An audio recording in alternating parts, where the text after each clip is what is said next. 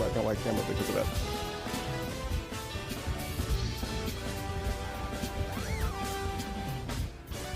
Look at this shit. Why is she so fucking mean now? She was nice, but she was okay for like months. And now she's a piece of shit. I've been peeping game. I've been looking at OBS when I'm not streaming. I see the toxicity. All of the wasted water by her, the tackles and the attacks and shit. She lost like 3 fights and she started 50. She's like Gary, but if Gary showed up to the fight. God damn. It's no reason to even be mean. They got hay, they got snacks and food, multiple houses. She's like, nah, fuck that shit. What are you doing standing around?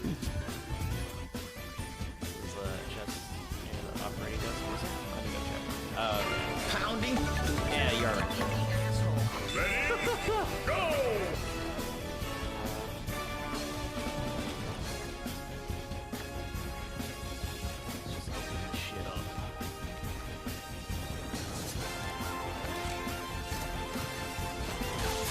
Holy shit! You fucker, you knew.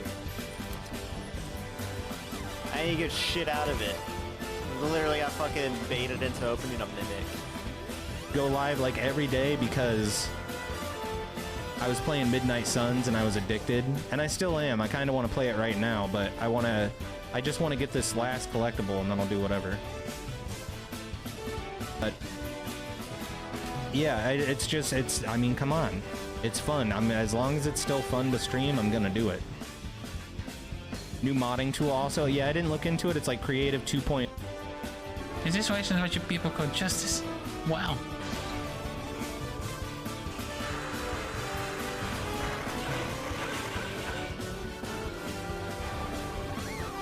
God damn it, Apuya. Ah, I am. Apuya. Get him! Zero, don't move. I'll transfer you to the base, now.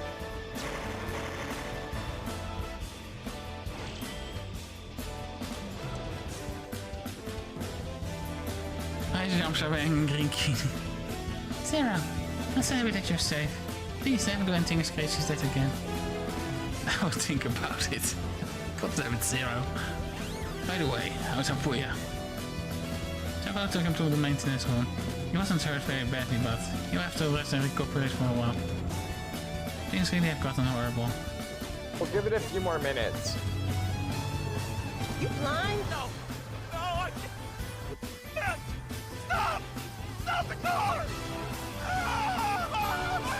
Kelly! Kelly!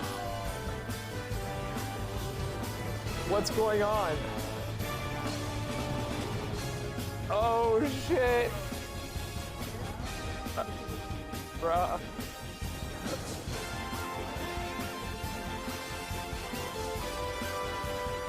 You didn't warn us about 9/11. Where to go? Wow! Whoa. Wow! You went there. You went there. It's been enough time. It's fine. People died. You did. People listen. They died. But South Park is funny. You're not funny. Somebody close that. My whole thing is, my whole life is being funny. Hey, you got it! No!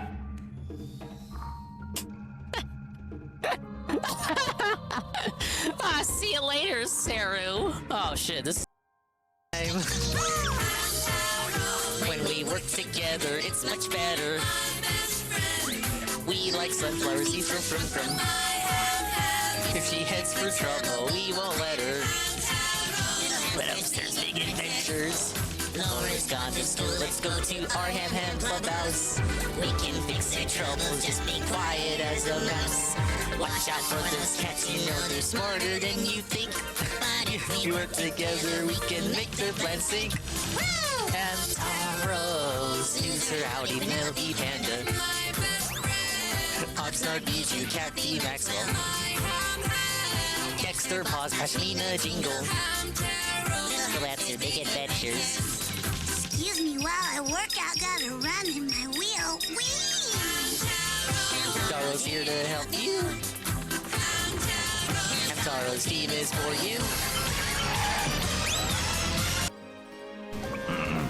We're breaking the conditioning! Street Fighter ages. 4 Devas? So those guys are protecting Tokyo from the demon world? I have it installed, but I haven't played it in a long time. There's a reason the demon summoning program. We in the Shomonkai weakened the barrier between the human world and the demon world. I used Jezebel's power to defeat one of the Devas, Oh shit. thereby destabilizing Tokyo's spiritual condition. You're talking about Jikoku and...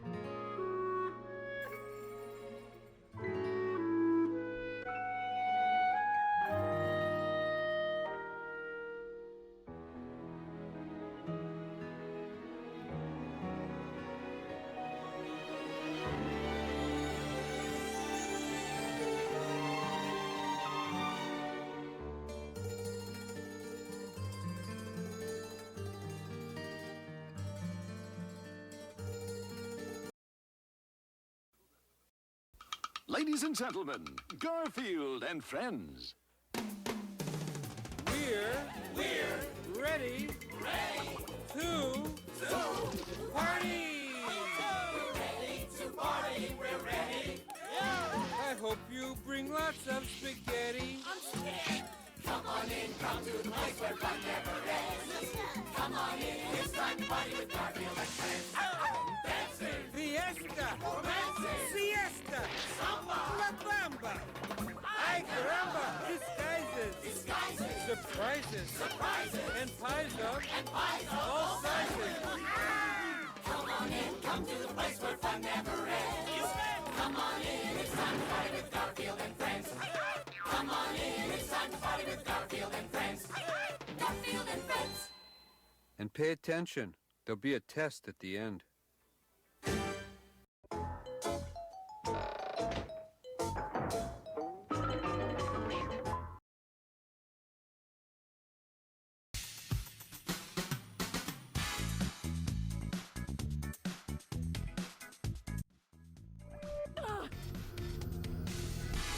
You know, I was so ready. I was so ready to title the surprise rare Saturday stream. Saturday as the word Saturn space day.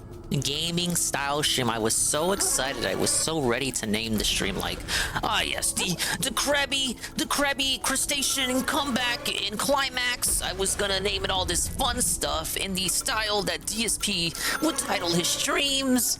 And guess what? Guess what, chat? Guess what happened? I turned on the game, right? Thanks to the power of Quick Resume, a feature not possessed by the Nintendo Switch, but possessed by my PlayStation 5. I resumed the game from where I was, the next area. And then I hit save game because I remembered that the game often has, like, I don't even know if the term is like a memory leak, but if you have it, it's one of those cases where you have the game on for too long and it's like, then like just for having it on too long, it gets immense slowdown. I think that's a memory leak. That's what the people in the chat were saying whenever it happened.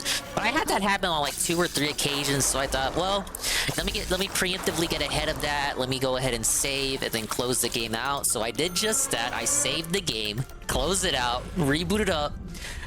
For some reason, I'm back here. I did continue. I'm back here. I checked the save files. I'm back here. So basically, I'm fucking felted. And like the last entire 3 or 4 hours of the Friday stream, it just doesn't even matter anymore, essentially, because now I'm back here.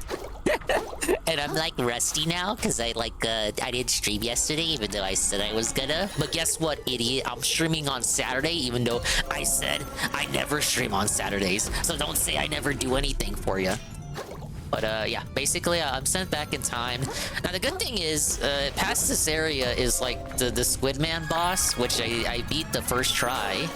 And then you get sent back to that last area. By the way, I'm already dead. It doesn't count. I was just waffling around as I was explaining my diatribe in regards to what happened in literally the 20 minutes before I started the stream. I had to rename it. So basically, long story short, my save is corrupted, and this is worse than what happened when we lost Kobe. It was absolutely a Kobe moment. But hello, everyone. Hello, and welcome to another Dingus in the Daytime. The Daytime Dingus stream featuring me, Swollen __ Dingus. Big ups to the Dingers, the Dongers, and the Swollen __ ones who are here in the now, and the Dingers, the Dongers, and Swollen __ ones who will be existing in the immediate and far-flung future. Of course, like Peaches Akeem was the first person here, they get 10,000 Ding Coin after the stream. I gave 10,000 Ding Coin collectively to JC, Mr. Pun, and Gondola, because the redeems were bugged. 2 people got to redeem it, and I think I just gave it to JC because he was like the technical first person of the stream. You could argue it was Iggle, but I didn't want to give Iggle 10,000 Ding Coin, but don't tell him that. Hello, Shroom Dukem. Welcome to the early Dingus in the Daytime situation. We have a lot of drama to go over. Ah, yes, because that's all about. I'm about drama and 50 bits. I'm also about 50 bits from Vikes1011. Says, cheers, this is the Ann Lee waiting room. Hello, Dingus. I don't know if Ann is gonna do anything today. Vikes, he's in the call on the server, and usually that means either that's like his own waiting room for his own stream, or he's just gonna be there all day. I do not know what is Ann's plan today. You know, usually it'd be like a Monster Hunter thing, but then Capcom decided to be really Pride Monthy with the mods, so I don't think they're playing. I don't think they're playing Monster Hunter anymore for the time being. Now, you could say, what about the Krat game? You know, there's that new Sonic Krat game that everybody hates, Dr. Robotnik's Ring Racers. They've been playing a lot of that. And I think there was talk by Cerulean of getting a mod set up so that we could play that on a stream, like when we played Sonic Robo Blast Kart 2. The issue is the mods are plentiful but lame, and they don't have like a mod pack yet. I think they want to make it easy. They're easy to just like install so that everyone has the same characters and the same cards and the same tracks, just like when we played that other one. So I think what they're gonna do is they're gonna look for the good tracks and then make like a zip file that anyone can download, and if you just download it, you're good for playing with us. You don't have to like separately find out what you have to download in order to like, because it's all gonna be custom shit. Of course, when I played that, I was terrible in it. Obviously, because it's a PC game, I'm not used to playing those. Obviously. Big up Shobla. Love to expand dongs today. What you do is an art form. Thank you, Shroom. My goal was to get him to cry about Twitter some more, and I got that. I baited him in with like a mention of Paper Mario, which I hope he doesn't forget about. I hope he plays it. But it's not looking good because he mentioned Hellblade 2 coming out next week, and he only mentioned Hellblade 2.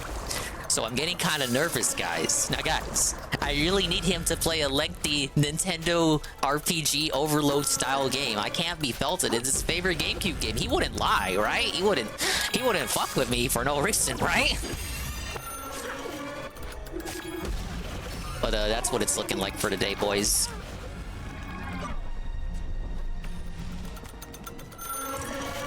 I just gotta get past this area again. How hard could it be? What happens to the save? I lost it. GPM, I was just explaining it! But basically, like 20-30 minutes before I start the game, I had it on quick resume in the next area. I saved it, closed out, because usually what happens is it's like a memory leak or whatever the fuck that causes the game to slow down, so I gotta close it out, reboot it back up. That's happened 3 times now. I do that this time, start the game. I know I saved it because I hit save and then it closed out and showed me the little autosave icon. I wait for that to disappear. I did wait. Then I closed it out and rebooted it back up. I'm back here. Nothing I can do. Both the continue option and the file select option just brought me back here. But it's right before where I ended up anyway, so... You know, you can call that a code, but it's like it's a factual observation that it's not that far off from where I was. Problem is, it's a very difficult area. You know, I spent 3 hours here before. You was getting food? You didn't tell me you were getting food. Hello, Perez. Yeah, the dev's massively fucked up. Fuck this fucking game. And of course, obviously, it had to be this area too. Now you're probably wondering, where the fuck is the autosave? I'm wondering that too. You think it would have autosaved after I beat the squid? I guess not. But while I struggle in this area, we have some drama to go over. There was a big video just dropped, you guys. Ah, yes. Muda! How's it feel, Muda? How's it feel? Mudahar, some ordinary gamers dropped a massive Queen Kuhfalls expose. And you know, that comes straight out of the Ralpha sector.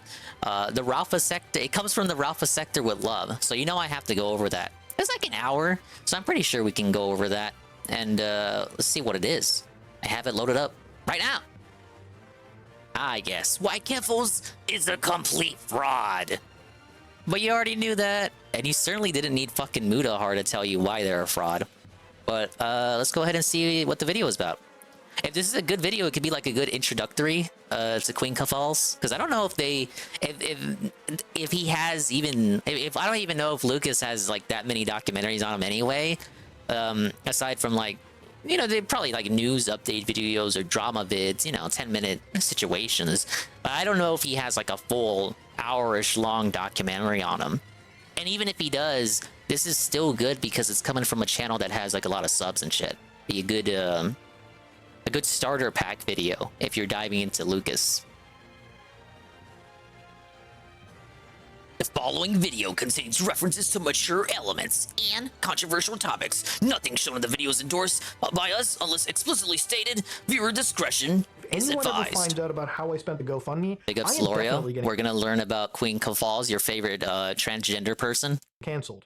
Hello, guys and gals. Me, Mudahar, and today's video is one that Mudahar. requires Hello, quite a fair sir. bit of I'm the research, and it's guy. one that I should have released a few weeks ago. And It's I'm a gonna video play the that might crab be game. one of my most controversial videos, but one that required looking back years upon years of internet history to come to an actual conclusion of one of the most dangerous people on the web, an international transgender activist that some of you all may know as Kuhfalls.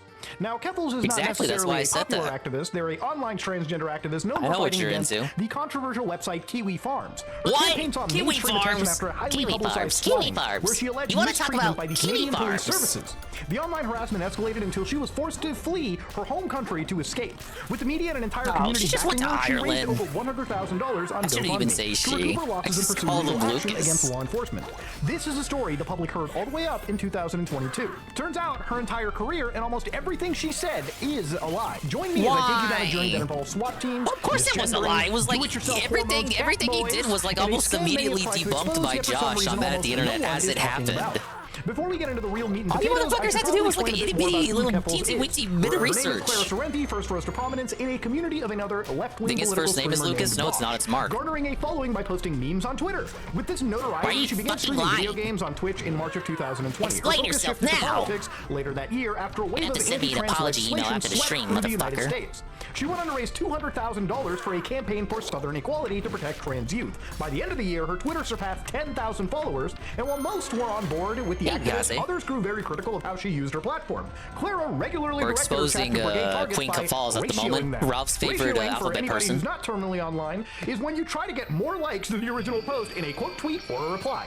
This amounted to coordinating with her chat on stream, and even if you blocked her, she would just use alternate accounts to achieve this goal. It was through this that Yeah, so this person led the Drop Kiwi Farms campaign, and the only reason they got any notoriety in the first place is because they were just a random account that ratioed bigger creators.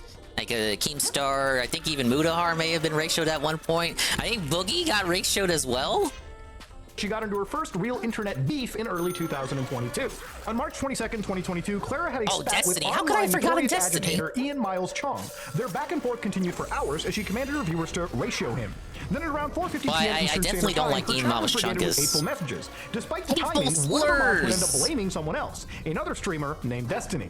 Destiny is a kind of progenitor of the entire online leftist streaming space. His stream is where both Leftist. Bosch and Hassan Piker got their Oh, start. we These people hate used to be Bosch. friends, and We nowadays, definitely don't like not so Hassan. grudge. on. And that is reflected in their Destiny- communities. The only Destiny can evidence be kinda implicating Destiny based. was a quote tweet where he called her cringe. It's just the truth. It was posted 2 hours after the raid. Despite this, Clara and her community insisted it was his fault. Becomes Once easy again, money. there was no evidence he had any involvement, yet she used it as justification to deplatform him.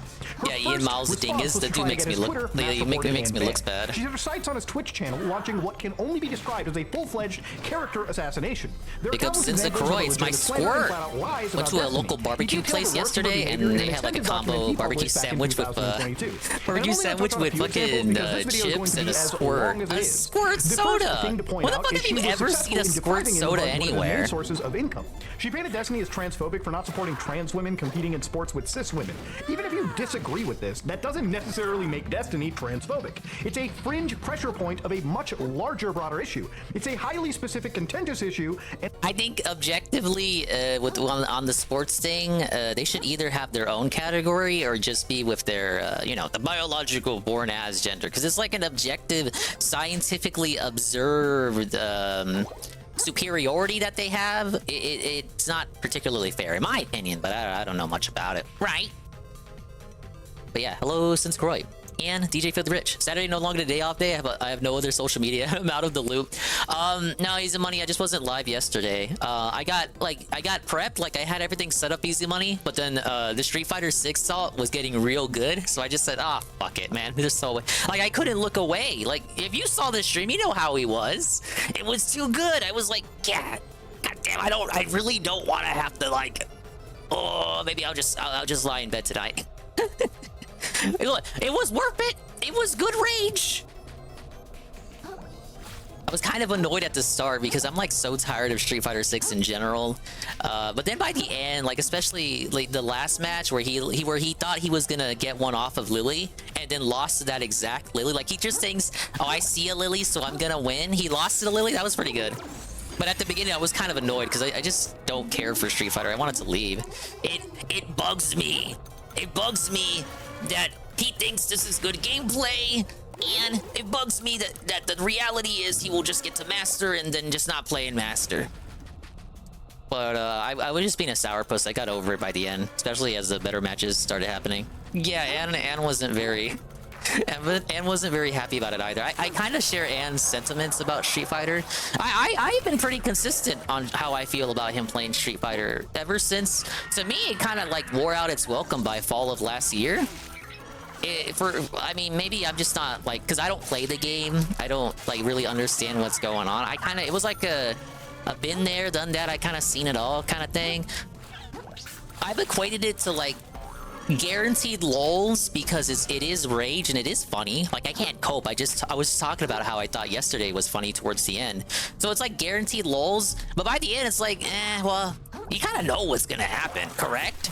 And it's not like he made any progress yesterday, so it's to me, coming from a guy who talks about how he needs to make progress in a gazillion games, it screams to me of wasted nights of progress that we could be making in progress style games for him to just play Street Fighter 6 when he tells us he's already like a master in it. He's got so many characters to master. It feels like, from what he says, his journey with the game has come to a conclusion. So why are we still playing it? It's a war of attrition, because you know he's just gonna fucking drop it anyways. So why not just fucking drop it and just start playing other shit? But that's just my opinion on it. Too many wasted nights to say that he never has time, he can't optimize his stream. Yeah, like that's all I feel about it. Like for him to continue playing it when he talks about wasted time and like the inevitability of him him dropping it anyway and him saying the game is trash. Okay, why are we playing it? It just doesn't jive. It doesn't vibe at all. It's hilarious when he complains that a guy who beats him sucks. Good players don't lose to scrubs. Right. By the way, Cat's Fat Gun agrees with me. The hilarious part is DSP going against weaker players that haven't hit the tier yet and is still struggling. Yeah, exactly. Or he just underestimates a character because of the tier. So like just like the Lily, underestimated the Lily because of the character, but the player was good with Lily, so they were able to beat him. But he wants to like say, oh, those players are cheats and they're using pattern play. They're using the high tier characters. It's not that they're good players. It's more that they're using the high tier characters. But he cried at the Lily, who was a low tier character, being used by a good player. I say it's a good player because they're using a low tier character in the higher tiers, and they were able to get one off of DSP. So objectively, that would have to mean they're a good player, right? If they use a low tier character to Feltham. I would say so. If you're like a low tier character in Masters, obviously you're a low tier god, right? Correct? You're not using the She's characters. Oh, my bad. They're scripting. My mistake. Tiers only matter to the top level players and not bottom feeders like Phil. And I saw a lot of sentiment yesterday that I hadn't considered, that it doesn't even matter the master tier itself, but more so the LP within the master tier. So I was hearing stuff like 17,000, like it doesn't matter until you're in the 17,000 tier. The more DSP plays Zangief, he's just wasting his fucking time. Chris G struggled for months to hit master with Zangief. And speaking of him, Peace watched his thing yesterday. That was like his first night that Chris G played with Cammy. He fucking spanked Phil. It was glorious to see. He was thinking he could get on after, but DSP kept streaming. Yeah, that was kind of my mentality. Dude went to like, what, 12 o'clock Dingus time? And then I think the daily rap was instantly? Because he was just so mad, and then he incorrectly scheduled the stream for tonight. He set the stream for right now. The stream happening right now was set for tonight at 1 in the morning. He was so heated, and then he admitted that in the chat. And then on top of that, he forgot to private that Street Fighter stream from last night. So that's two things. No, three things. One, three things that expose how seething and mauling he truly was off stream. Off stream, does the daily rap quick. It's a quick and short daily rap. He's seething, he's heated. 2, schedules stream incorrectly. And 3, forgets the private stream from last night. Yeah, the 4-minute daily rap. That was up real quick. I was wondering, like, damn, it's already up and it's only 4 minutes. And then Peace like signed off immediately after the daily raps. It's like, wow, wait, what the fuck? It's like blinking, you miss it. Yeah, I am a squirter DJ Filthy Rich. That is true. And an unfair characterization. No, I don't think he was told he beat Chris G, at least on stream. Maybe someone told him in the mod Discord after. Within 24 hours for hate speech. She immediately took credit, gloating about taking away his primary source of income. Hey Steve, I just took away your primary source of income. Please leave me alone and stop bullying trans people for content. He picked a fight with me, he got banned, I won. This behavior was not only encouraged, but rewarded with 30,000 new followers. That is some DSP language right there. An important thing to remember is that if you're banned off Twitch, you cannot appear on the site at all. For the longest time, you couldn't even show his face on screen without getting in trouble. Now that he couldn't defend himself, she spread even more blatant falsehoods. The same day, she baselessly accused Destiny of stealthing, which is secretly removing a condom during sex without the partner's consent. This is generally considered a form of you-know-what, which Clara brings up in her accusation. Yes, I'm going to stealthily remove a condom. Legitimately a form of... What, you like turn your back to the partner, just remove the condom? What if they hear the condom being removed? You'd have to have like the stupidest partner, correct? Any evidence or even an allegation made towards Destiny about this. She walked it back shortly after, which shows just how powerless she is towards claims of such a serious nature. My save corrupted. I gotta redo this area again. She was able to further a false narrative to her chat, as well as tens of thousands of people on Twitter. They all either assumed she was being honest or didn't care she was slandering him because they had already trans. That means she's truthful and would never lie for like a benefit or something. In the future. It wasn't long into this drama that Keppels got noticed by the site Kiwi Farms, who started a thread about her on March 26, 2022. Clara even tried to guilt Destiny by association, claiming he used the forum and was even friends with the owner. And what was the reasoning? Well, because apparently he has an account is because he was a target on the site since 2017 with his own board. All his posts are arguing with trolls in his own thread. He was also never friends with Null, who is the owner of Kiwi Farms. He has also gone on record to wishing death several times. Null, by the way, wishing death on Destiny. And this is while he's out. Just like how Null has a line to Turkey Tom. And sometimes he says things which are funny or agreeable, and it's like, I wish I could like you, bro, but you're creepy and gross and weird.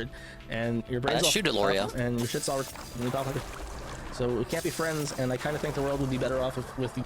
Clara knew this, but intentionally spread a lie that they met 10 years ago on the game StarCraft. When confronted, she admitted, I know, I wanted him to respond to the accusation, it was bait. At this point, I should probably take some time to explain exactly what Kiwi Farms is. Kiwi It's a Farms is an gossip online forum. website dedicated to discussing internet figures. Okay, you probably heard about internet lolcows, people like Chris Chan, Boogie2988, or Daniel Larson, who has his own legal problems. Darkside Phil? The website's composed No of shout various out for threads us, where I users see. effectively congregate to document and follow individuals with a negative lens. Okay. Yeah, I would say we he have to acknowledge tolerates that Kiwi Destiny. Farms Like, does allow I've heard him doxing, say, okay? On the like, site, it's permitted to post mean the things personal to information Destiny, of but anybody to being me it feels discussed, like it's in including jest. full names, phone numbers, home addresses, hell, even blood type if you can find it, and most other forms of personally identifiable information. It's also a site where anything goes, okay? It's like the Wild West of the internet. You ever try to look up me on some of these threads, you'll probably find Indian and poo in the loo and crazy stuff all day, every day. Kiwi Farms was made back in 2013 by Joshua We love Kamamu, also Budahar. online known as Null. The original purpose of the site was to document internet figure Chris Chan. After they covered Chris Chan initially, it started to change itself and rebrand into a general purpose online gossip wiki, so to speak, where they started to cover various individuals like This is a Darkside pretty Phil, fair Boogie, description of the Wings of forum so Redemption, far. who all actually have threads.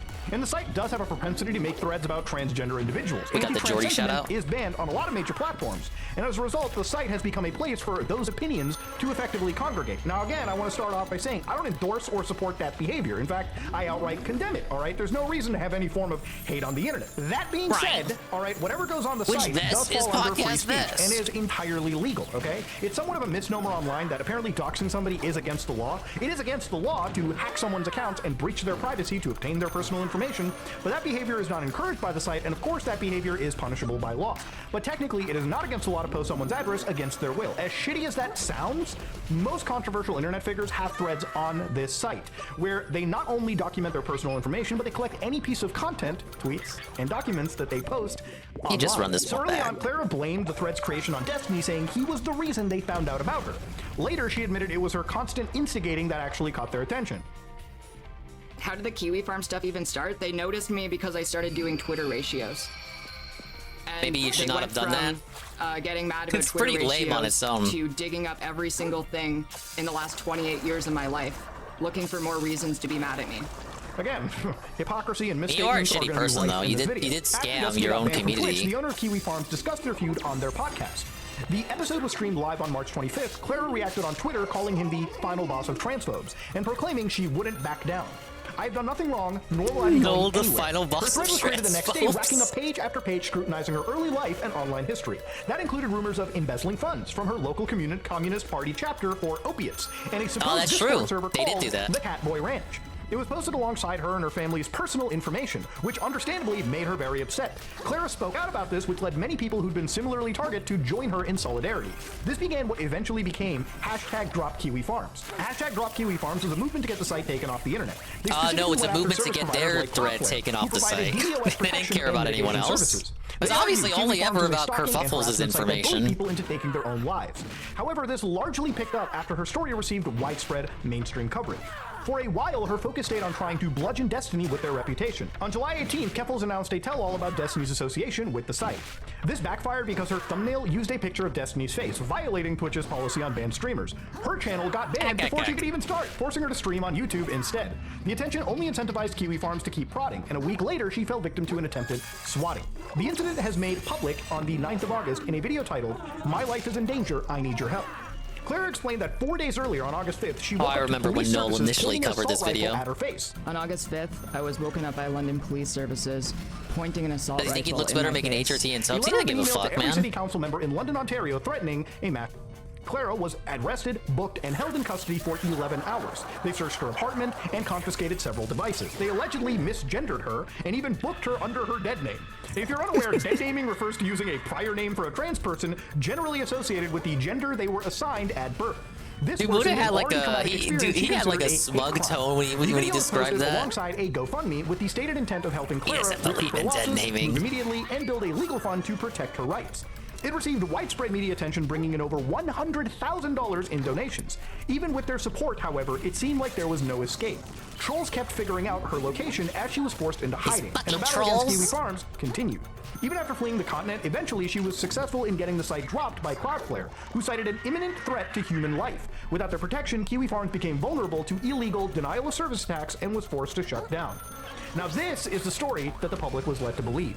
concluding a successful campaign. was a Keppels reiterated over and lie. over that the site had been Why? shut down. It only became more difficult to insist as time had gone on, given it's obviously not true. Kiwi Farms is up to this day, and by all metrics, it has way more stability than ever before. And what many of her supporters don't realize is that this is truly the beginning of the web of lies that make up this entire ordeal. Even Almost DSP everything knew you've this heard was about this whole bullshit. situation Even is a DSP back lie. then had And that's segments why like, I'm going to you guys explore realize in-depth it's still in these up, next two correct? sections. These are two very important aspects of the story fucking to morons. address her portrayal of the swatting and how Yes, you exactly really took down the the money was spent. farms. When it comes to something as serious as swatting, it's important not to downplay its severity. This is a crime that's taken innocent people's lives. But curiously, her story began to change it as threaded time went on. DSP's life, The narrative too. set forth in her initial Remember video that? is one of terror. Clara says on the 5th of August, she is awoken by police services pointing an assault rifle at her face. Oh my this specific lord. detail is referenced in her video several times. On August 5th, I was woken up by London Police Services pointing an assault rifle in my face at my home. How When I was distressing. woken up by police officers and saw the assault rifle pointed at me, I thought I was going to die. I feel traumatized. Her story then changed to an encounter in the hallway. The exact phrasing is that she went into the hallway and then saw the weapon. The email, Sorrenti says, had given out her real address and resulted in police with guns at her doorstep and her Okay, but she being phrased it arrested. like she woke up and the gun was literally in her face, because that's exactly what the police do, right? The police just go into your house without consent and then just like go straight into your room? They didn't enter her apartment until after she was in custody. Oh, apartment, whatever. They did not go into my apartment. Oh, look until at this, look at this, the after I story was in changes. custody. Now we don't need to And be they had sensational, we need to a explain what search really warrant signed. happened. These next few clips are of Alex, her fiance at the time. Alex confirms she didn't wake up with a gun in her face and reveals Clara wasn't even the one to answer the door. They spoke to Alex first, who was already awake, and gave Clara enough time to put on pajamas. So it wasn't quite that they knocked on the door and I answered.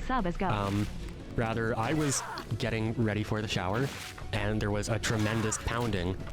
And so yeah, someone did not wake her with a Yeah, rifle it was going flap, pointed flap, flap, 3 flap, inches flap, from her flap, flap, face. flap, flap, flap, But flap, flap, essentially, as soon as she woke up, Was Very I in a state of disgusting undress? I sex was was naked, going on. and I had to put on a pair of pajamas that was like on the floor before I could even go out to see the police officers. See, the story has already morphed significantly from Clara waking up to guns in her face, to seeing guns in the hallway, to police never entering the apartment at all. The lack of consistency is concerning, given she was supposed to be taking legal action against them.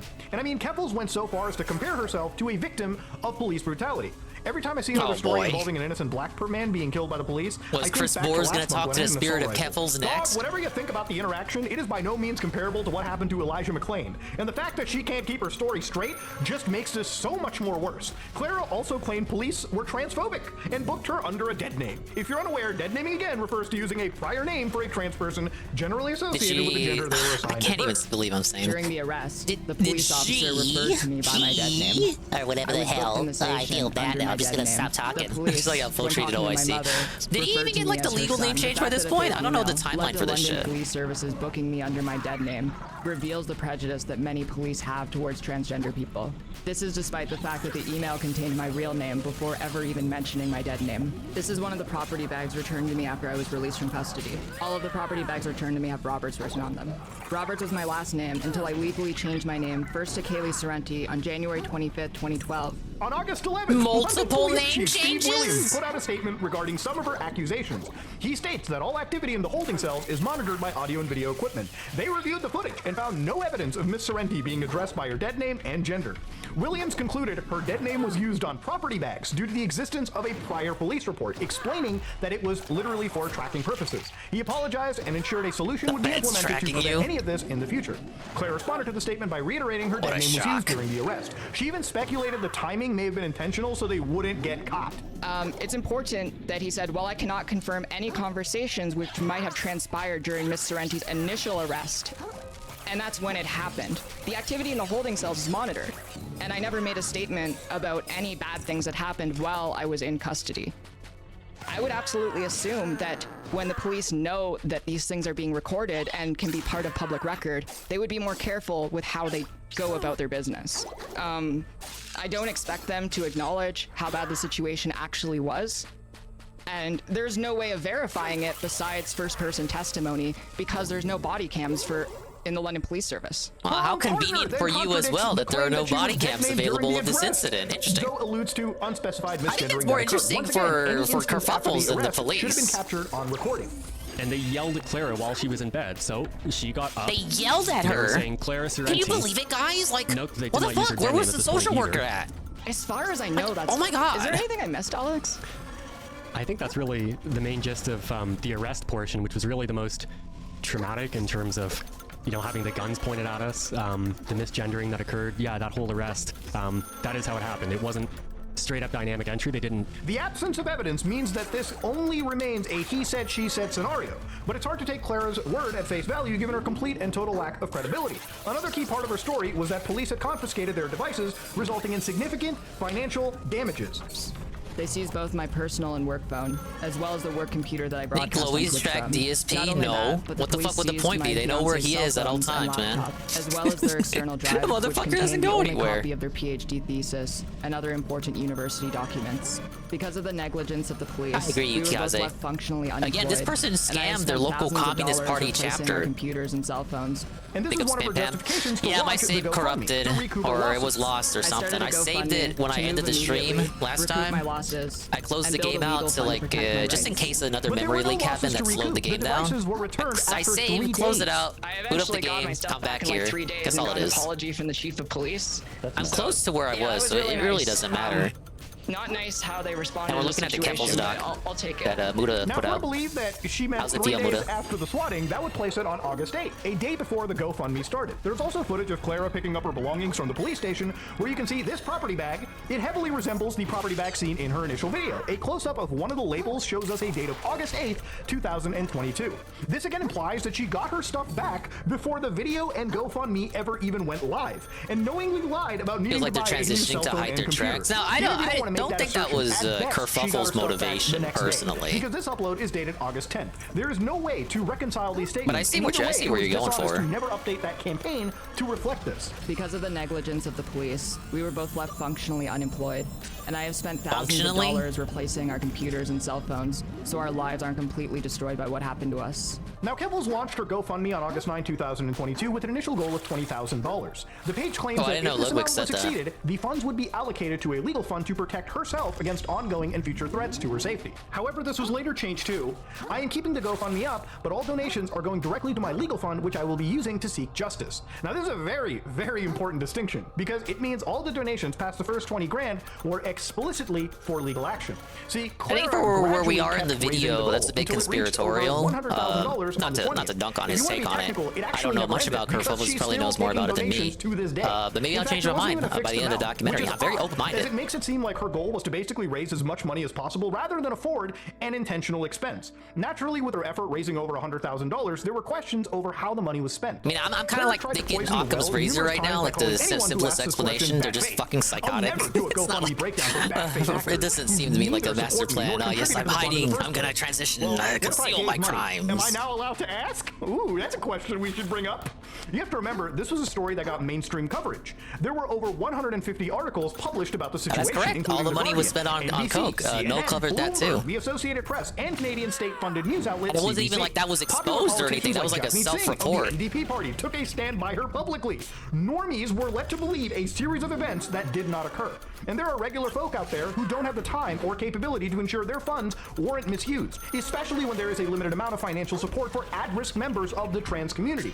There is nothing wrong with questioning for transparency of where this money had went. In fact, more people should actually be asking where this money even went. Clara posted this photo in her Discord server, which was enough for trolls to bombard the hotel with pizzas. The next day, she uploaded a video pizza. declaring things had escalated and she was now Was it pepperoni? in hiding. Or If you recall, hamburger? another goal of hers was to move out immediately. Knowing After Kuhfalls, it someone was probably hacked cheese her Uber pizza. Eats account and sent $500 worth of food. So what happened, I woke up and I got an email. I woke up and I got an email.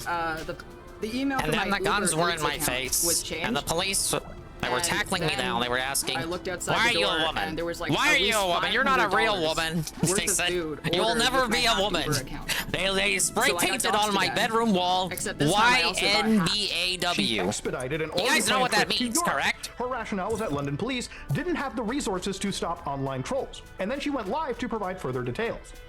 Are you moving to Europe? I'm gonna be living there for a while, but I'm not moving there. The police told my me fiance's staying personally back in that I Canada, have no eggs.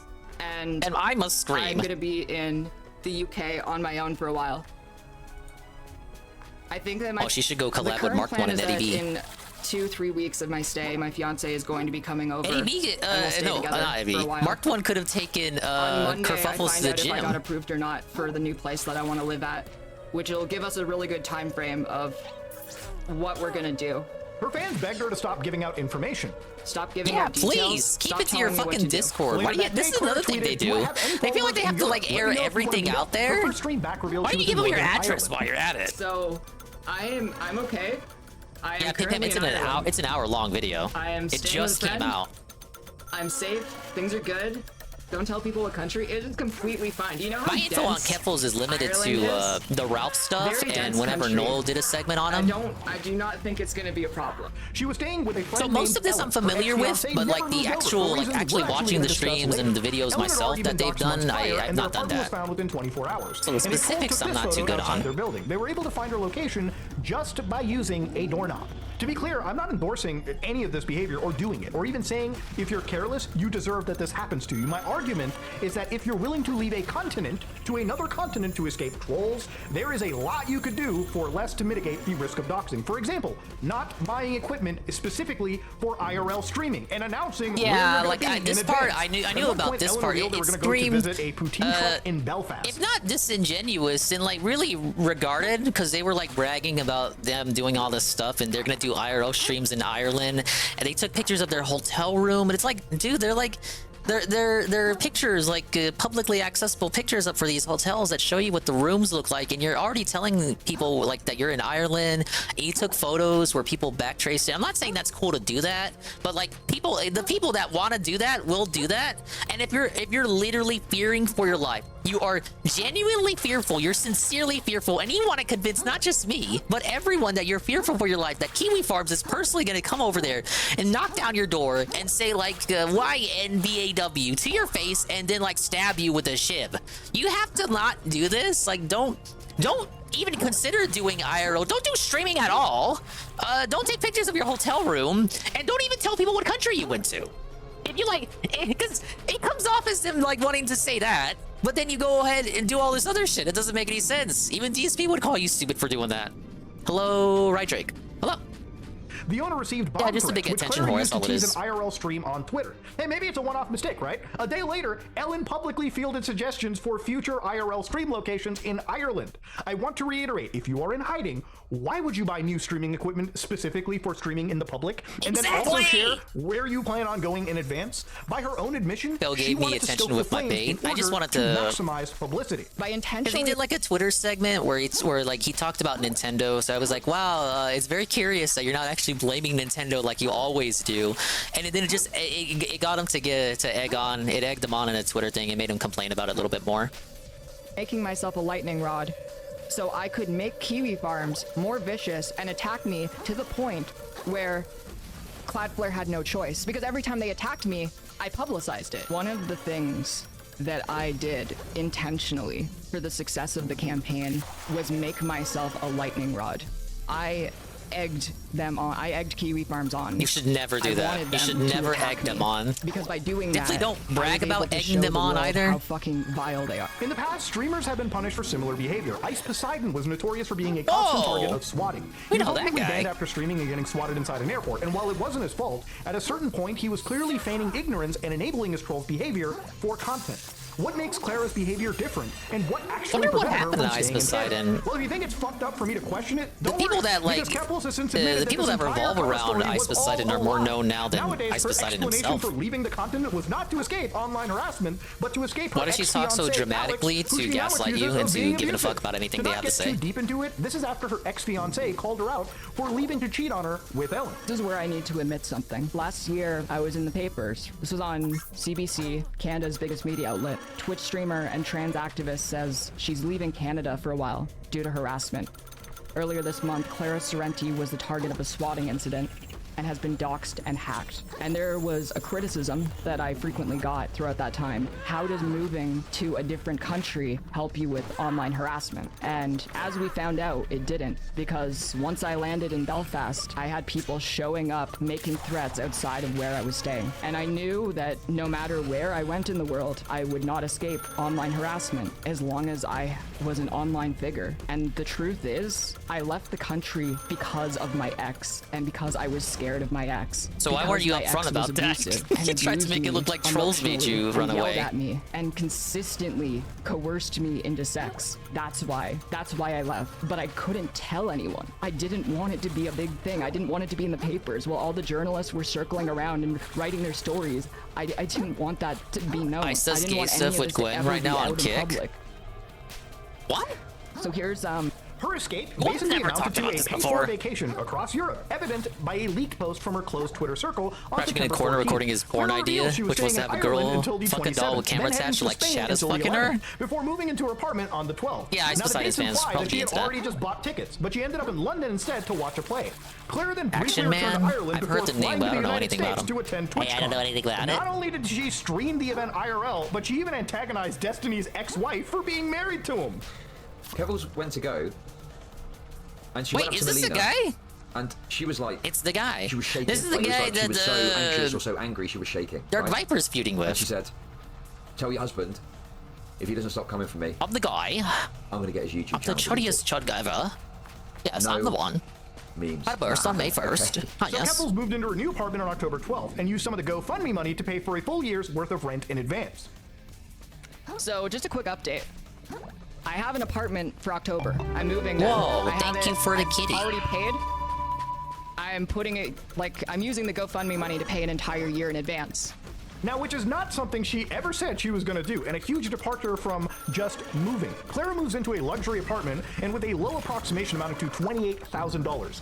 So far, Clara has admitted to spending the money on new devices, as well as equipment for IRL streaming. She traveled across Europe, planning to visit Spain from Ireland, but ended up at a play in London instead. Because She we're less then fucking flies good. to TwitchCon in the United States. Oh my before getting an God, I was apartment in right there, Canada, and then too. paying an entire year's worth of rent. There, she bought even more equipment to build a professional set with studio lights. Obviously, it's Rydrake's fault for distracting me. The gaming chair alone, her gaming chair, would have cost over $2,000. I had to take extra caution with the set that I made. It's not even a set, it's just like part of my home. But it is basically a set. I have like Someone else was studio doing a lights, I doxing have, for like, whole camera Kuhfalls. thing, I think it's there very may have been some professional. crossover with some other forum that disliked them. So I had to go through all of this. I don't remember as soon as I got exactly. back from Thank you for the TwitchCon, buffalo. to make sure that I could just like return to my life before I was swatted. But see, that wasn't the only thing she admits to spending some of this GoFundMe money on. Clara also says she contracted a security company in You think September to keep Kuhfalls has herself her safe. Twitter private right now? I consulted with a security company, and they made all of my devices hack-proof, and they gave me tips on not getting doxxed devices. again. They also helped me with a whole bunch of other stuff that I can't talk about because I signed an NDA, like a non-disclosure agreement. With that I already hired a company? lawyer. You and signed an all of the NDA to not information talk about how between they me help and my make your lawyer devices is unhackable? privileged and confidential, and I can't talk about it. I can't talk about it, So man. the money towards a legal fund is being utilized. Yeah, what the fuck is hack-proof? But I don't know what until they the mean point by where I can that. actually talk about Hack-proof? what I'm doing, I can't say anything. You can do that? Why the fuck hasn't DSP done that? The So hack-proof I used the money to devices? find a place, to contract a security company to keep myself safe, and to hire a lawyer. This raises an interesting question on what the security company was doing beyond making her devices hack-proof. That same month, she confronted a prolific member of the Kiwi Farms thread. Keffels tried to intimidate the user with their personal information, claiming to have hired a private investigator. I know the So PI now will they're get more, doxing though. He's still people, talking to right? family and school officials. This didn't work because they doxed the wrong person. The user mocked her and asked if she paid for the PI Doxed the using her wrong GoFundMe. person. Claire Massive responded, fail "No, the GoFundMe is dox." currently in savings until I need to use it." In case you doubt the authenticity of these messages, Clara has confirmed that they are real several times. And I don't know about you, but hiring a private investigator so you can confront trolls with bad info doesn't sound like the action of someone in fear of their life. Her messages also contradict a tweet where she said $50,000 was already put into the legal fund. The final thing Clara mentions in that stream clip is using the money to hire a lawyer. What's interesting is that by her own words, she already had a lawyer and was consulting two more, the day after the GoFundMe had launched. It was one of her earliest responses to criticisms over reportedly raising her goal. Yes, I'm using these funds to move. But more importantly, once I'm safe, the rest of those funds are going to be used for legal expenses. Because I'm not just moving. Where'd the vet I'm streak also money taking go? legal action. Went to I already have pay one for lawyer, stuff. and I'm consulting with Genius. 2 more. I'm going to get justice for what happened to me, and for every other marginalized person in this country who has been victimized. Legal fees are incredibly expensive, and I feel very fortunate. There's some that pretty I was able infamous to people raise who have this much defended money Kuhfalls. Yeah, because like fucking Tipster. I would not be able to take legal action if it wasn't for that. This is strange in retrospect, as only 12 days later, she made it very clear she was holding off pursuing legal action against the London police.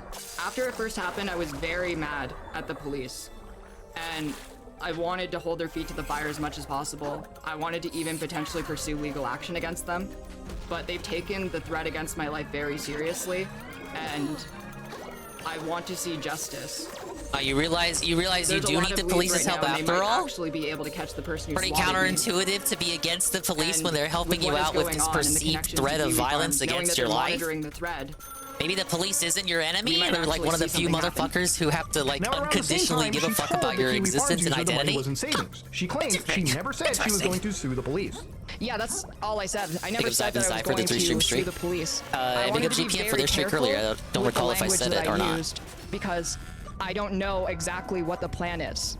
I know that I'm eventually going to take legal action in some way or another, but I don't know yet, and I can't talk about the different things that have been discussed between my lawyer and I. Now, going back to Destiny's manifesto, this was scrutinized never heard on of a the much wider Duncan scale, fellow. which led many to start asking for a breakdown of expenses. Clara refused because I'm not providing a product to investors. I won't be sharing expense breakdowns. I've been Why advised not? by lawyers to keep everything close to vest for legal and safety reasons. Clara rebuked that there was a legal I fund. think a more believable answer to that would be you don't want to like give the farms any information on the expenses. If she wasn't planning on suing the police, why did she hire lawyers, and what was the point of the legal fund?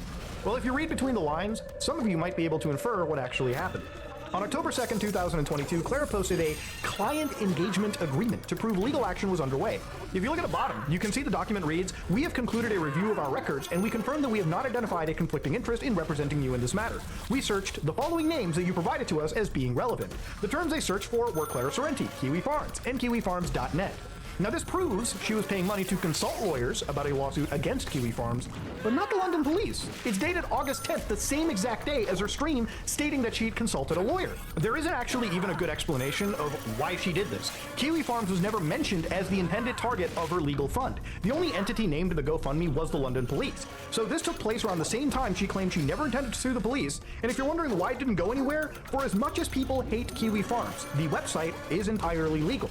There are countless examples of attempted litigation that demonstrate this and why it never actually came to fruition. Kuhfalls thinks the first person to sue the site. "Whoa, did you get some of your evidence on the Kiwi Look Farms?" at that guy who's obsessed Even with if I Taylor did, Swift, That doesn't make the for evidence example. inadmissible. A Forgot lot of his the name. Kiwi Farms evidence is actually cataloged on archive websites that capture a snapshot of a web page and tweets and whatnot. This is to ensure that nothing that I'm showing you is actually altered, and it was as it was originally posted. This makes the evidence admissible. It's kind of like saying, "Wow, did you find that perfectly good piece of evidence sitting in the Did middle anyone of a believe that Kuhfalls neo-Nazi bullshit at compound?" all is amazing to me? Trust me, I It's get a the whole cult of building hate. surrounding it is Well, that's pretty really what shitty, it but is. doesn't It's a mean the cult of evidence is hate, inadmissible. and all It's you have to still do is say perfectly Kiwi good Farm is evidence. bad. I just wanted to address Motherfuckers this think point Kiwi because it's a Farms common is like on the deflection dark web and or one that I something. They absolutely really need think to it's nip like an in the bud. illegal site that Suing shouldn't Kiwi exist because Farms they was just actually listen to something people that that I get like offended by the shit previously on there. considered They and was just listen to them. I was consulting And with it's like lawyers plausible about deniability. You doing that. use scare tactics, and you do that And enough times, and people just I believe basically like, came oh to the yeah, that site conclusion should after exist looking because I into said it so. that It's not worth it. Even though there's proven There is cases of little failed I can litigation do against as the a comedian farms. It's like, to what the fuck? benefit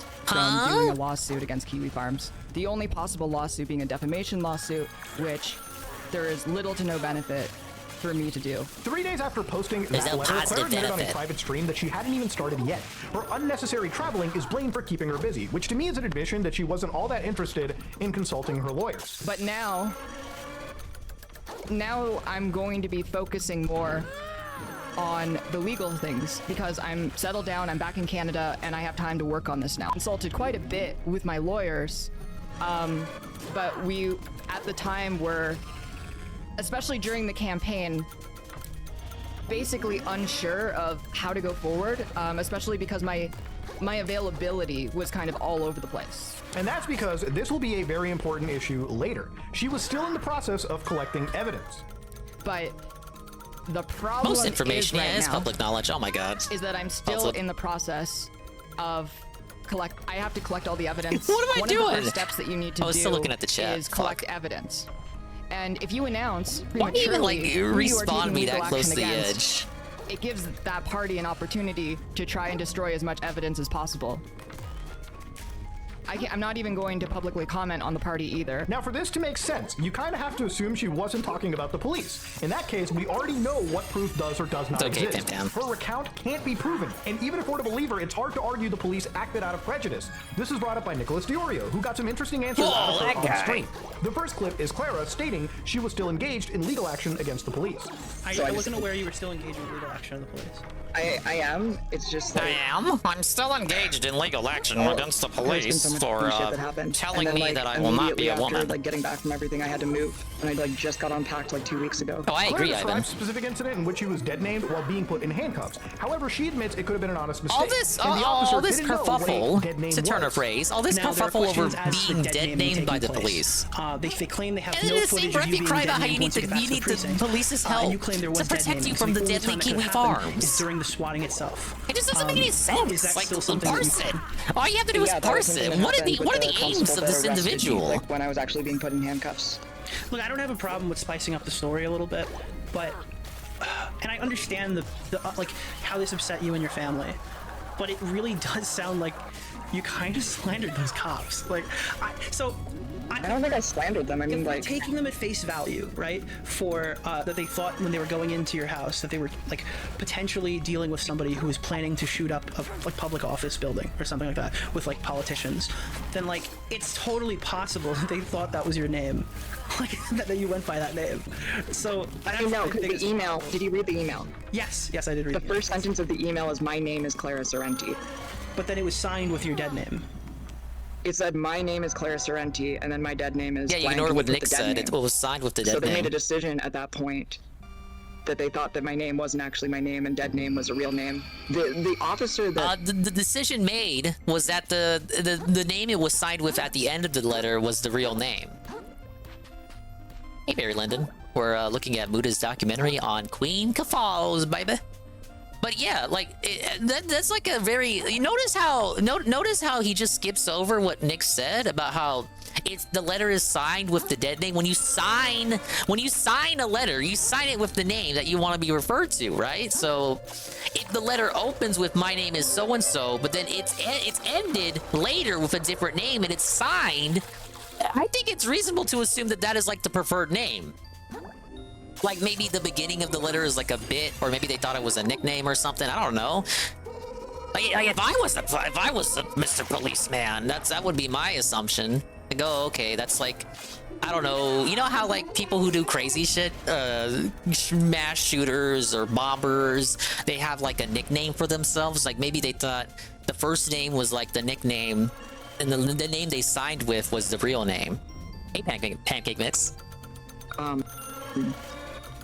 The officer that actually like arrested me said she did not actually know what a dead name was. Now this is where the story starts to take shit a very doesn't matter to drastic people turn. in the same part of the reality. stream, Clara states that she had Don't 2 shock years me to at take legal all. action due to the statute of limitations. Her plan was to start sometime in December or January of 2023. A timeline of how things are happening. I have a total of 2 years to take legal action. That's the statute of limitations.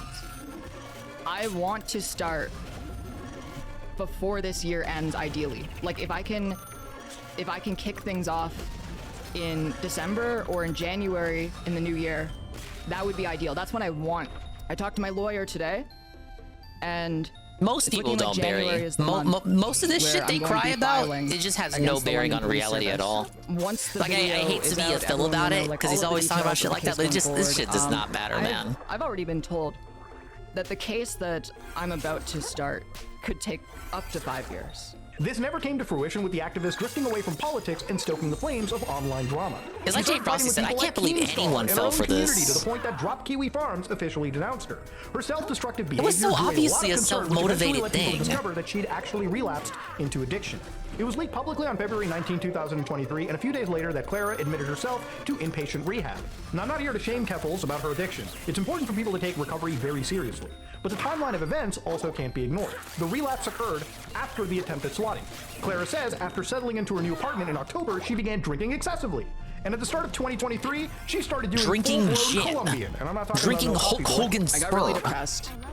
I lost interest in politics. I lost interest in basically all of the things that helped me build a platform in the first place. And around the end of 2022, I started drinking, which made me spiral. It was around the time that I was in fights with Keemstar. I started drinking, and then as more and more shit started happening, I started doing cocaine at the start of 2023. Near the end of the month, she went on an 8-day coke bender before finding out that Rafa Mail moment. I guess caught with meth. 8 days into Emphasis a on cocaine Rafa bender, Mail. I found out that the coke that I was doing was cut with meth. So for 8 days straight, I was doing coke and meth. This took place a few days after she had said the dreaded R word, ooh, which she later blamed on...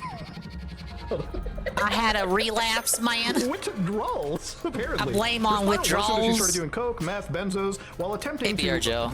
My save corrupted, so I gotta do this segment again. Started doing coke and meth and benzos, and I was planning on ordering him from the dark net. After the backlash, Clara went into rehab. The dark net, the same place you say Kiwi Farms is hosted? Interesting. No problems in going to the dark web to get your fucking drugs, to get your fucking fix. Now, I'm inclined to believe her on this, given that she didn't return until about a month later.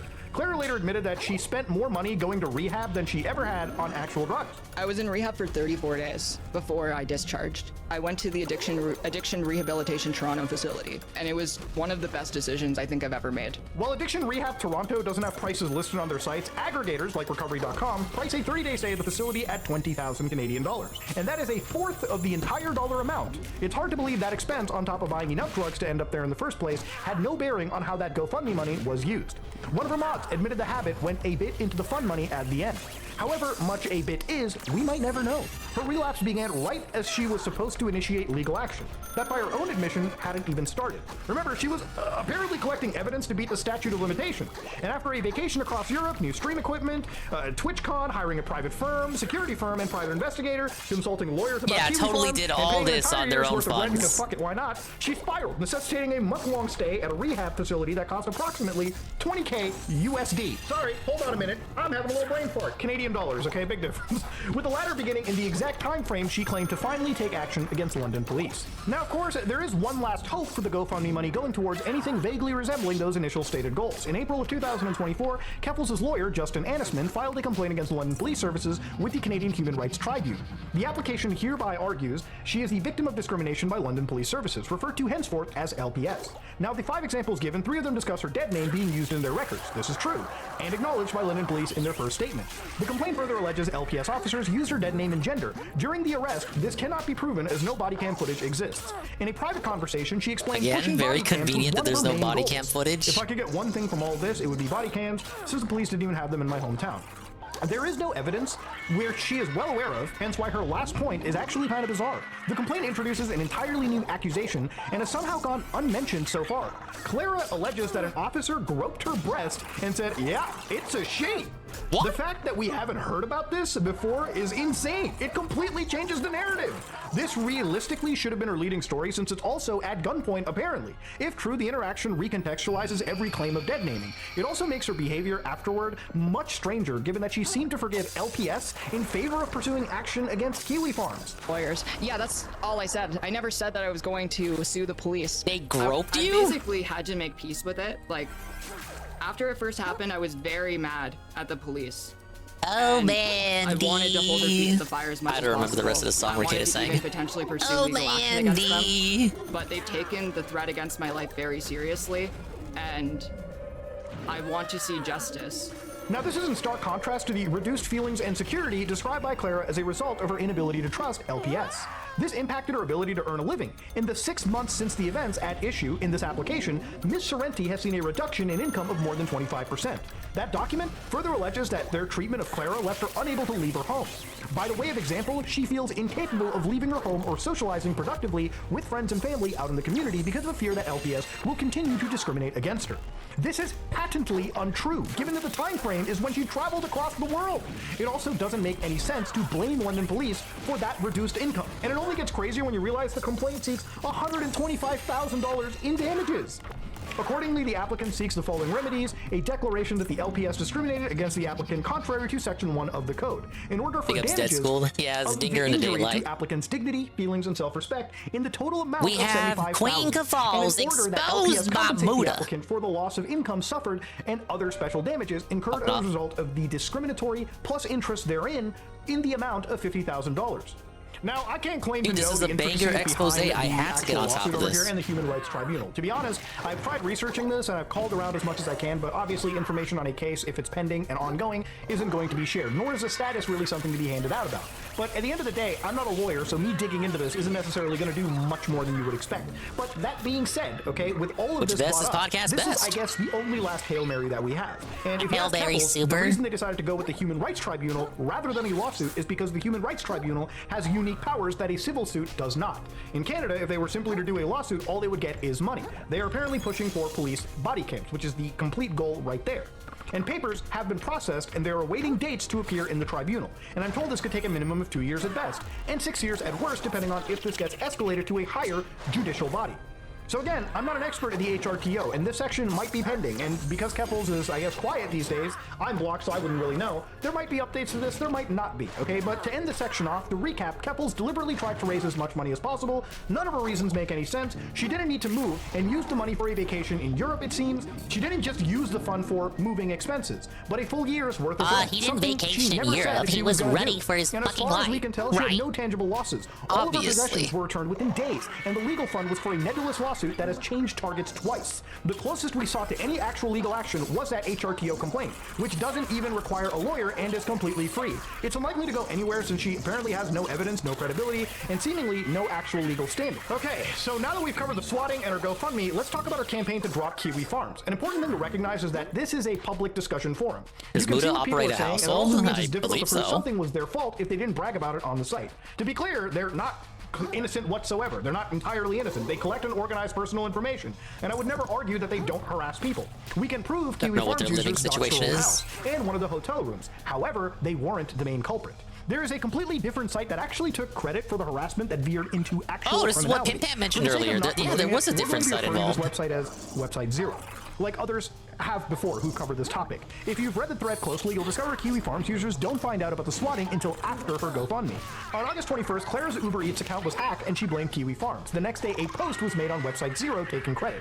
She showed a receipt for the order as part of the docs. This post also included phone numbers, accounts, addresses, emails, and passwords belonging to Sorrenti, as well as many of her family members. The docs stayed pinned from the date it was created until September the 4th. It was being worked on publicly since March 28th, and with users actively calling for others to track her down. Despite this, Clara continued to blame Kiwi Farms instead for hacking her account. Oh, okay, my her bad, Uber Barry. account, even directly calling for Cloudflare to halt services in response to the hack. From here, she makes a decision to move to Northern Ireland to flee online harassment. And it's important to know that Kiwi Farms was down It's from hard to August tell if you're 26th to talking like August Phil, 29th. Phil, like I'm just Website reading Zero text, right? identified her location on August 26th thanks to that door knock. Keppels blamed the Kiwi Farms, calling them out by name on the 29th. The same day, she claimed a Kiwi Farms user had identified her location and threatened to show up. She claimed to have identified the user and forwarded their information to the police. And this is true. If this is true, there's no reason for her to believe this individual had any association with Kiwi Farms. The user had been very active across 4chan and the rest of the internet on a variety of easily identifiable accounts. And they've also explicitly stated that they had no connection with Kiwi Farms. She already knew that this person was from 4chan. Well, I even guess showing you could the put like a original threads Phil in one of her emote, tweets. and then When I'd we probably spoke read it in about his Phil's plan beforehand, voice. he left comments on Website Zero, and Website Zero was never mentioned once in her account. Clara later claimed that this resulted in another swatting, stating the same thing repeated itself, except Northern Irish police did not put a firearm, did not pull a gun on her. Apparently, the police were called to investigate a made-up stabbing. She noted they were very friendly. This followed me. I leave Canada, now I'm in Northern Ireland. The same thing repeated itself. Yep. Except Northern Irish police did not pull a firearm on me, so that's cool. I appreciate that. Oh yeah, no, someone called in saying that there was a stabbing in the apartment I'm in, and they just sent 2 police officers and they were knocking at the door. Like, compared to what happened in Canada when I got like an assault rifle pointed at me, that's nothing. Cops are playing with a cat here. That's interesting that the Canadians are also so militarized, like police there. I didn't realize. Police were calm during this incident because H3H3 was not before they swatted. also It was a started wellness hating and check from exposing someone afraid she was kerfuffles. in danger. That's The pretty person funny. who contacted police reached out to Destiny. I like to how the explain they were Vosh worried thing about a kind of just stalker. turned into They everyone specifically repeat the idea exposing they called in kerfuffles. a Like stabbing. Vosh, On the it just H3H3 people just stopped podcast, talking Keppel about stated that the Vosh. swatting had It mentioned just was more a like a stabbing. means of But that there conveyance to were get no people to guns when they finally visited. disavow This note shows kerfuffles. the armed response unit, People which is that deployed like for you know when the mainstream someone people who reports a hadn't stabbing already in an done active it. situation. It was There's a also picture the there that shows impetus a for this dynamic video's entry. existence. Someone with Ellen's background wouldn't realize that Northern Ireland does actually have a history of armed violence, and the PSNI response to what that violence is equivalent to the United States of America. The evidence strongly supports that the story Kuhfalls gave on the H3H3 podcast about being swatted here is utter horseshit.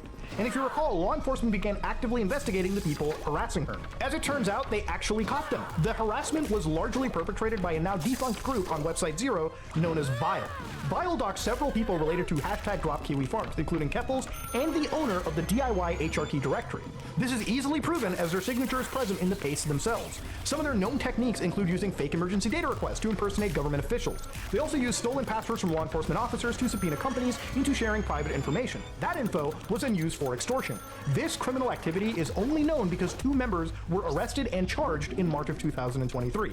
Now, while the group is defunct, as demonstrably law enforcement did their job, the important distinction here, though, is what Vile did was criminal. There is legal recourse for extortion. Amongst the many crimes they committed, Kiwifarms, on the other hand, is still entirely legal, which is why she has to poison the well against them. Her motivations are especially curious given this DM from August 4th, a day before her swatting, where she flatly stated she didn't want to talk about Kiwifarms anymore. Later on, Clara admitted she targeted the site not because she was in fear of her life, but because it was opportune timing. All of us are here talking about like website X. We're all talking about how bad it is, how it's like a secret, how we don't speak the name of it. They always talk about how bad it is, but I have a feeling they all go on like it. the perfect website for a to look up campaign for them to info get on dropped their on their fucking own service. enemies. You know. I don't think the momentum is there for that though. The way they all talk about it like it's Voldemort, the Voldemort website, but you know they all use it. Media attention on me, and journalists were like following every fucking thing I said and did. And I didn't even know about the second website until they went after me. Yeah, but when you describe it as like a worse version of the same website, but whoa, please don't talk about it. That's crazy. It's very revealing that when a site exists embodying the very thing she accuses Kiwifarms of doing, her reaction is completely different. While it's reasonable to not want others to find it, that doesn't justify blaming Kiwifarms for the actions of another separate community. It's her refusal to acknowledge the actions of Website Zero as the actions of Website Zero that necessitates its mention. When asked, she because the whole point is just getting Kiwifarms, because getting Kiwifarms offline, it gets you more attention than getting the other no-name website offline. I'm wondering, like, why not draw attention to that website in particular if they seem to be more inherently dangerous? I don't think they're more inherently dangerous.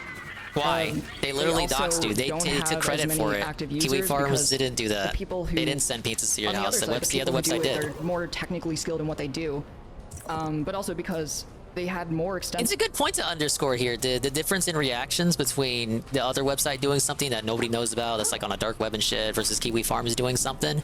Even when it's like demonstrably proving it's the other website, it's just more politically expedient for him to say that it was Kiwifarms behind it, because that's the website that everybody knows, and the whole point of the campaign is to shut down Kiwifarms, so nobody's going to give as much of a fuck if they blame a no-name website, even if that no-name website factually takes credit for what's been done to them.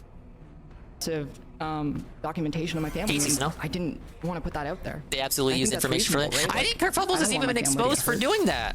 Sure, if you don't want your family to get hurt, that's fine. But the opposite of what you're saying right now was your justification as to why you have to go after Kiwifarms. Like, I hate to be cog, but it's like, it's factually inaccurate. Why do you defend Kiwifarms so much? I think it makes you wonder if she's it's all geared in his favor. She was actually afraid. Why did she target Kiwifarms in the first place? Why continuously lie about the site being down to your followers? Why accuse anyone with genuine criticism of you as having used the site? Again, because the goal is to like be the savior, to be the savior who destroyed Kiwifarms, even if it's just not true. Even if you can type in Kiwifarms.net right now and go to it. The idea is to get attention for taking down the site. Attention for herself, themselves. As a narrator cannot be trusted. The conversation surrounding the subject has been intentionally warped and obfuscated, and even questioning it. The whole point is to like take advantage of people literally too scared to type in Kiwifarms.net into the URL. There's a minefield I'm walking in, okay? When we talk about the harassment from Kiwifarms, it can't be understated that they are transphobic. It's true. There is truth to the idea they'll call just about anyone a groomer just because that they are trans. However, this has allowed Kuhfalls to absolve herself of responsibility of her own actions and pretend as if there's nothing she has personally done for people to distrust her character. Not only that, but she'll discredit any criticism by associating it with Kiwi Farms, the big bad farms. At the end of the day, if look, I think some people aren't gonna like the Muda take here, but I can see where he's going at. Like objectively, Kiwi Farms doesn't like alphabet people. I don't think it's controversial to say that. I think it's very clear that they don't like alphabet people. You guys know where I stand on that issue. As a streamer on the Purple platform, I can't necessarily talk further on that. I like my own opinions on the matter, but I think some people might get upset with like Muda calling them transphobic and shit. But I think that's consistent. I mean, have you watched any amount of the internet stream? I think it's pretty obvious what the user base thinks about that. I agree with this point here, even if some people may be upset that he's like calling people transphobic. I just think it may be more accurate to say that they just don't like anyone from that alphabet camp, not even necessarily like trans people. it's true, there is truth to the idea. They'll call just about any very the minefield I'm walking in, okay? When we talk about the harassment from Kiwi Farms, it can't be understated that they are transphobic. It's true. Like, I think a statement like that might piss people off, but I don't see anything wrong with that. They're trans. However, this has allowed Kuhfalls to absolve herself of responsibility of her own actions. Now, this is also true right here, that they're weaponizing that. Distrust her character. Not only that, but she'll discredit any criticism by associating it with Kiwi Farms. Exactly. At the end of the day, if documentation exists, then regardless of that source, it speaks for itself. Kuhfalls will hide behind her identity as a shield, accusing anyone who brings up her genuinely questionable behavior as pedo-jacketing. In reality, this is little more than an excuse to avoid accountability, and it's finally time to talk about do-it-yourself hormones and Catboy Ranch. In June of 2022, do-it-yourself Crabby hormones! the DIY HRT directory. Treacherous. For a myriad of reasons, hormone replacement therapy is often inaccessible to many trans people. The directory intends to teach people how to, quote-unquote, safely obtain HRT without a prescription. While some are legitimate pharmaceutical-grade medications simply imported from other countries, the site also offers a number of homebrew sources. They are colloquially referred to as bathtub estrogen, in reference to the actual practice of brewing your own HRT. This guide in particular is linked to Otokonoko Pharmaceuticals, which is also listed on the directory.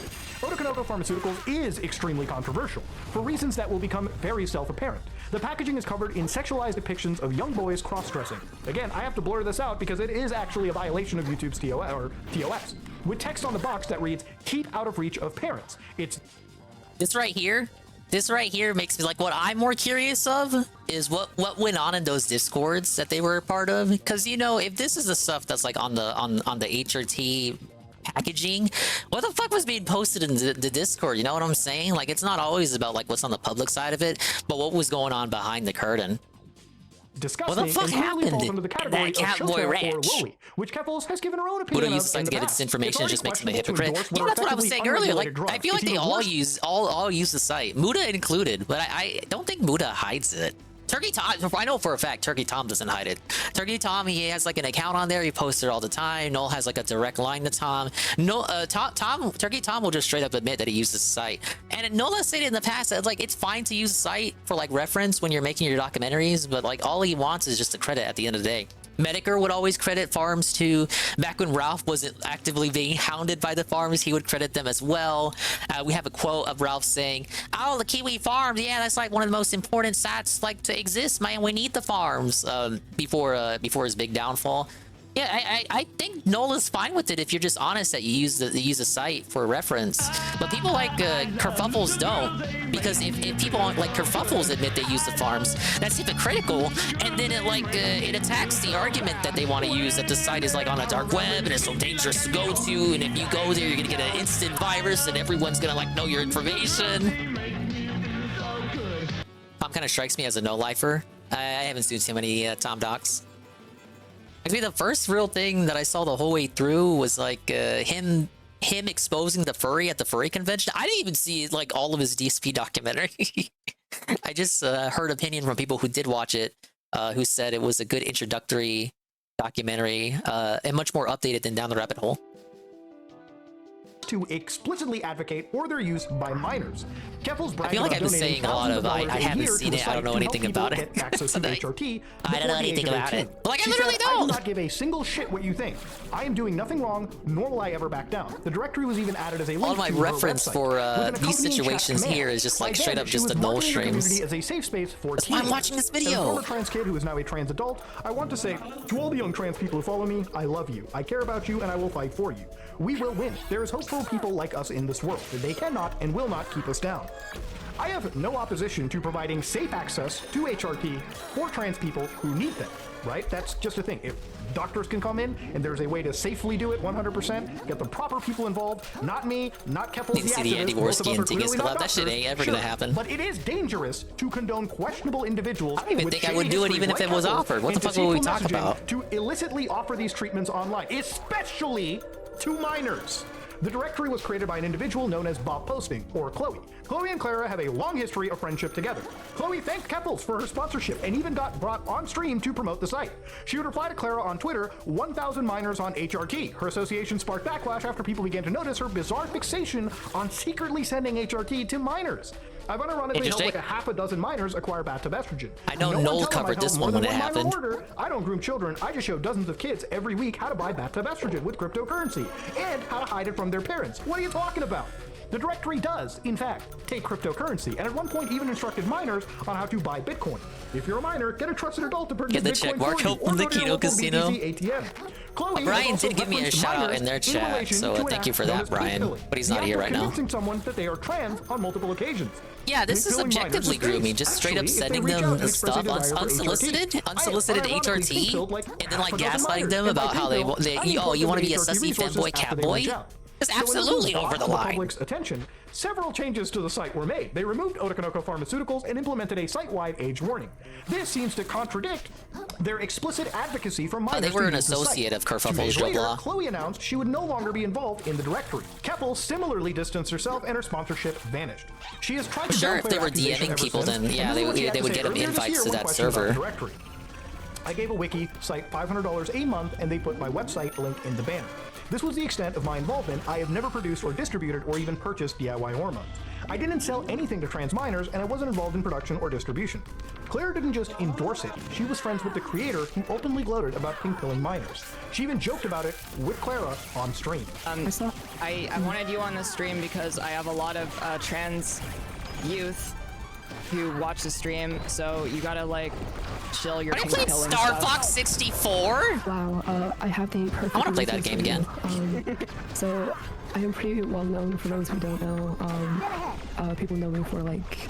People know me for like giving DIY HRT to minors and how to unsolicited, do access and to HRT. yeah, like And so, that is what I'm I known have a for. site which, But I just people finished can voice see it. training. Do I pass? Am I convincing? DIY.github.io. If the mods want to plug that, that would be amazing. So while Chloe has since The disappeared mod, from if the the internet, mods there was want to actually a plug new my development. It was HRT discovered grooming shortly after operation, that'd be hiring. so cool. She was convicted Yeah. for robbing a bank in 2020. On February 14, 2020, on about 7:18 Look, times was a.m., tough. It an was individual 2020 wearing a COVID and all mask that. walked up to the counter at the Scotiabank branch located at and handed a note to a teller. It read, "This is a robbery. You are not in danger. Call the police." Could you imagine being robbed by an alphabet person? Hello, like, give me all your money and right stuff, right? I need money for like HRT, correct? And I'm gonna give it to minors, and I'm gonna groom them. I'm gonna groom them more than like actual groomers groom your dog. Yeah. I need your like I need all the monies, correct? By the way, can I disavow? Cause the person is named Mr. Dong. I don't know what you're talking about. I literally, okay, I know I've been saying it on all stream. I definitely don't know anything about this. And like, Mr. Dong is my father. And look, Mr. Dong is up there in his years. Can there not be multiple Dongs? Look up Expand Dong right now on YouTube. You're gonna find like 20 Dong accounts, and like only one of them is me. So that's my defense. There are multiple Dong accounts, and like this is probably one of those 20 Dong accounts. I don't know anything about it, and I don't know what's going on.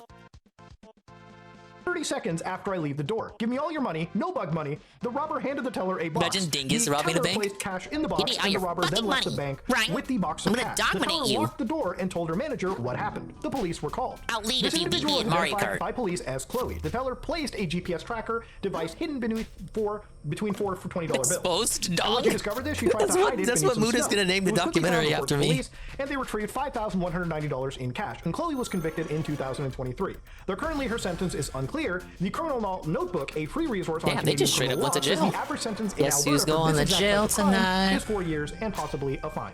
And while it's unclear who owns the directory now, it's still around to this day. In fact, they recently added back Otokonoko Pharmaceuticals.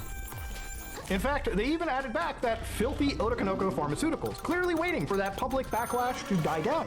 Needless to say, everyone involved in this entire situation has exhibited suspicious behavior at best. So, one surprising development that actually kicked in while I'm sitting in my hotel room right now is apparently one of the actual pharmaceutical groups that was listed on the DIY HRT directory, vanapharma.com, which, by the way, ships domestically only within the United Kingdom, accepts cryptocurrency only, blah, blah, blah, blah, blah, has actually been hit with a pretty bad letter in this regard. So for this is from the Medicines and Healthcare Products Regulatory Agency in the United Kingdom. And if we look closely over here, you can see that we investigate the criminal supply of illegal medicinal products. And during one of our investigations, the following domain name has come to our attention: vanapharma.org.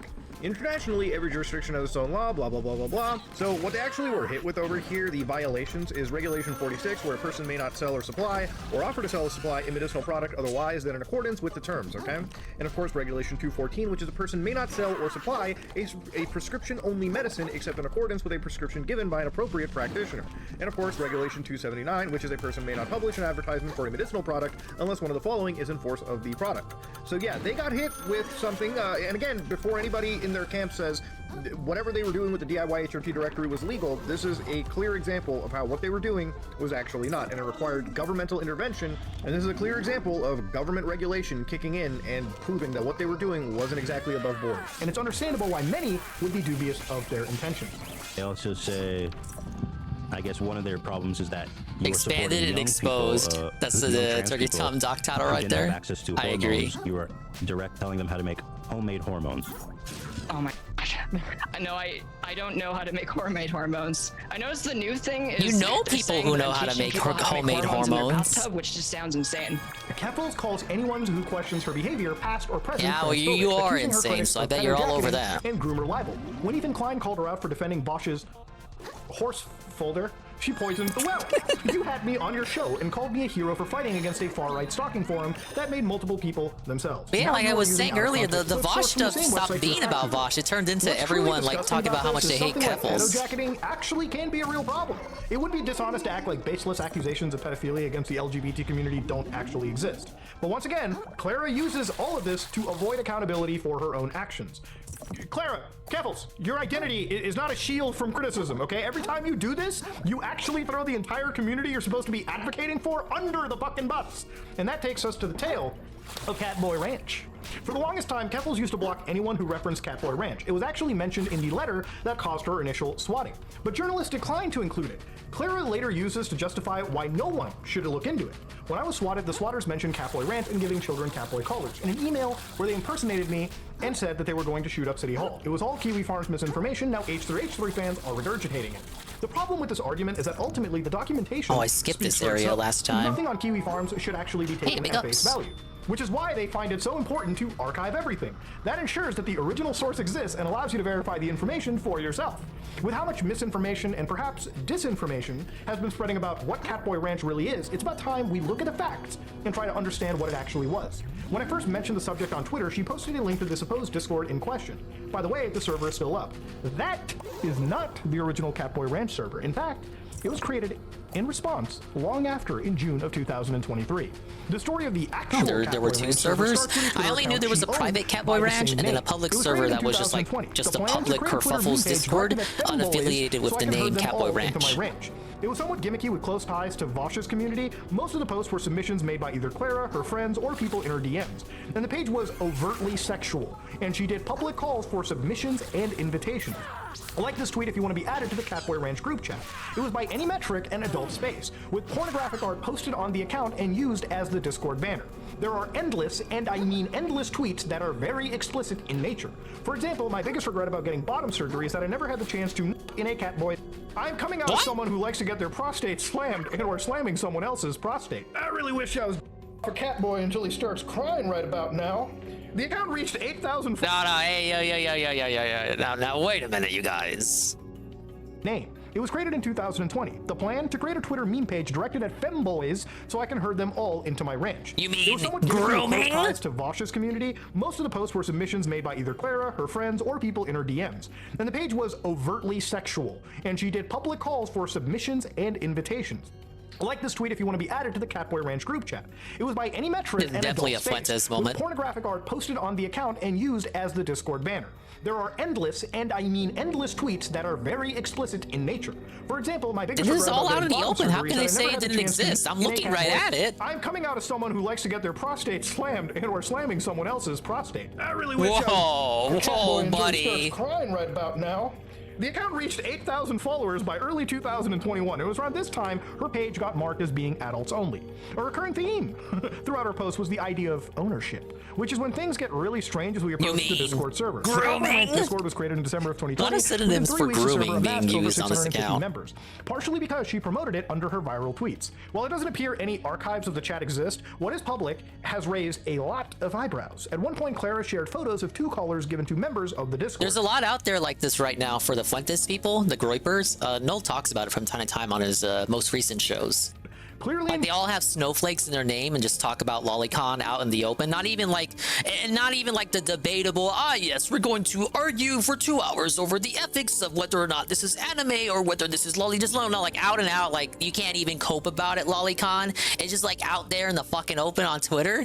And it's just like, this is the same shit. Like this stuff is reminding me of that. And it's just allowed there. It's just allowed. In some form of role play. These individuals are adults, and I'm not alleging otherwise. My point is that it's clearly a space for adults, and minors should have been kept away as far as possible.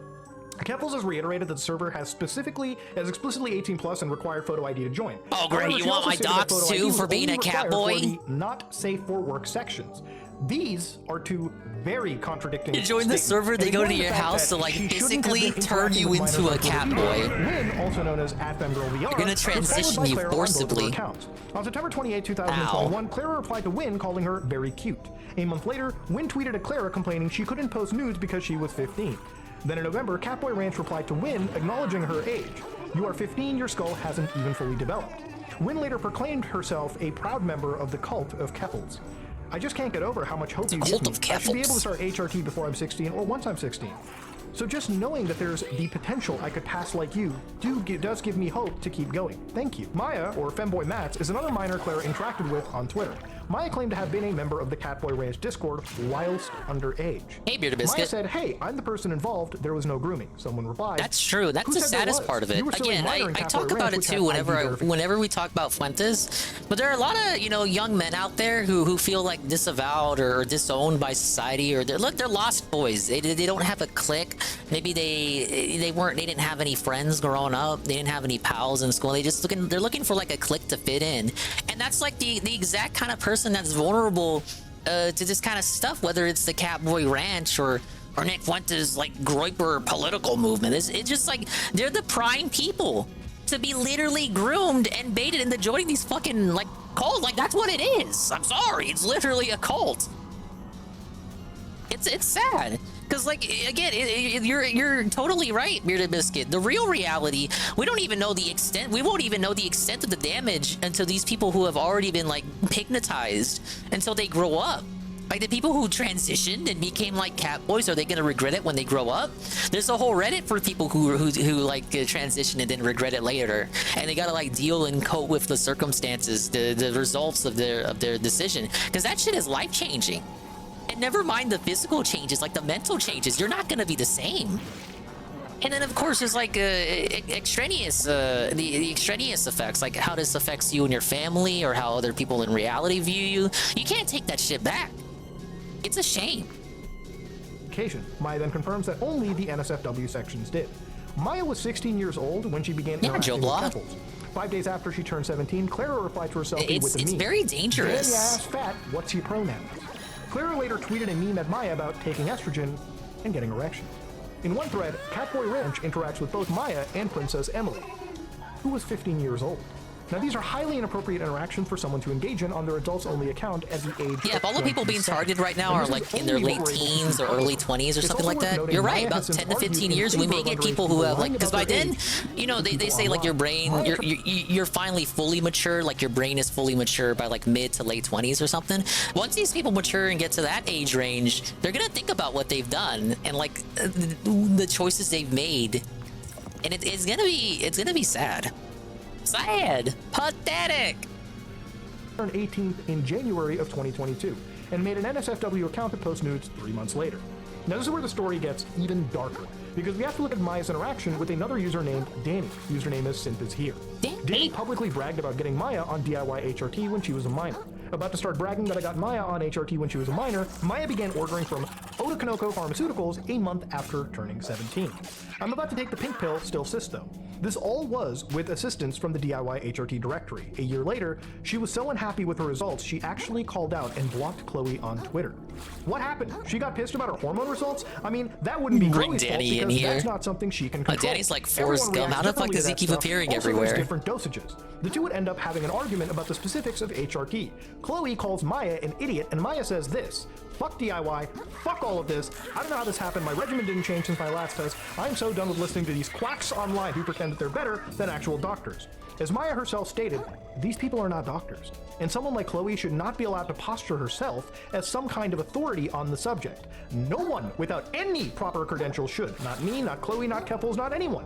Maybe it would be less of an issue if everyone involved in the situation was a legal adult. But as we've demonstrated in the last 5 minutes, they are not. Clara explicitly advocated for the DIY HRT's directory. So Kuhfalls had a friend who was doing it and allegedly making it in the bathtub. And history. Not only compounded by her constant lies surrounding Catboy Ranch. I remember during one of the no streams, they were talking about how like there were hairs in like one of the packaging bottles. Ugh. When even what we can prove already paints an incredibly unsavory picture. There is simply no good justification for why Kuhfalls, while being overtly sexual, was interacting with and befriending underaged fans. And the only place they really feel safe talking about being trans is on the internet. And so where do you guys do this? Is it like a Discord or something, or like a community? Oh, it's like a Twitch stream. Oh, just on Twitch? Yeah. So it's all just out in the public? Yeah. Because they make me it sound like you have some kind of secret or some community spot that's not publicly seen where you're... He literally does. He has a secret grooming Discord. No. Wow, I know, that's not true. They really... Now you're bad. They really are just straight up lying, huh? Now, there's a lot of misinformation surrounding Catboy Ranch. It sounds like including the Ethan kind of circulation doubts it several there. alleged screenshots. And to be clear, these aren't from a server Clara owned, but an acquaintance named Femboy Cooking. Femboy Cooking is infamous for saying this: it's not a choice, we are not asking you, we are telling you, we will turn your kid gay. On June 23rd, 2021, a Twitter thread was made exposing Femboy Cooking's First of all, that's a shame for any femboy in the future who wants to make like an actual cooking channel on YouTube. The name's now taken. Second of all, what the fuck is this tweet? Cooking. Femboy Cooking is infamous for saying this: it's not a choice, we are not asking you, we are telling you, we will turn your kid gay. On June 23rd, 2021, a Twitter thread was made exposing Femboy Cooking's Discord server. A user named Sorrel called it an outright den of grooming. The server had roles to identify both adults and minors, and in spite of this, he caught an adult openly flirting with a 13-year-old and calling them a cute little bottom cat boy. When confronted, admins defended the server's practice of allowing underage users. Why would we bar minors from the server on the off chance that they'll be groomed? How if they've been taking... You should bar minors! How if they have been talking about They should be playing with Fortnite men? and You can show me where, Minecraft! but your sexuality is a part of you. There's nothing wrong with it. You're kind of the one introducing the adult-oriented element. It's kind of weird. Kuhfalls admits that she was in the server and called the screenshots disgusting. I have absolutely nothing to do with that Discord, and I think that is disgusting. I'll warn people about the Discord. Someone replied, by that you mean you'll leave the Discord. And she said, already did, I wasn't aware. Some of this is already known, Death School, but as I was saying earlier, the point is, it's coming from a big channel.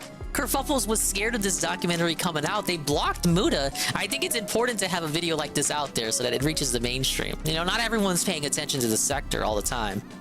About any of this until now. Bruh, I was joking. I didn't know you were a part of it. That changed after the person who made the call out got suspended. Clara celebrated the thread's deletion even though she admitted it had evidence of an adult flirting with a minor. Those are her own words. Ape just wrote an entire thread seething about me from behind Turkey the wall, Tom's DSP and tried to get his documentary, it followers just to has a lot of dogpile my information. tweet, A lot of it is and then updated got from the Down to suspended. Rabbit People Hole combed thing, through Femboy's but I would still Discord and recommend that as an discovered intro to adult flirting with a minor, and DSP. decided that I am somehow guilty of this. Once again, suspended. This is stunning admission that she helped cover up an adult flirting with a 13-year-old for her own convenience. And there's also no proof that the person who made that thread is a P-word. Early into Drop Kiwi Farms, Clara promoted an artist named ZR Kalo. Kalo is known for running the account Transphobes Posting Their L's. She faced backlash for knowingly associating with actual zoophiles, including a moderator on Transphobic L's. She also is known for drawing what would... Oh, that Transphobes Posting Their L's account, that was made in direct response to the trans posting L's account. They were really ticked off by that account's existence. So to cope about it, they made transphobes posting L's. Describe as necrozoophile art. Kuhfalls defended her purely on the basis that she had a thread on Kiwi Farms. But the thing is, like, I know they lie about literally everyone, so why would I believe their claims? Like, they're calling Zerkalo a necrozoophile, and it's like, they call everyone everything. Nothing they say is truthful. I have no reason to believe that.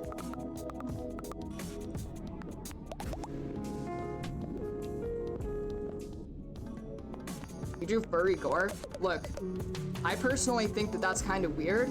However, I don't think all you did furry is wrong. weird. You should have. You had me at furry, man. You didn't have to say furry gore. People post things like that.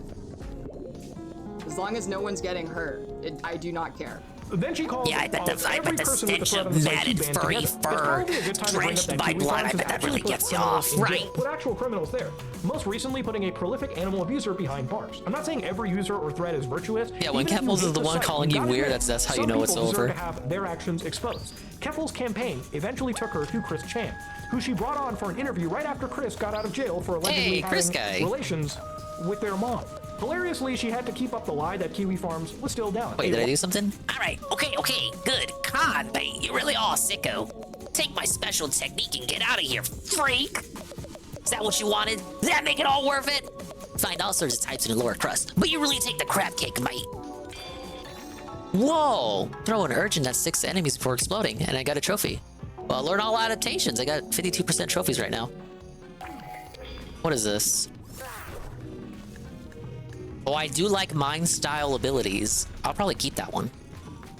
Alright, we're gonna have the Chris Chan segment in a second. Good time to bring up that Kiwi Farms has actually put criminals in jail. Put actual criminals there.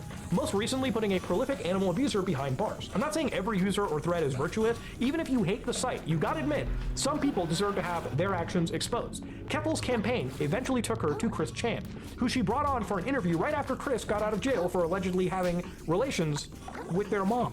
Hilariously, she had to keep up the lie that Kiwi Farms was still down. A lie she maintained for years. At this point, I need to pose the question, what goddamn moral high ground does Kuhfalls have over Kiwi Farms? It isn't doxing. She paid money to dox her critics, as well as innocent members of their family. It can't be cyberstalking. The sad part is Chris believed it when he told him that Kiwi Farms was down. It can't be some belief of criminality. The whole point of getting Cloudflare to drop Kiwi Farms is making them susceptible. And that's what Kuhfalls wants. He wants everyone to be like Chris Chan and just believe whatever he says. She posted the address to the servers publicly, and then accused them of supporting Russia in some weird hopes that I would imagine would be retribution. Her entire MO is exploiting other people for her own benefit. Every time she claims people are criticizing her, it's because she's trans. She undermines the actual hate directed towards trans people on the basis of their identity. And what about her cynical use of other people's death, from James Somerton to the victims of Kiwi Farms to bringing up Tony in their feud with Ethan Klein? She starts this motherfucker with "in memory of Tony Winchester, who was the RS Glory and Gold." Why bring him up? What the hell? He, first of all, Kiwi did die, people go somewhere else as the internet? Yeah. I believe that's true. How many deaths do we have to watch her weaponize until we all get together and can agree? There are other forums up there for gossip. This way is just really fucking disgusting. And finally, to top it all off, there is no transparency. Of course, there's that sense of community. So you always have people that'll, only want to go on the farms. And that's fine. If there's any funny thing to learn about all of this is that Clara Sorrenti has no morals. She will completely disregard the truth for her own gain and profit. There is no scenario where you can take her at her word, because she is shameless in her attempts at manipulation. If you are someone who felt sincerely invested in Kiwi Farms being taken down, then she has failed you. The site is stronger than ever, and they've raised over $150,000 for their own litigation fund. That's true. I was curious whether that would be brought up, but yeah. Noel made fucking bank on that lawsuit. Or raising funds for the lawsuit. Potential customers and significant adverse feedback, and now everyone knows exactly what she was trying to hide after all this time. Now, this final section of the video I have to preface with some caveats. When I first announced I was going to be working on this video publicly, several former friends and editors reached out to offer their perspective. They expressed feelings disillusioned by her behavior and provided what appears to be pretty damning screenshots, one that I started this video off in the beginning, as you can imagine, regarding what Clara did with her money. The reason why I waited to introduce this is at the very end is because I wanted to show that you can make a strong case with what is already publicly available. I have also been very honest about the extent of my knowledge regarding this evidence, okay? I have to be very honest here.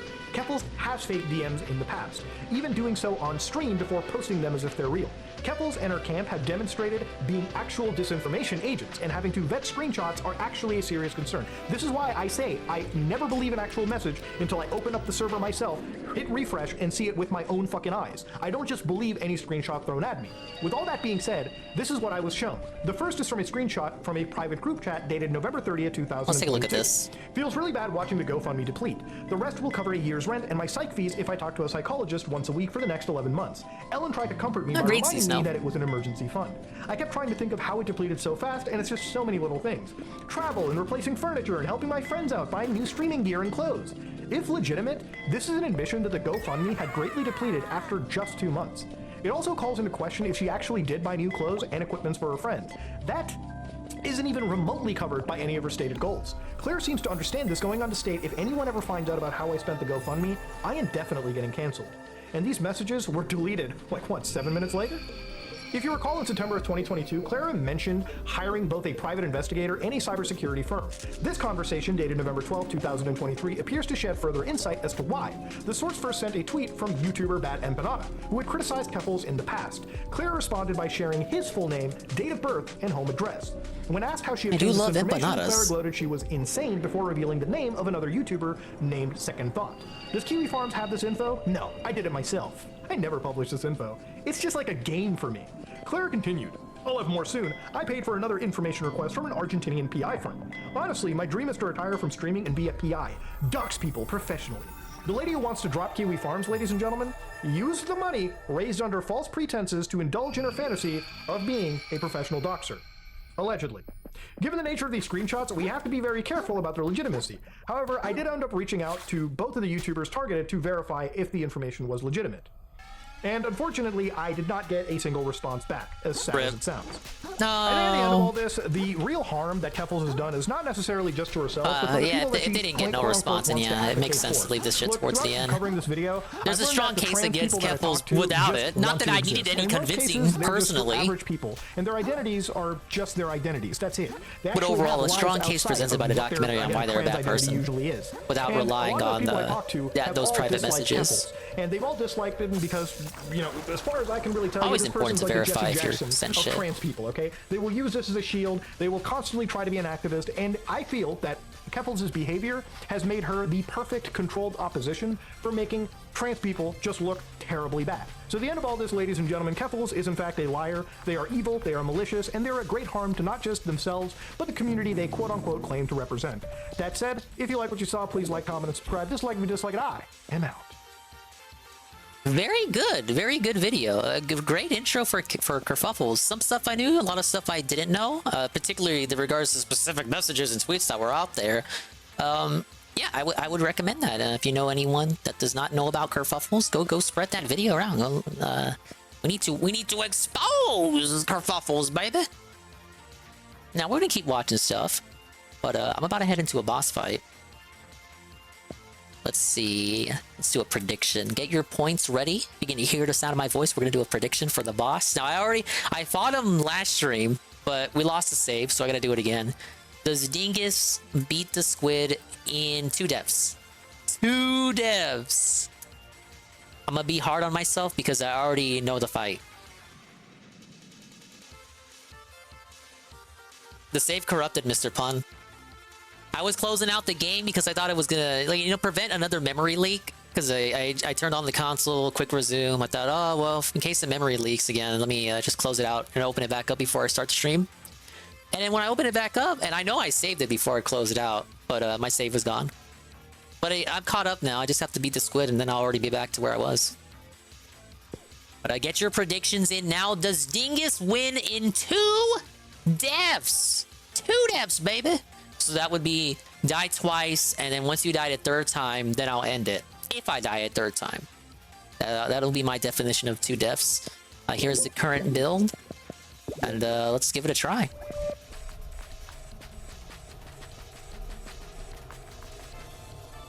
Oh, game's loading. That shit, that's what I'm talking about here. Whenever it loads a new area, it just fucking struggles. It chugs. It's chugga chugga chugga chugga chugga chugga chugga.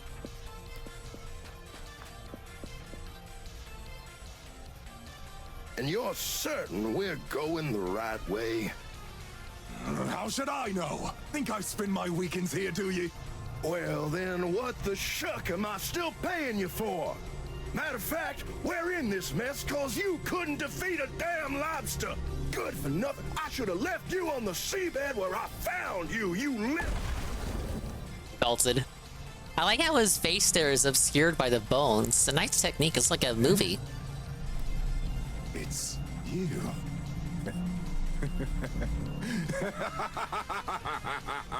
Round 2, baby. Enjoying the spoils, are you, lad? Yeah, sorry to spoil it for you if you're watching the Dave playthrough. Man, I don't want anything from you. Please just leave me alone. Dave has to do like 2 more dungeons, including this one, before he gets here. Fight anymore. But fight he did. I'm so ahead of Dave, it's crazy. Just like old Lincoln. And down here we've both drifted. 2 worthless sinners. Right where we belong. The bottom of the drain! Oh my lord!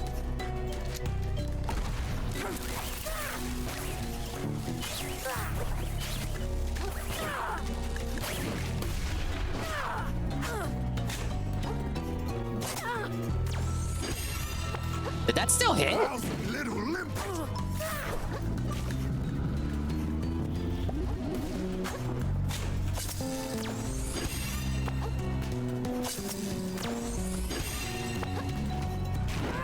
Let's face hell together, lad.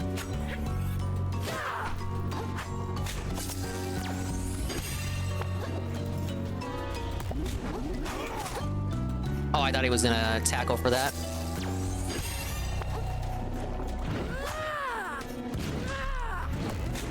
Oh! Belted. Sound of a cracking shell. It never gets old.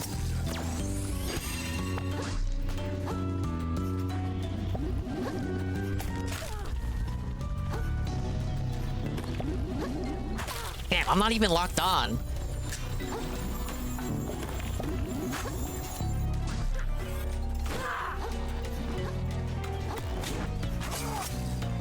Don't make it easy on me.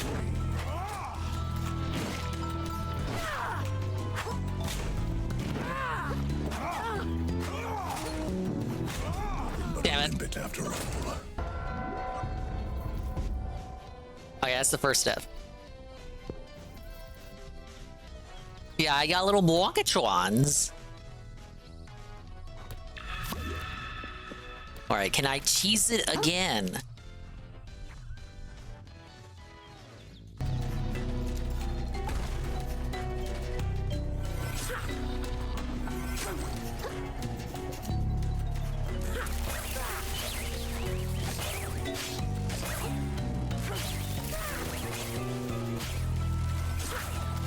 Plastic little barnacle. I hate to over-rely on the hook, but it's too good. You get easy stagger out of it. Obviously, I'm going gamer mode right here, you guys. I knew who was gonna go for that.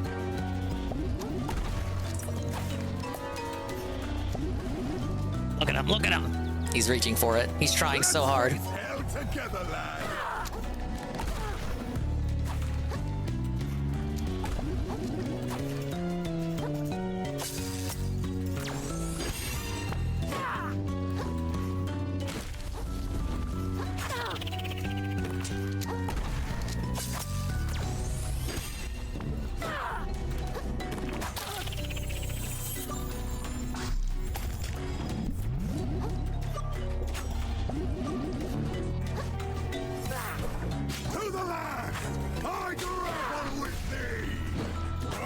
Yeah, I should have dodged. Wait. No, wait. All right. I'm sorry. He was really gonna do that 2 times.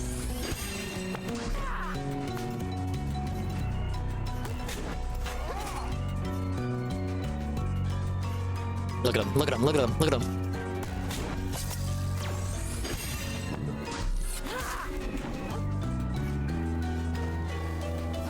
I'm learning cheese. Damn it. Should have went for the hook again. The hook can, like, cancel him out of that.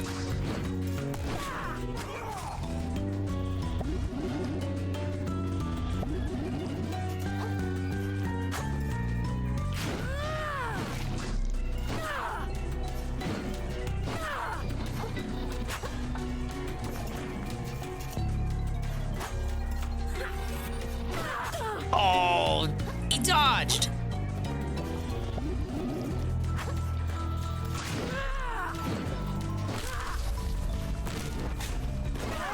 Wait.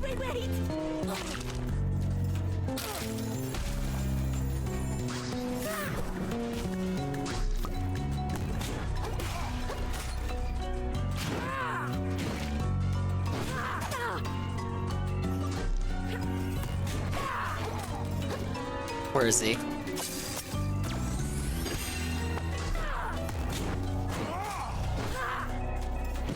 There we go. You bastard. Seems I'm as worthless as you. Ladies and gentlemen, that was very scuffed. I think my performance last night, not last night. Wait, was it last night? No, Thursday. My performance Thursday night on that was much better. I got rusty. Wait, I'll go ahead and pay out. Does Dingus beat the squid in 2 deaths? He does.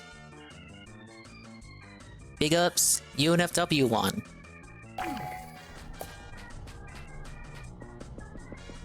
Yes, and so too must we venture forth into the last area of the game. I believe, because it's the last area on the teleportation list. The climax of the story, correct?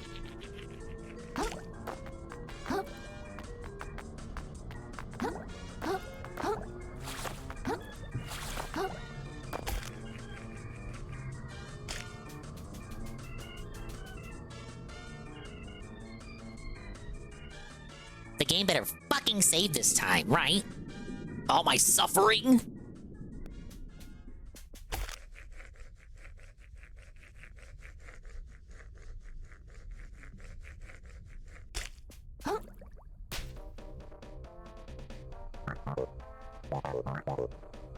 Alright, well, I dare not postulate on what lies ahead. But the only way forward is, well, forward, I say. And surely the perfect world is close at claw. Well, how do you know that? And, what am I looking at? This looks like a dead end. It's a lock, my lad. A lock that can only be opened by 2 hermits like ourselves. Who needs a lock only hermit crabs can open? What's so special about us? Oh, my child. Perhaps one day I will impress upon you the gravity of all that has been lost. But for now, seeing you with your own eyes will do more than a mountain of exposition, I say. Here, follow my lead. Like so.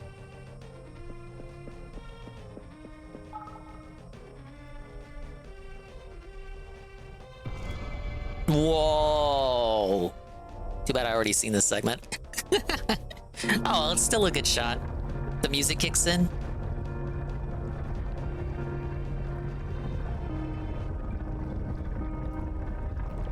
And we got here before 300 devs. Yes.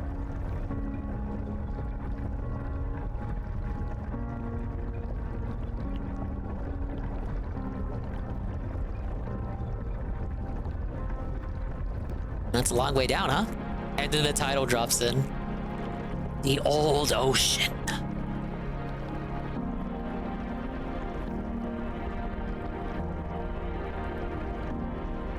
You see Krill kicking his little legs. His little crab legs can't reach the ground.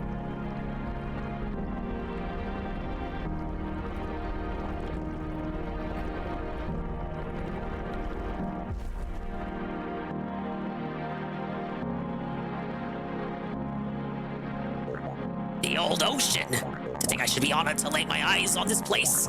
The perfect world lies dormant somewhere here. I can feel it. It calls to us, to all hermits everywhere, to everyone that would see the ocean restored to its former glory.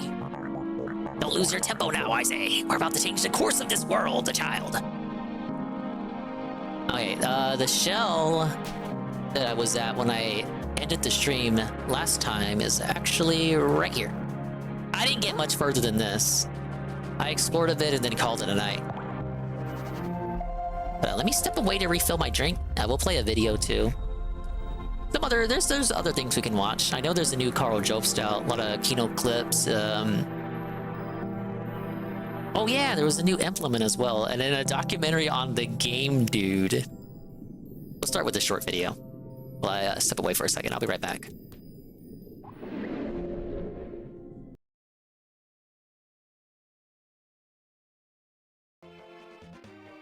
This is... You could spoil it, Andy. I don't care. Andy gives his thoughts on the ending of Final Fantasy VII Rebirth.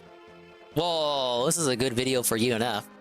Yeah, I'll be right back. I'm gonna refill and then quickly go to the washroom.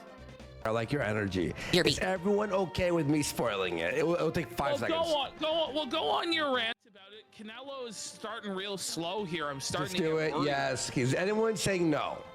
Listen. Okay, everyone, if you don't want to hear this, Snaky Fish, leave for 5 minutes. Okay. Go on. Look, it's 11:45. Come back at 11:50. The ending of Rebirth. Okay? 5 minutes starting now. Okay, so Final Fantasy VII. Okay, Rebirth was supposed to end with the potential death of Aerith, right? Now, the idea of remake, the end of remake, we'd find out that there's like the change of fate, the ghosts of fate. So we were waiting for at the end of 2 that she was supposed to either live, die, and they pushed out and die, or someone else dies, like Tifa, right? Yeah. So you go, okay, you know what? I've accepted that they're and changed the game, the story that we all loved and wanted a remake of. Fine, I'll take it. Save her. Save Aerith, we'll see what happens. Do you know what these actually did? Cloud saves her, and you go, okay, cool, they changed it, fine. Then they Marvel in multiverse, it splits into multiverses where there's one multiverse where she lives and one where she dies. And now you're like, so it's like he saves her. There are no consequences. But then it flashes. Nothing matters. Nothing matters. It flashes. Oh, she's dead. She's alive. Blah, blah, blah. And then Cloud sees her as a fucking ghost. But she's really in the other universe, but in his universe, instead of a meteor now, it's literally the time rip in the sky, like in fucking No Way Home from Spider-Man. What the fuck? So they just your childhood. It's just multiverse now. And by the way, it's not like this. Whereas in Spider-Verse, it sort of makes sense where it's like Toby, Andrew Garfield, Tom Holland, 3 different Spider-Man, 3 different fucking like, oh, okay, you know, fine, you know, okay, like I don't want Toby to die. I like Toby, right? But it's like the same era. It's like multiple. So now there's like whoever dies, it doesn't matter. So, and also, by the way, in the original FF7, Sephiroth is supposed to be like this mysterious, you see him once in a blue moon, and when you do, it's scary, and he's powerful, right? I've beaten Sephiroth already now like 3 or 4 times. And at the end of the game, he chuckles and he floats off. And I go, what did you laugh for? I just beat you. So now there's no mystery, by the way, because like, oh, the end of the 3rd game, I'm gonna see you and beat you again? You're a pussy, Sephiroth. There's no like bigger, like I've already fought him when he's like in his god form in the end of 2. Mungi is up Canelo here. Do you know what they do, Ash? What do they do? You know Zach. Zach is the other character who Cloud stole his identity from, the one with the black hair with the Buster Sword and da-da-da, all this bullshit. Yeah, we hate Noboro. That guy fucking sucks. At the end of the first game, where like he ruined the actually game. Survived. Game sucks. Okay? He comes in Ruin through Kingdom the portal Hearts, of, like, and he should lose his fucking job. I'm back. The 7th phase of the boss battle, and you fight with Zach for a minute. He's fucking gay. Okay. I heard a lot of people weren't satisfied with the story of Rebirth. Right? You played the first game, right? And I remember you telling me that you were pissed off with the ending of the first game. I was. You? Yes. Yeah, Worsky was not a fan of the time, You Jannies. ended up buying the second game. You were here's super why. hyped for it. Here's why.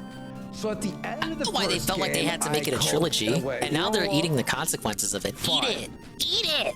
Because the second game didn't do so well. Obviously, it's not going to do so well because it's a sequel, and they're going to want you to play the first game. And it's like, no matter what, it was going to get less sales in the first game. Like they were scared. They're pussies. And by the way, the open world. Oh, towers. Cat's Fat Gun agrees with me. Items. Oh, I love Yeah, everyone complains about the open world. It's not just a DSP exclusive whine. Well, you're gonna buy the third game though. You're gonna get hyped for it. You're gonna get Worsky's gonna fall for the hype cycle. No, I'm gonna buy it. I'm gonna buy it. You get so No. I'm gonna buy it and play it out of obligation. Yeah, of course. See, of course, he's still gonna buy it. See how I'm gonna see what it is. Just like DSP. The DSP's still gonna play part 3 probably. After getting disappointed by part 2. It was the same thing with you. And allegedly finishing it. You were not finishing it. You were fired up at the beginning. You play these games, you get super fired up. You're like, it's really good. Then about like 10-15 hours in, you realize it's shit, and then you're like immeasurably That's every Worsky game segment. PewDiePie's got a good memory. That's him with every AAA game he talks about playing. It stings. And I can go on and on with all minus the Nintendo mistakes. games. So now Cosmo Canyon, instead of like this like cosmic area where Worsky you like still likes every focus on, Nintendo like, game he live plays. stream and like learn about like the secrets of the planet. It's now a tourist attraction with f***ing hippies circling on the fire, talking about their f***ing feelings. Like this game. Man. This game. It's so Fuck shitty. this fucking game, man. Oh, by the way, Nibelheim was going to be burnt down, rebuilt, and it's like a cover-up. Oh, that is absolutely sunk cost for both Worsky and Dave. There's no cover-up anymore. It's now a medical facility. But then why rebuild it like the original fucking Nibelheim? That makes no sense. You tell him, Andy. Get him. Tell him. These fucking developers screwed you. Man, Canelo's looking washed, bro. My money is fucking screwed, bro. So mad. Canelo's looking washed as here against Mongoloid. Like, this isn't good. Oh my god. It's not good, bro. FF8 still the best. Oh, we got some zombie crabs here. Very slow, but very strong to compensate. There we go. Alright, that's the Worsky Final Fantasy update for you. By the way, these guys can mold. I said mold, I mean molt. Very strong, very quick. Very obsessed with killing me.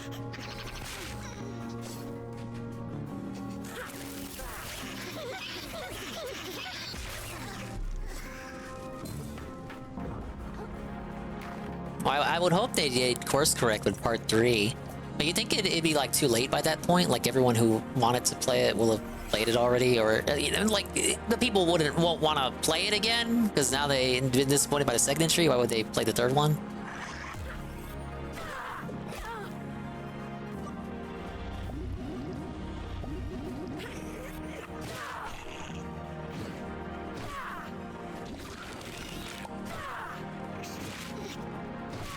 They just gotta add it to PS Plus. That's all they gotta do. Then people will love it. They'll love it if it's free. All right, how one cheater changed Super Mario Maker history.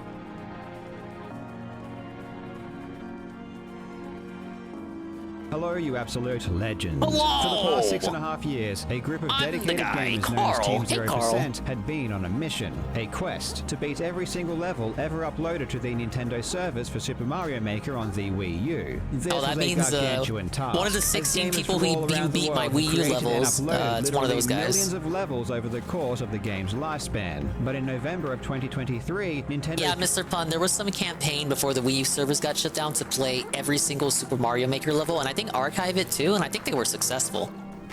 But that's what they're talking about. You better go nuts in a third party, set up so much stuff, it's going to be hard to pay off everything. You would think, right? Right.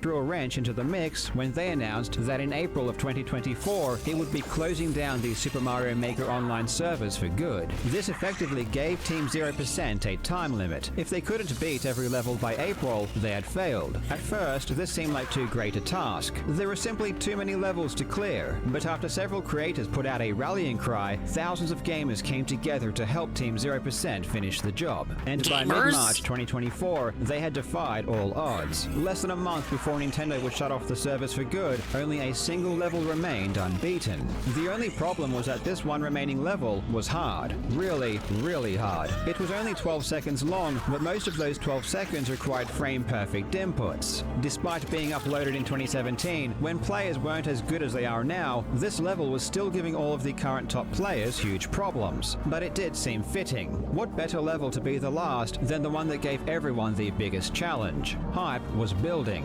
Game journalists were writing articles, videos were being made about this final level. People were preparing to celebrate this amazing achievement by Team 0%. And then, while everyone was putting on their party hats and planning their celebrations, the creator of this final level confessed that it was fake. He had cheated in order to upload it, and it wasn't a legitimate level. After 6.5 years, Team 0% there's only one level like that in Mario Maker history? But unfortunately, what should have been a beautiful moment was now spoiled. Instead of an epic climax where legendary gamers were racing head-to-head to beat the final stage, with one hero emerging as victorious, it was all over with a whimper. No fanfare, no hype, no enthusiasm. All because of the confession of a cheater who had led the community on for almost 7 years. In this video, we will take a look at what happened to the final Mario Maker stage called Trimming the Herbs. And this situation is interesting because, as with a lot of cheaters, this one probably should have been exposed years earlier. But the creator was a quote-unquote good player who had built trust in the community, and it was exactly this trust that let them get away with it for so long. I really hope you enjoy. Now legends, this video is sponsored by the heroes over at Red Magic. Red Magic specializes in creating professional gaming equipment and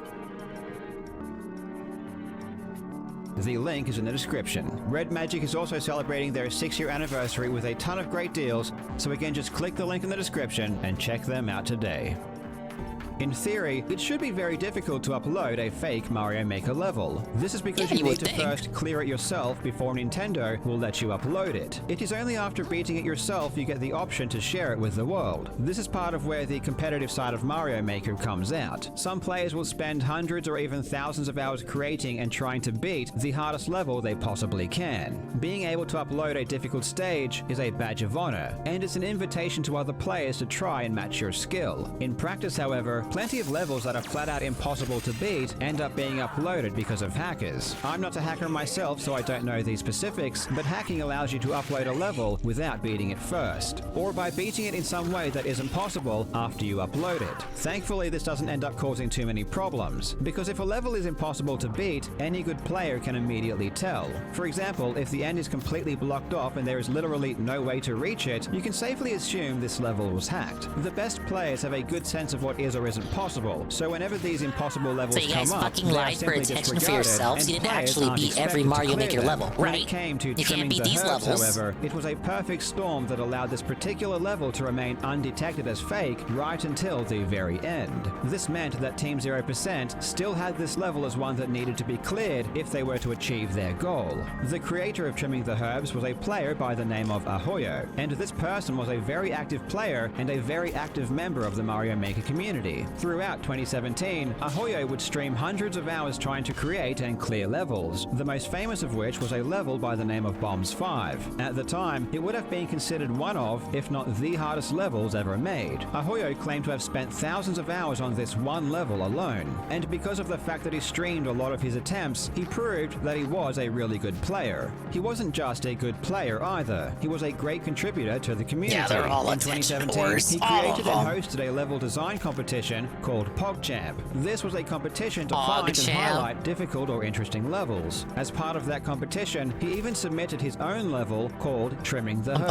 pogging out right now. The level was relatively short, at only 12 seconds long, but it was extremely difficult. I'm not going to do a full breakdown of just how difficult Trimming the Herbs is, but I will link to a great breakdown video by The Beast in the description if you are really interested. The important thing to know is that it required an insane amount of frame-perfect inputs to clear. Ahoyo also uploaded a clear video of him beating the level, which showed exactly how it was done. This video is super was that the video important that's, like, because it cheated? proved that it wasn't a hacked upload. The level really was beaten. While Trimming the Herbs was insanely difficult, at the time, no one really batted an eye. This is because no one knew just how difficult it was. If you truly want to know how hard a level is to beat, you need a very good player That's to what I think spend the a case considerable is. amount of time The trying proof- to the beat proof it. video And at the showing that it time, can no be one beaten was played edited or Trimming the something. Herbs. The unfortunate fact is that Trimming the Herbs is not a fun level to play, and the beginning is so Pancake Mix. stupidly difficult that no one could get through. The guy 3 who's feuding seconds with of Dark it. Viper? Therefore, if anyone did play it, they'd play it for a very short amount of time, get frustrated, and then quit. So while people knew it was hard, it wasn't until years later in 2024, when Team 0% needed to beat it, that we saw very good players actually take it seriously. It was at this point the true difficulty became apparent. In February 2024, Bill one of the Mitchell. top current players, Yoshi, invested dozens of We'll call hours him into that. Trimming the Bill Herbs. Mitchell. And after playing the level for a decent amount of time, he explained in a Twitter post that he had come to the conclusion that it was likely cheated. The level was simply too hard, especially for a player all the way back in 2017. Over the past 7 years, Mario Maker players have gotten considerably better. And this is also true for any other game, whether it's a challenge game like Mario Maker or a speedrunning game.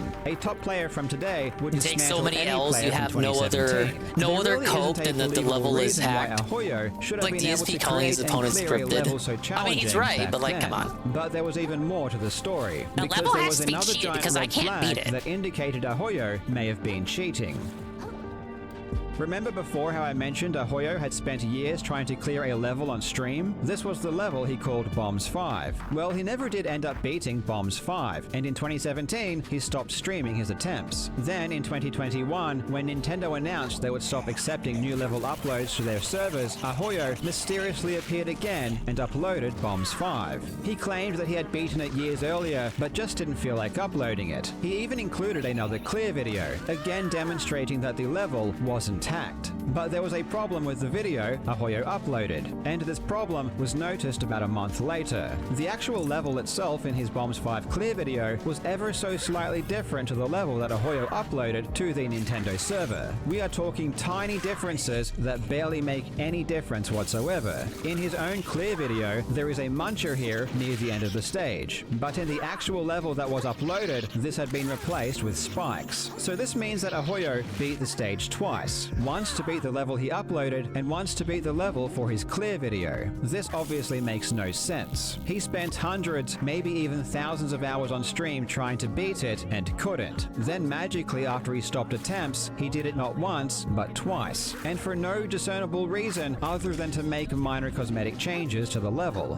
When this was it wouldn't really matter if a naturally muncher was there or if a assumed that spike Ahoyo was there. cheating in some way, but they Well, I guess didn't the know hitbox would be how. different And if it was a without any muncher solid from, proof, hitting it nothing from really below. came of it. Remember, in 2021, when Bombs 5 was uploaded, no one was thinking about Trimming the Herbs. No one knew just how improbable Trimming the Herbs was because no one had played it. So at this time, they still weren't able to properly connect the dots. However, in early 2024, people started to piece everything together, which brings us back to Yoshi. In his Twitter post, he explained that he thought Trimming the Herbs was cheated for 2 main reasons. 1, the level was too hard for a player in 2017, and 2, that same player had another extremely extremely suspicious level, Bombs 5. In mid-March, Trimming the Herbs became the last unbeaten level, and it circumstantial started to get evidence. a lot more attention.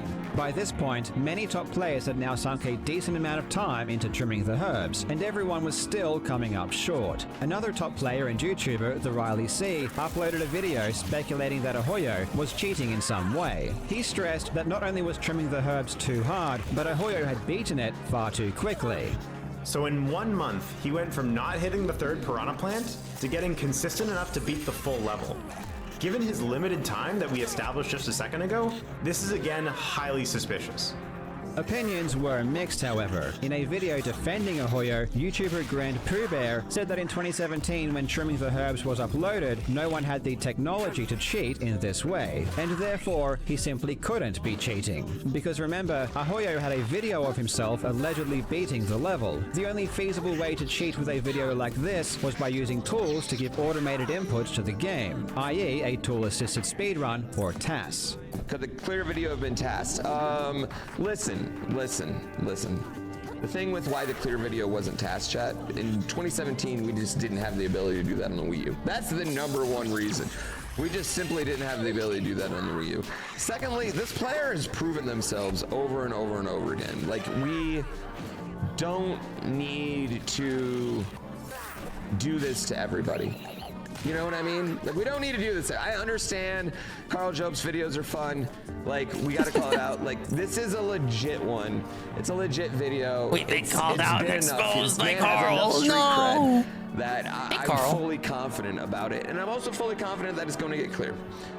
The Ahoyo situation was interesting because it highlighted again just how much people value their own perceived trustworthiness of a person. The reality is that Trimming the Herbs probably just because you're was good too doesn't hard of mean a you're level for like 2017. And the you're fact that Ahoyo incapable of uploaded cheating. a different clear It's like video for ability. Bombs 5 was insane. There is no reasonable, logical explanation that is more likely than he is simply cheating in some way. But people will overlook that if they think you're a good player. This is what continues to fascinate me, and it's why I will continue to preach that being a really good player doesn't make a person any less likely to cheat. This back and forth speculation didn't end up lasting long, as on the 23rd of March, I think it may make Ahoyo it more confessed likely for you that to he cheat did if you're a in fact really use good external player. tools to clear his levels. He I had can see built a frustration device building that could up, feed and inputs then like straight you into get the that like Wii U. desire So it wasn't in him you, beating like the you level want to in his beat videos. it, was a and you think you're computer close that enough was that you playing think you the can Wii U justify for it. him.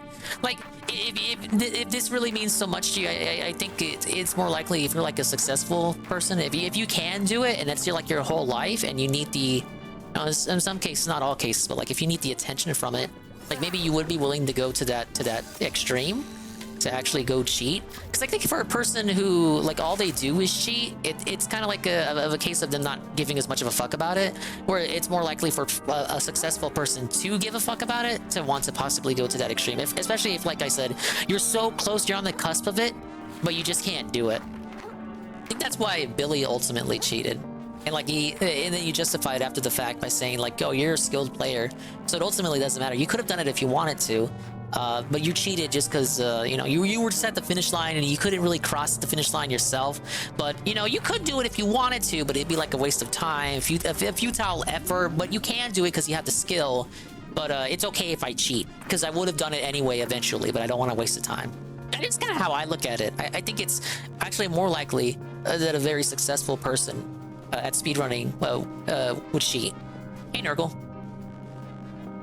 Yeah, because they're close to the goal. This entire situation is really unfortunate because the reality is that there was nothing special about Trimming the Herbs. And if you're someone who cheats all the time, like you're just a faker, you're gonna be caught right away. It's the kind of game where uploading a cheated level is a huge crime. According to Ahoyo, Whoa, he was planning Dr. on unveiling Krill. the truth almost immediately after uploading it, but after no one played it or cared about the level, he chose not to. If he had told the truth earlier, not only would no one have thought it was a bad thing, people would have thought the device he built was really creative and interesting.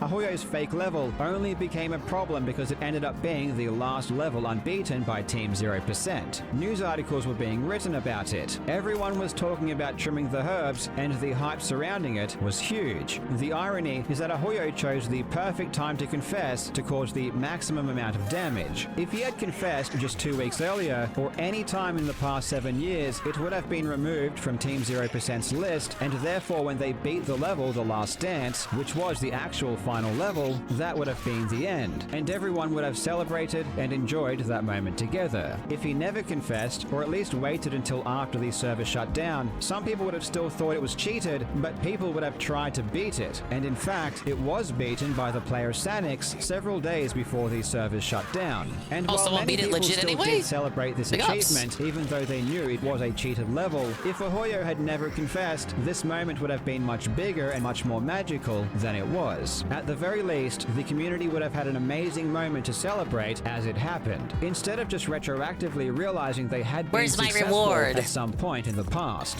The climax of 6.5 years of hard work by Team 0% and thousands of people was effectively ruined by a single person because they couldn't be bothered being truthful about their actions, which just goes to show how damaging small lies can be when there are many other people involved. 6 years is a long time to work on something, and the community really did deserve to have that big payoff at the end. Those special moments are what speedrunners strive for, and it's a huge shame I think this part's amazing kinda lame. project ended in the manner it did. I mean, But someone still, beat it in they the end did ultimately anyway. achieve their goal. So a big Yeah. congrats to Team 0% He's for just doing mad they the couldn't impossible celebrate on and Twitter. beating every single level in Super Mario Maker. And while the ending was a bit sour, what they have achieved is still something to be proud of. A big thanks to Yoshi for helping me learn more about Mario Maker, and a It's special Yoshi, thanks to not the Rally Yoshi. C for helping me learn about this whole situation. If you enjoy Mario Maker content, please go and subscribe to his channel. Thank you so much for watching, you legends. I hope you're having a fantastic day, and I will see you in the next video.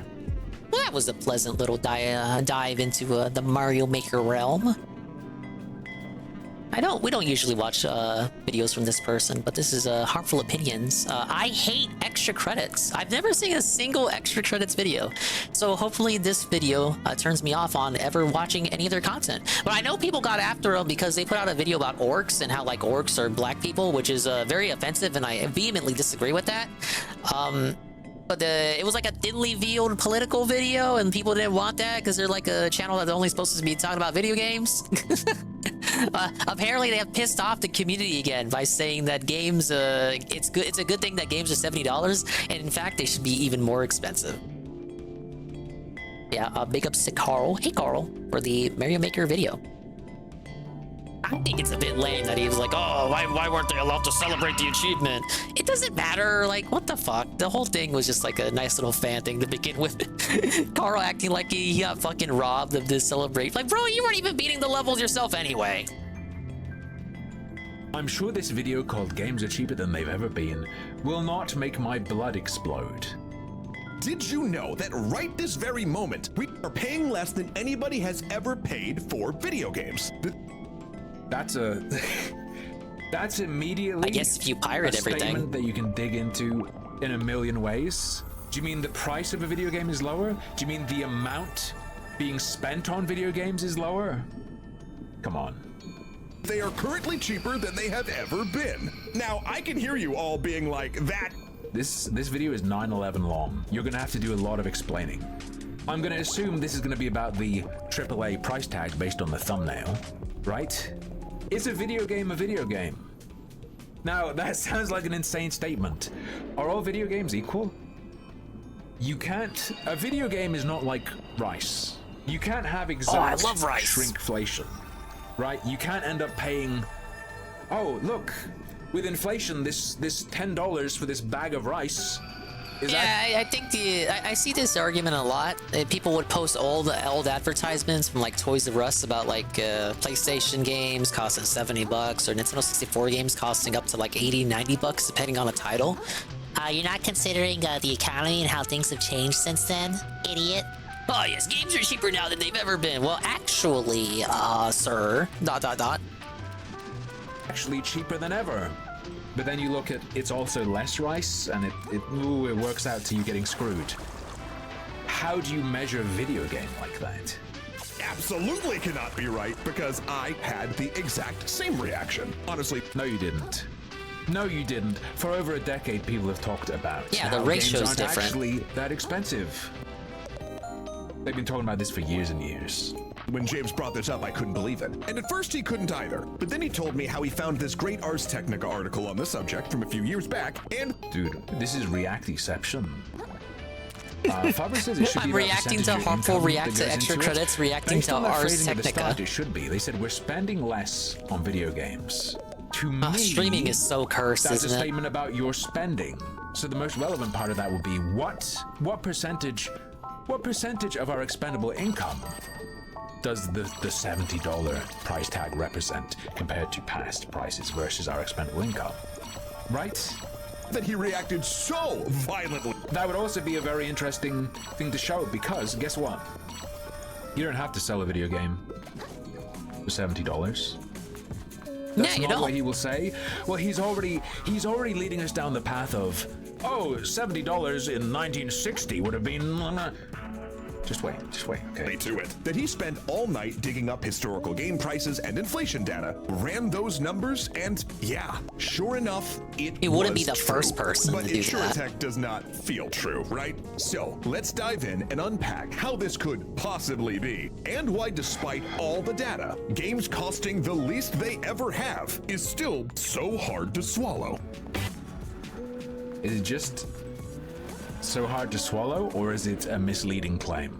Is it hard to swallow, or is it verging on a lie by omission, particularly when the intro to your video makes the statement, we are spending less on games than we ever have?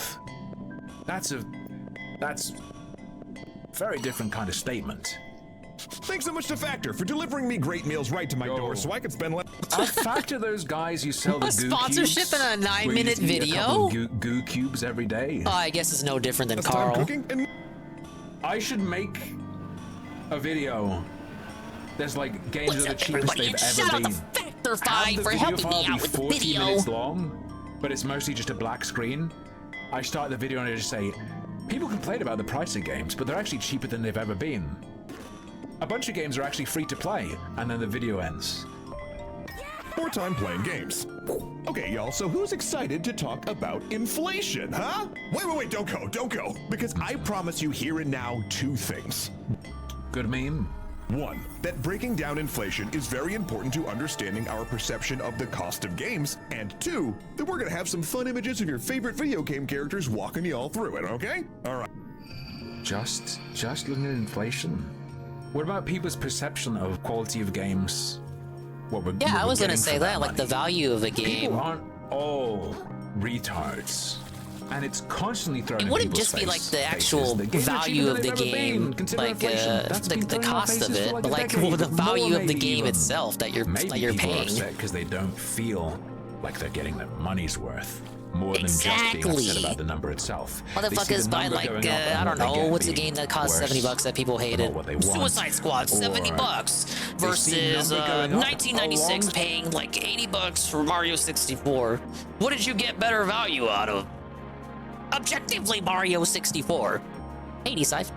Side money extraction practices, like battle passes being involved, being included in. Yeah, so you pay $70 and there's still battle passes and microtransactions. On day one for a game that costs them $70. Freshly $70. What are we 'cause counting that's what as, games like, cost now. the Is it? cost of Why are there still games? more things to buy on top? You know how we do. Thanks for believing in us. No, Tim, DLC isn't the game. You don't have to buy it. True. You don't have to buy any of these video games either. That might even be a good way to get the prices to go down if people would do it. Okay, if you think of the beginning of mass market home video games starting in, say, 1982, when the Atari 2600 came out, well, $1 back then was worth a lot more than $1 today. This guy sounds like Evil Box 94. According to the Bureau of Labor Statistics, it was worth 325% more. So when game cartridges first came out at around $25 to $30, they were actually selling for what would roughly be around $90 today. And when prices jumped to $50 in the 90s, with Okay, the but you got advent better of the games for Genesis that and price. Super You got Nintendo, like well, those were Mario actually Brothers probably 2 the and priciest games Metroid we'd and ever Zelda. gotten. In today's dollars, they'd cost you well over. Damn. Too bad none of this is an argument for. Now I pay $70 for like The Last price of of a Us AAA Part game 1, now being whatever. Over $100, and both Link to the Past and Sonic & Knuckles were totally worth that price. Yeah, look, exactly. They you even consider inflation, it's agree with cheaper me, than ever. Ree. Is You that got good? better games for what you paid Could it for be back cheaper, then. though? And like, therefore, what extra credits? I feel like my blood's gonna explode out of my body. I agree, Nurgle. Is your blood gonna explode out your body too? Perhaps, with the infrastructure miracle that is the internet, and ease of distribution to the biggest audience games have ever had access to ever. I really like this game, and this cost me like $25. I think I got my money's worth, definitely. Of distributing games now, perhaps they could afford for games to be even cheaper. Ooh. Do not at me. That would be sick, wouldn't it? Then the Great Disc Revolution happened. Instead of having to buy pricey cartridges containing expensive hardware, instead of having to ship bulky boxes with a fat hunk of plastic in them, now games could fit in a jewel case and be written to a CD. This lowered production costs by a lot. And as the console wars heated up and Sony and Microsoft duked it out for who would have the dominant home console, something unheard of happened. Get this, those savings actually got passed to us, the consumers. Instead of raising prices with inflation, the standard game price remained the same. The industry then started to get wary of the idea of charging more. They thought, based. Good. The consumers might revolt. Actually, there were all sorts of think pieces back then about how charging $60 for a game would destroy the industry. So for years, other ways to cut corners were found. Yeah, and people should have been so angry about that shit that game companies would be scared of implementing that practice. Gamers have failed us. Do not use the idea. Oh, I know. Like DSP says, we gotta blame the executives. Cut out and then sold back to us later. Do not use that as a justification for the price of a game going up. Oh, if we'd have just accepted higher prices, this never would have happened. What if we accepted neither? What would have happened then? They would have to have come up with shit that would convince us. Disc manufacturing prices decreased, but also, Siffy, I think I'm picking up what you're putting down. It would be the equivalent of that happening, but then everyone buying the DLC. In a way. Boxes became packed with less and less goodies. Manuals were shrunk from 50-page tomes to 5-page leaflets. Now we don't even get manuals. Special inserts. Good thing now that my game costs $70 and I download it on Steam, I get all those goodies again. I'm glad prices have gone up. Worth. And the price held. Then digital started to take off. Stop. If we're going to consider inflation, and you're going to talk about literally got corrupted, but I'm back where I'm at. Less products. We love indie games. Has the price held? Has it Extra actually? Credits is arguing why games being more expensive is a good thing. Shrinkflation. I didn't think of that. I didn't think about goodies reducing. It's the same dollar price for less stuff. Is that the price staying the same if we're willing to consider inflation in whether something is more expensive or not? I don't think so. And even though making games was becoming more and more expensive, prices just barely crept up to that $60 mark. Because despite the platform fees, being able to sell when big Wii games were 40, 50 bucks? No, 50 bucks. Whereas DS games were around like 40. And they stayed at 40 even through the 3DS's introduction. To balloon, for reasons we will get into in a future video, and the... Not my problem. The real return on that $60 price point was shrinking every year as wages grew with inflation and as that number didn't change. So now we're getting $70 Switch games with like Tears of the Kingdom, but I don't think that's the standard. Began to bat around the 4 most dreaded words in gaming: new ways to monetize. They were slinging pre-orders. They were slinging collector's edition. I swear to God, if he's going to present this as a consequence of the base price of a game not increasing enough, he's out of his mind. No, don't. Blood is going to literally pour from my eyelids if he says this happens because the base price didn't go up. Companies, look, all these publishers would have been content with their profit. If you just let them feel comfortable, if you destigmatize the higher price tag, they would have felt comfortable with that profit and not done this. No, we'd pay twice as much as we're paying now, and then pay twice as much for all the DLC and shit right now. As they were slinging DLC, microtransactions, the list went on and on and on. So for years more, we didn't cross we got that a boss coming up. $70 plateau. Meaning, yeah, well now we're on that plateau. Are we headed to that city? Of course we are. I'm sure it's gonna be dangerous inside, right? Indeed. Would you have it any other way, child? Admit it or not, you're an adventurer through and through. Could have easily left this place, I say. But returning home empty-handed wasn't enough for you. You've got ambition. I guess, maybe I do. And now that ambition has brought us here, we can't possibly turn back now.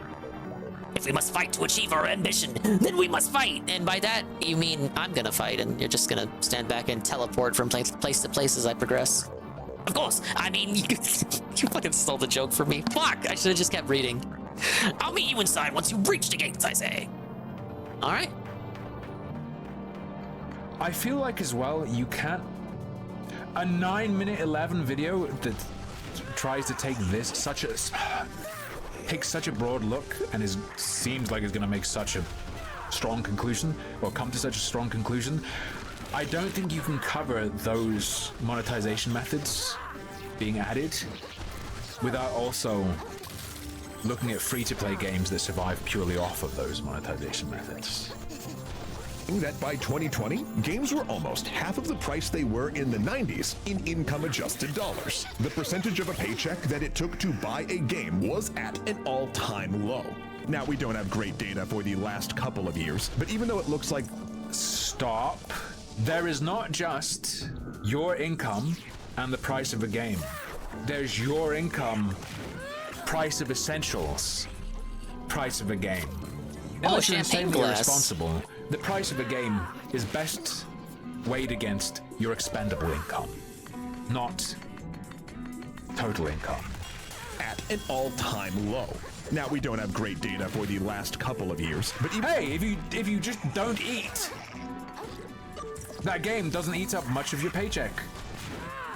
Even though it looks like prices have begun to creep up a bit, and even with $70 finally Ladies being and the gentlemen, standard price point for a AAA game in 2024, dips. again with inflation, we're still worried that we're paying the least we ever have, or just very, very close. I mean, Still, if he's judging the value of a game, at this point, he seems to be doing it purely on the back of how much it costs to make, and not considering how much it's worth to me. How much it costs to make is not the same as how He's much not it's considering worth. how much it's meaningful. Most the $70 price point is Is it basically a an meaningful adjustment back purchase? to 20 teens levels, but Oh, I yes. digress. Because a possibility, isn't it crazy that it's possible the cost of making a game goes up and up and up, but the thing they're making, worth less and less to me. The price, worse and worse. Yes, because no matter what, it still doesn't feel that way, right? It feels like games are so expensive now. This video would I would rule. certainly say games are more accessible now. Is this guy even going to touch on AI? Or would he be too scared to talk about AI? Does he have an audience where he'd be scared to talk about AI? And its potential for removing the production cost justification? Nah, it's over to Loria. Why is that? Look, the truth is, I don't have an empirical answer, because... Oh no. Oh no. You know what we're gonna get in the future? Hey Chud, pay $100 for your game. It's handmade. Games are gonna be described as like handmade. No AI, gluten-free, organic, handmade video game. You gotta pay a premium. There's just not a lot of great data out there on feelings, but I do have Handcrafted, some made conjectures. game, indie First off, style. it's just No developers were expectations, tortured right? during the We've development of managed to said hover game. at the $60 price point. Yes, that rules. Expectations rule. Analysis of this situation is in itself an element of why prices are the way they are, right? A video trying to explain why the price is reasonable and low to a mass audience is an element in people accepting higher prices, leading to higher prices. Point for so long that So fuck these guys. I think gamers should be insanely unreasonable and just be like, hey, $20, AAA. Bruce Lee would always push the idea of the 1-inch punch. In order to really hit someone, and even if you're only an inch away from them, you have to aim to punch a spot that's like a meter behind them. If you want to fight a price hike, you gotta punch through that target and try to hit way deeper so that you hit that thing you want to hit as hard as you can. It feels like the price of a video game, and instead of creeping up $1 each year for a decade, we're hitting that new jump all at once, leading I like the presentation of this as an inevitability. us to really notice. Second is that none of the new ways to monetize are going away with this price hike. Yeah. Look, if a publisher said to us, are those things not part of the game? They're still a part of the game, right? Add them to that price tag. our game's got a $70 sticker price, but there's no in-game purchases and all the DLC is free, I'm betting people would be a lot more accepting. But Hey, with most Nintendo games, the DLC is free. Instead, the consumer is being told, or just an update disguised as DLC that has content. Doesn't Baldur's Gate 3 have the price tag though? Hang on. Wait, £50. Is that about $70? Like, I'm aware this isn't a AAA. At least I don't think it had a AAA budget, and it's self-published. 60. Yeah. So he's right. People are hyped. If Baldur's Gate 3 costs 70, 100% people will be hyped about this. Games now sure $70, and you gotta pay for New Game Plus, which makes us the consumers feel like garbage, even though, to be fair to the industry, there's no way that $70 price alone is going to cover most of the budgets of a modern AAA game. Yeah, because it's not $70. $70 isn't $70. Guess what? A $10,000 price it's tag $70 for a game plus all that shit won't cover attached. it either if one person buys it. What do you mean? Want to know one of the first things I said 2 years ago? Do you want to know an element that did not come up? The price of making games has gone up. Oh, you know, making games is more expensive? So, sorry guys. You're gonna have to pay more for games. With the amount of money that goes into marketing to increase the number of people buying games, they can't afford to keep selling them for less than $70. I'm so good! Holy shit! They are that was one of his classic maximizing videos the amount right of there. people buying it and saying, hey, because we're spending money on increasing the number of people buying it, we have to increase the price. Silly. Better or worse. But again, man, does it feel bad when they ask you to pay for the car and then they tell you that you have to buy the keys separately. So it's also, I'm not even going to say anything. Maybe there's some messaging to work on there. Third, indie game pricing structure. Because indie games tend to do their own thing when it comes to price point. They remind consumers that games could cost less. Now, there's a lot of reasons for this, of course, with most of these games costing far less to build. But Well, they're smaller games, and it's supposed to be like it's supposed to be more appealing, the price structure. I spent 78 hours on Vampire Survivors and paid $1 for it, while I played something like, say, Redfall for an hour and a half, paid $70, and didn't enjoy it nearly as much. Because even though your whole rational brain knows that Vampire Survivors cost way less to make, You gonna understand this? Or is he gonna say, is he gonna imply or assert that the correct price is the one that rationally relates to the cost of production, regardless of anything else? it is still true that dollar for dollar, Redfall didn't give you anything like the entertainment value that Survivors did, and that's how our brains want to compare them. So as individuals, maybe it's worthwhile to look at... Normally when these people talk about, your brain wants to do this, your brain wants to do that, they're gonna say, but that's irrational and you have to ignore it. At that specific value prop and vote with our wallets towards things we enjoy accordingly. Then, of course, you got things like Baldur's Gate 3. That beast feels AAA. Heck, it feels a lot more AAA than... For a little bit. For a little bit. A lot of traditional AAA I think it feels games, AAA but well it enough. came out on Steam at a $60 price point. So why can't these other games that look... Didn't it come out before the recent shift to $70 being the AAA standard, though? It was on early access, I believe. I remember Ludwig playing it on early access. And have nowhere near the content do the same. Again, that's what my lizard brain is always asking before I look at pricing models, early access, etc. Finally, it's timing. Coming out of COVID, the whole world experienced massive inflation. Now, even though we in the US have had it lighter than most, it did bite into everyone's pocketbook. So this is all happening at a time when our entertainment being more expensive, justified or no, seems like a little bit of a slap in the face. So yeah, those are just some thoughts, some musings, if you will, but... Don't be a coward. Give us some conclusions, you weak bitch. You Whoa, certainly made a implications. Bloodstar Lynn. Wait, have these guys... I can't remember the last extra... Oh my god, I'm all over the place. I don't remember the last time I watched one of their videos. Have they always just been gigantic cowards who don't make a point? They make strong. They sure made one when they implications, said but never black make a people point were in this being video. compared to orcs in World of Warcraft or whatever the hell. Oh, is that their thing? We imply but never make a point. That's fun. So their style is just I, of course, designed to disagree increase my blood about pressure. that. I will see them in court. I think they've just completely counteracted the beta blockers I've been put on. There's more. No, there isn't. Stop Why it. are all of these $60 games? I was gonna say, we've had this shit shoved down our throat for a decade. The stuff in this video, he's parroting like AAA publisher propaganda. Here's an extra history. Oh, this is kind of fun. Video from 6 years ago. Games should not cost $60 anymore. 672k views. Guess what, buddy? You were a small part, but a part nonetheless, in this change itself. Like I was describing before. Why are all of these $60 games? I remember I have listened to these guys' videos before. I remember with this voice. Trying to sell me loot boxes? Why are all these $60 games selling me season I recall passes this for their video DLC? also caused some outrage Why when are it was all of these originally $60 uploaded. games It's not even the first time including they've approached microtransactions? the topic. I hate these people so much. 6 years ago, game prices should be higher. Today, so they're fighting for higher prices. When you discuss the price of something, that depends on people's opinion of whether that price is too high or too low. It's not something you need, it's entertainment. How much they can price something depends on how much people are willing to pay, absolutely. When you weigh in on that, your weighing in itself can have an influence on the price, right? That can happen incidentally. It feels like these guys are trying to deliberately engineer higher prices.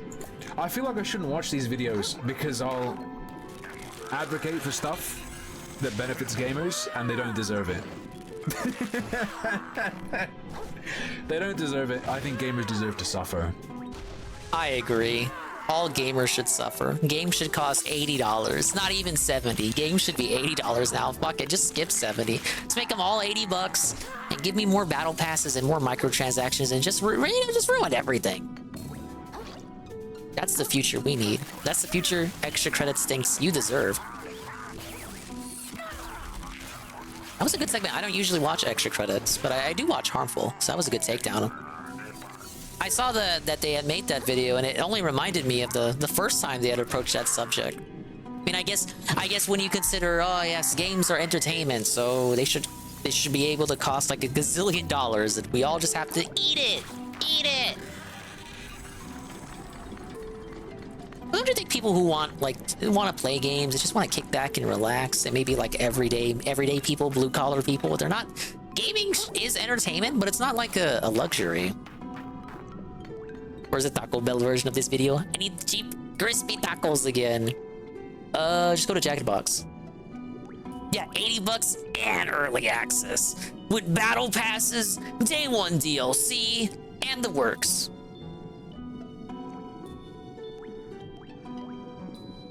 Full of multiverses, make people put money in the passes and then kill the servers.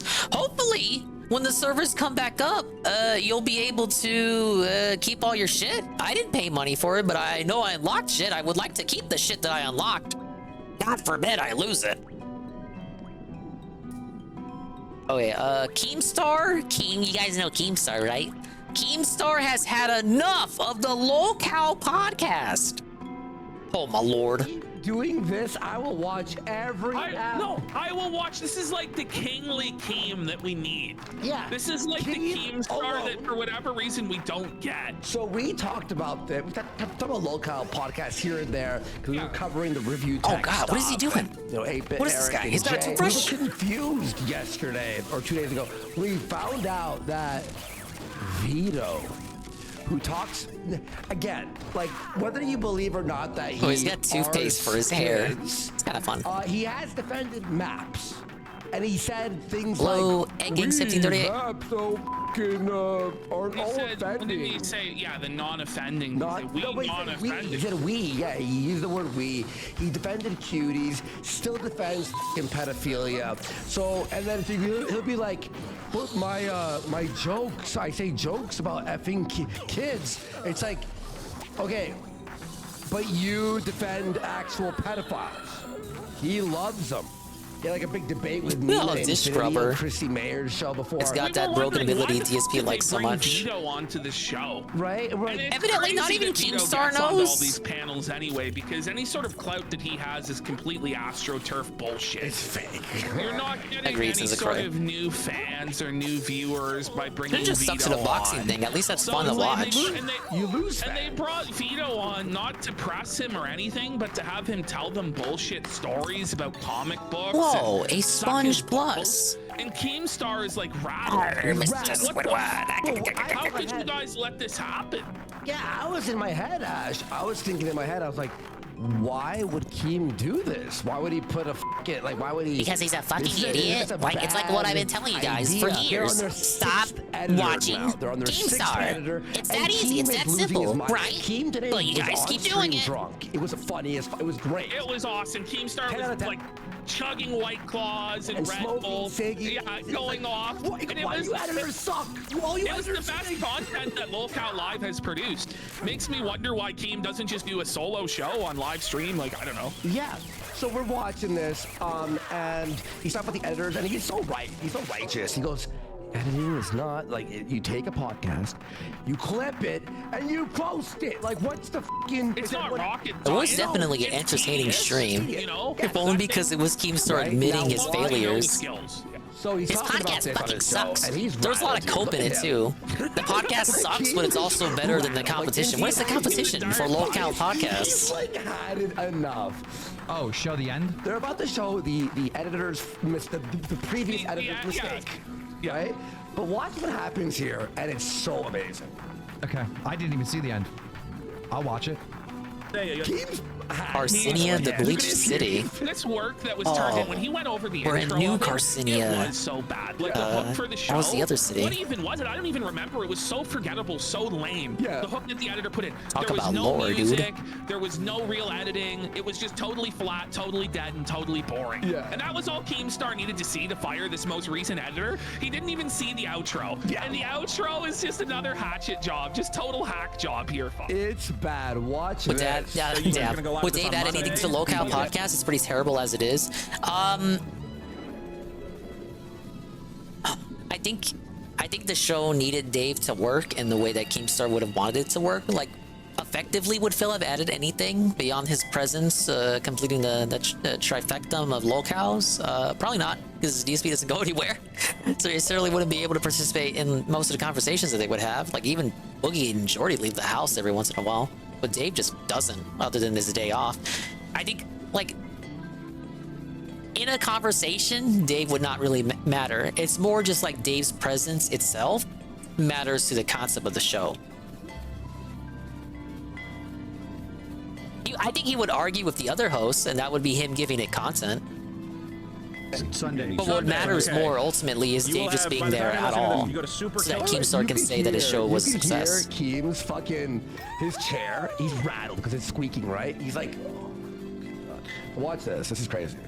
.org. Right now I'm running a crowdfunding campaign for my new By the way, comic book. Mr. Manchester in chat goes, I don't know what Keem was expecting. He's working with people famous for being f***ups. Well, he understands their f***ups. And like, as he goes through this rant, he's like, listen, they all f*** up. I have to deal with their stupid. I knew that going in. But what he didn't know is that the editors would also be like, the editor should be the one stable, constant rock of the program that's able to get out the edit. How do you have the balls to get Vito to promote Super Killer on the podcast, right? When he's like promised. Yeah, that's why he gets triggered so much whenever you say fake drama in the chat. It's It's not fake drama. 2 years, and we're gonna hear now that there's actually like legal issues with the comic that he made because like, what you'll see. This is actually crazy. What happens? Super Killer, and that will be closing on Monday. So you will have Tell me what exactly Super Killer 24 hours is. from the time you listen to this. Yeah, because Get a you've been copy working on of this my for comic years, book. and it's actually Years. It's a I've comic seen book. the outline for his comic book. His comic book is so bad. It's the worst idea ever. And Wings is gonna fucking come in with a Feltoning and a half. Is it?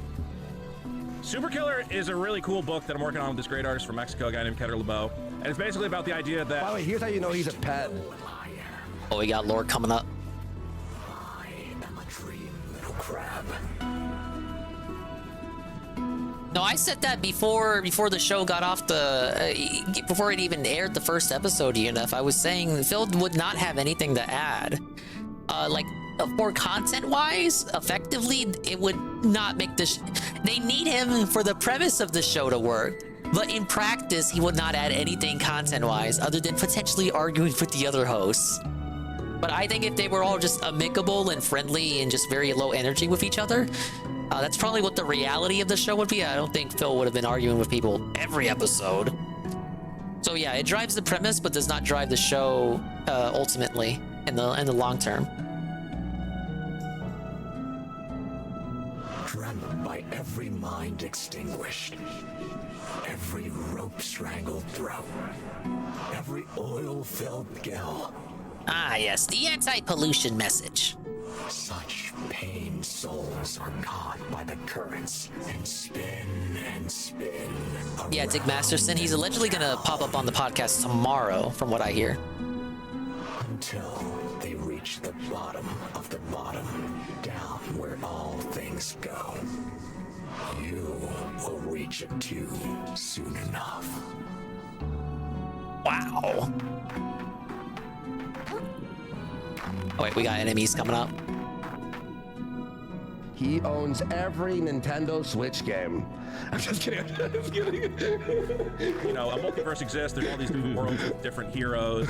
Switch Bros catching strays. And whatever else.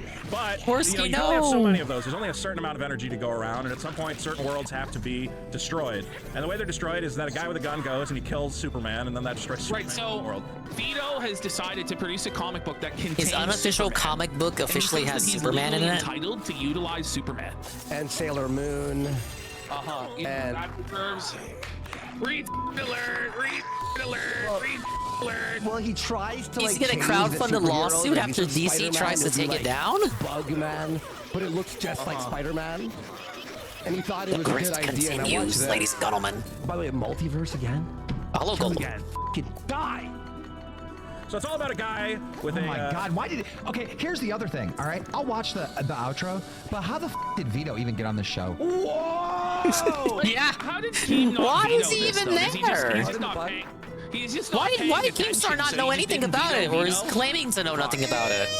I think that's what I'm curious about. Isn't this your podcast? Vito fucking sucks. PDF file. Whoa! Bring it up, huge Keem, go! Let's go, Keem! Let's go, Keem! Put it to him, buddy! Fight I mean, it doesn't take a rocket scientist to say that about Vito, though. With his PDF It's not file really a fucking confident preaching. stance. How Oh, does you took such a brave stance, Keemstar, saying that. Saying the thing everything everyone says about I Vito. will watch every I will watch. This is like the kingly Keem that we need. Vito's around because he's Dick Masterson's current co-host. Why? Because Keem's always, Keem has to be alone and talk about what annoys him.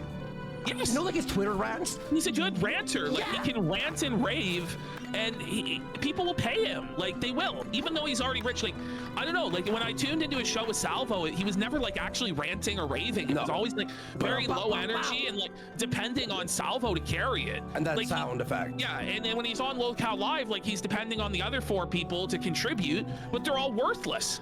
So he needs to just take charge and just do his own thing, man. Like, Never would have had this guy in a show. Like, what is Tommy and Wings doing? And okay, if they're gonna Why have are him Tommy on, and Wings why booking not guests bully without him? Keem's consent? Exactly. How does Keemstar not know what's going on his own podcast? It's like, it's so weird. It's this bizarre, plausible deniability. Like, I guess I could believe that Keemstar doesn't know what's going on because he's a fucking moron, first of all. And also because he has, like, the other shit going on. Like, I think he has other shows. Drama Alert is, like, on TikTok now. And then he's got the Happy Punch thing. Okay, it's gross incompetence regardless. Like, if you really don't like people like that on your program, which I think that's natural. Like, I would agree with that. Like, why would you have PDF files, a noted self-admitted self-reporting PDF files who like defend maps and no maps and all that fucking disgusting nonsense? Why would you have that on your show? Like, if you're not okay with that, and why would you not be aware of what these guys are doing on their program? Like, you're the owner of the podcast. They're just the hosts. Why are you allowing them to decide who gets put on the show? And if you don't like them having that power, why don't you have that power? And if you don't like that, why aren't you looking at what kind of guests they're getting? Why aren't they putting every guest through you? Rue! If the purpose of the show was to, like, make fun of these people, then why didn't you tell them to make fun of Vito? Like, if you're gonna have him on the show, like, if you were gonna have Vito on the show, I agree. Why didn't you just A-log him the whole show instead of you kind of like glazed his anus and you allowed him to shill his stupid ass comic book that's probably gonna get taken down by DC for having Superman in it and all these other superheroes? And when that happens, he's probably just gonna make like a GoFundMe, crowdfund to grift even more money for some sort of lawsuit to defend his stupid ass comic book that shouldn't even exist in the first place. It only exists because he's like pretending to be mad about Eric July, some random, boring, mediocre black man who has a black comic book, and we're supposed to not like him because he's a successful black man. It doesn't make any sense. The whole Eric July shit never made any sense. I'm tired of pretending that I should be upset about a black man in his comic book. I'm not upset. He's just a boring black man. Jeez. They should have bullied the shit out of this fat Exactly. Okay, you want to get him on? All right, then fucking Vito's the pinata. Everybody line up and beat his ass until fucking candy comes out. Like, for real, like that should be the show. That should be the show. Not like, tell us about your comic book. Yeah, if you're gonna get Vito on, press him. If you're getting people on, press them. That's the content. No, poorly made. But I don't even care that much. And I hate to, I know that sounds hypocritical because like of the tangent I'm going off on here, but it's so forced. The thing about Eric July is so forced to like an annoying degree. Like, I'm supposed to be really upset about this guy. Like, I don't even know. Like, Noel has the same sentiments. Noel also looked at the comic book. He looked at the whole comic book and then looked at Vito's leaked script of his comic book. It's like, it's just a bunch of forced nonsense. Like, I don't give a fuck about this shit. I don't want to pretend like I have to give a. That's the annoying thing.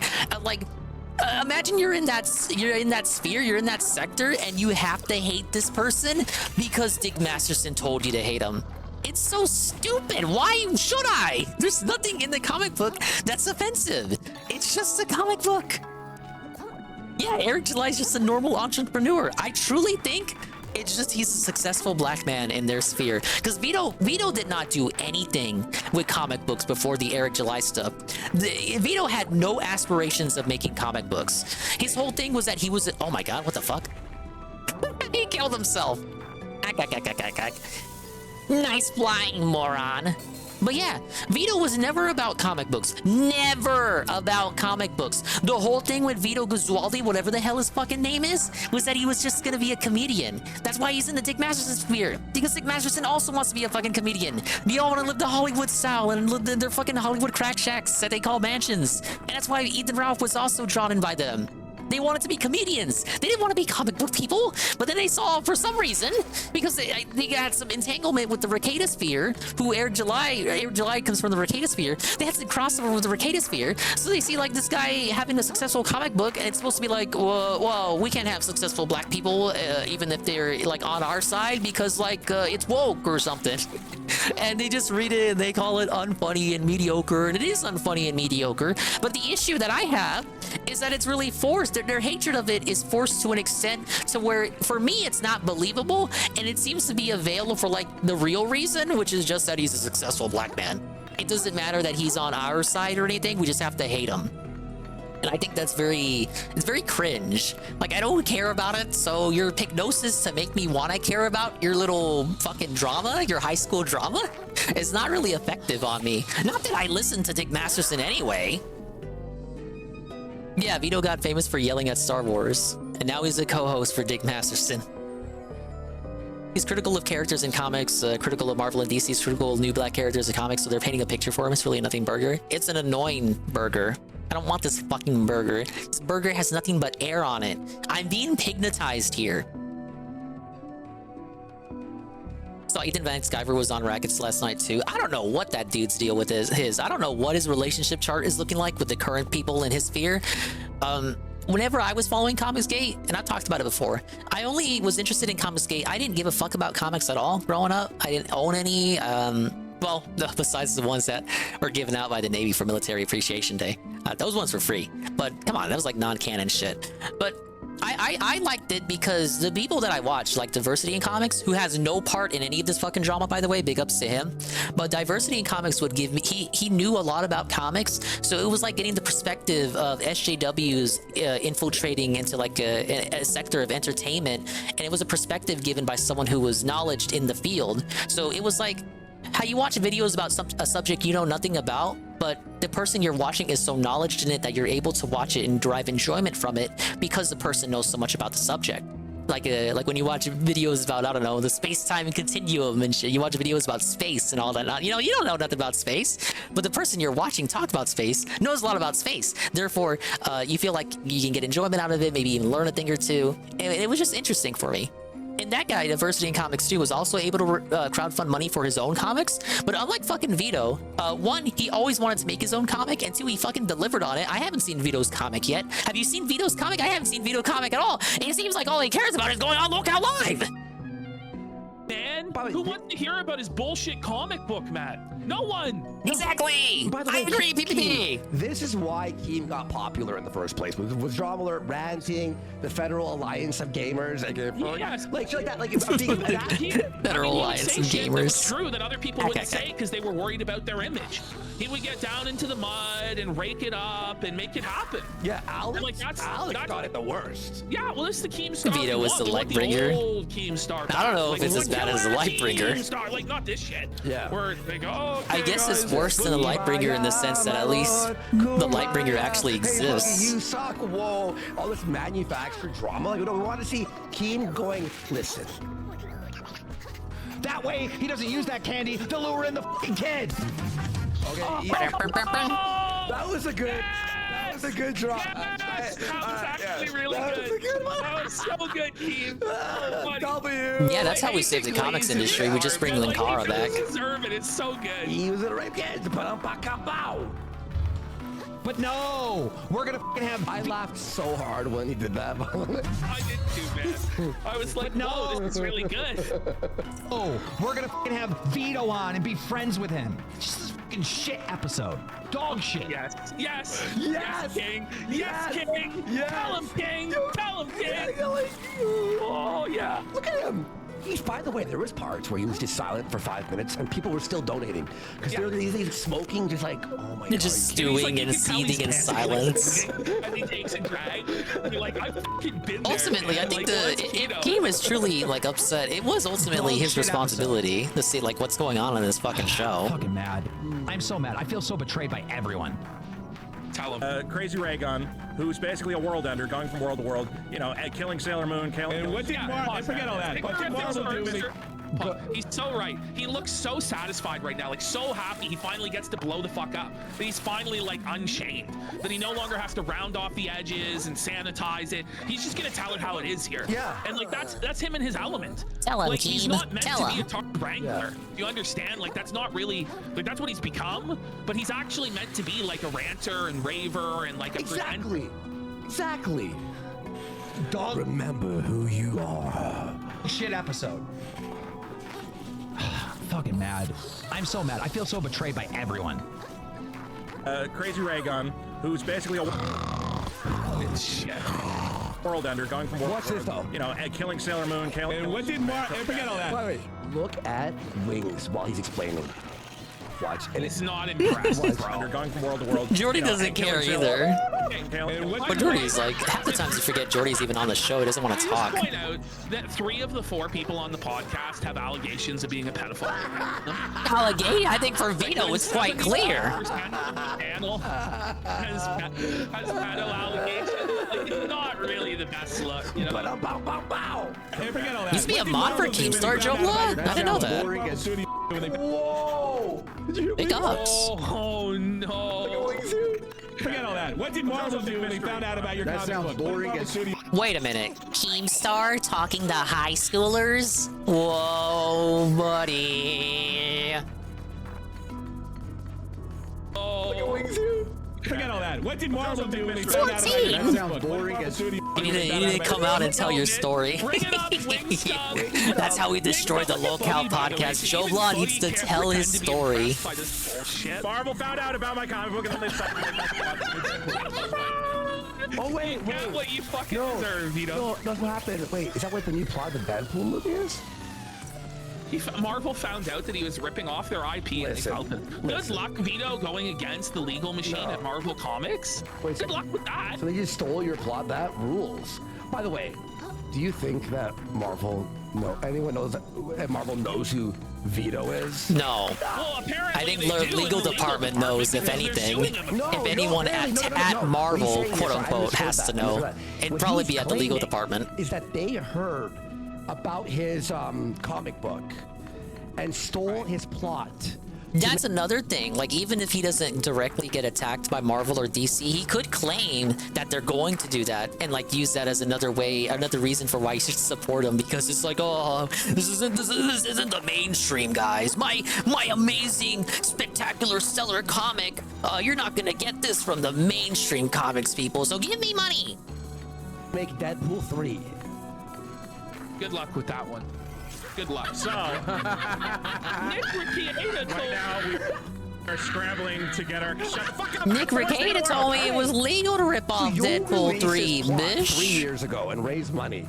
Don't release the comic book for 3 years. And Deadpool's new plot happens to be like the same idea of going from universe to universe. And now you have to scramble to finish the fucking comic. It's not an original concept. No.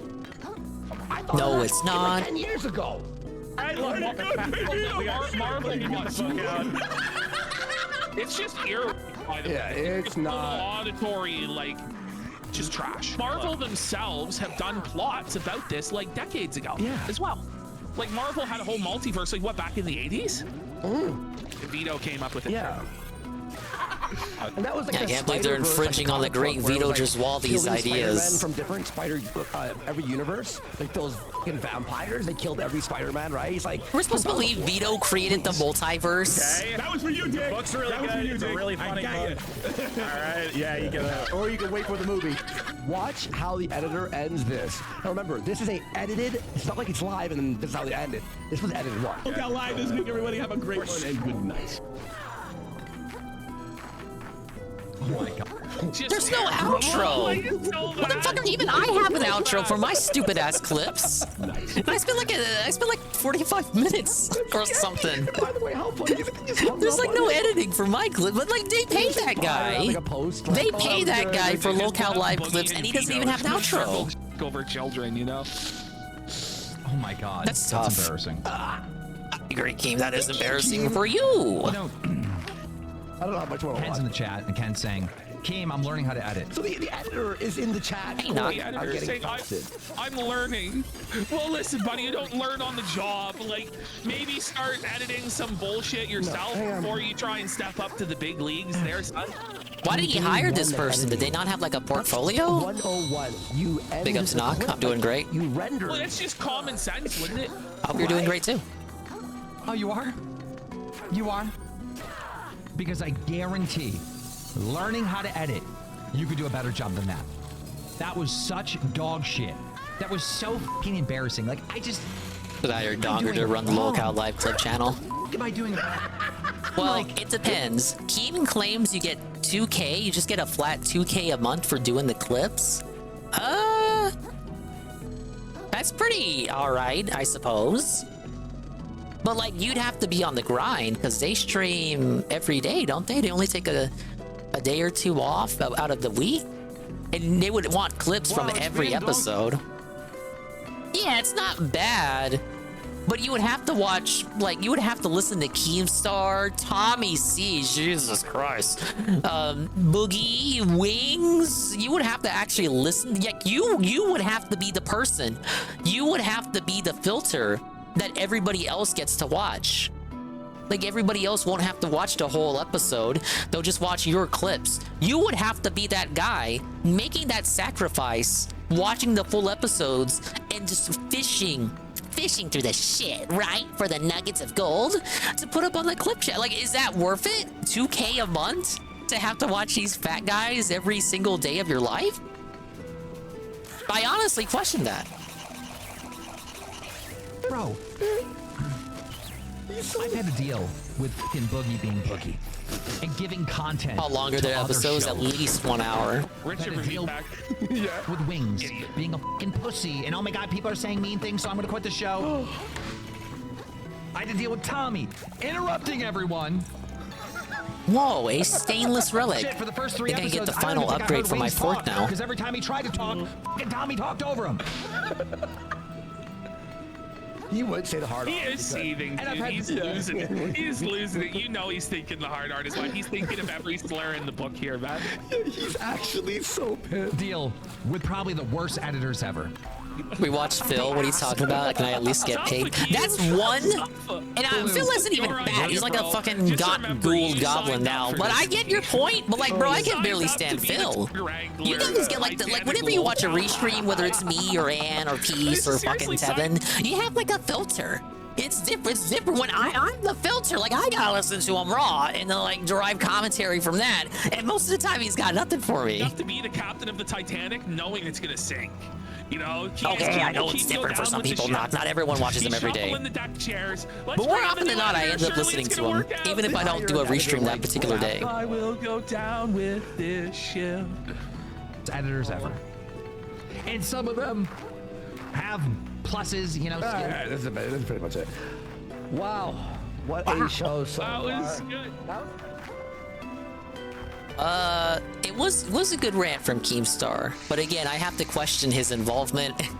And how much did he know and not know? Like, did he really not understand that Vito was going to be on the show? Why doesn't he? If he doesn't vet the guests now, probably should start doing that. Yeah, I've taken detox weeks in the past.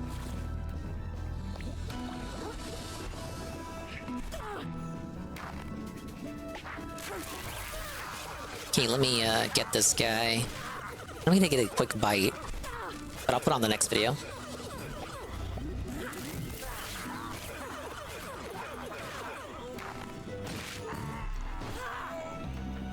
Get my DSP through 7 stream, never seek him out anymore. Yeah, exactly.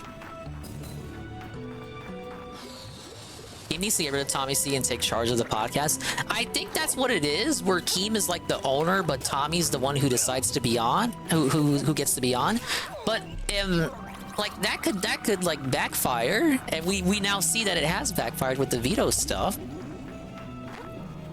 Like, it's fine if you need Tommy to run the podcast. I get it, because like he's an important businessman. He's got a lot of things to do. He's got a lot of businesses he runs, right? He's like an entrepreneur, correct? But I think he should have some, like, if it truly made him upset to have Vito on, and I can get it, because he's like a self-admitted PDF. It's fucking disgusting. I wouldn't have him on either. But to prevent stuff like that happening, maybe you should have Tommy do everything, but when it comes to guests, have the guests be filtered through Tommy and Keem. Maybe have a discussion about who you want to be, who do you want on the show? Because then, like, everyone knows Keem owns the podcast, so anytime they have a negative person on that's going to cause controversy, that's going to be associated with Keemstar anyway, right? It's like, shouldn't Keem just have, like, be involved in filtering the guests regardless? Because it's just going to be associated with Keemstar regardless?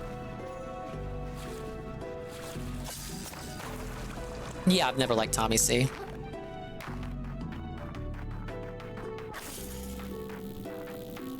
Team needed to be way more involved from the beginning of the show. I agree too, but like if we're just gonna do it the Keemstar way, I think at minimum that should be how it is. I agree. So if it's Keemstar's show and he wants to brag about the success, which he did brag about the success during that little I Quit stream. He bragged about how great the show was despite how much it sucks, which doesn't make any sense to me, but whatever. But he talked about how much of a success he was. Okay, well, if it's your show, you don't get to just take credit for the successes, right? You have to take responsibility for when the show flounders, correct? I think the first step, if we're going to keep doing it the Keemstar way, would be to just vet the guests from now on. I think that's very reasonable.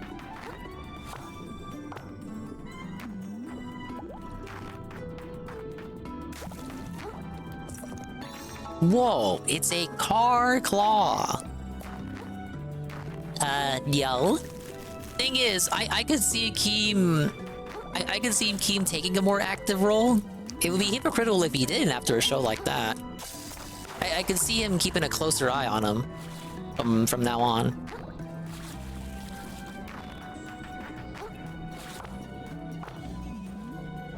So I don't know how much of a closer eye, like how much more scrutiny will he have done, considering they got Dick Masterson on tomorrow. Vagabond. Triton! How'd you make it down here?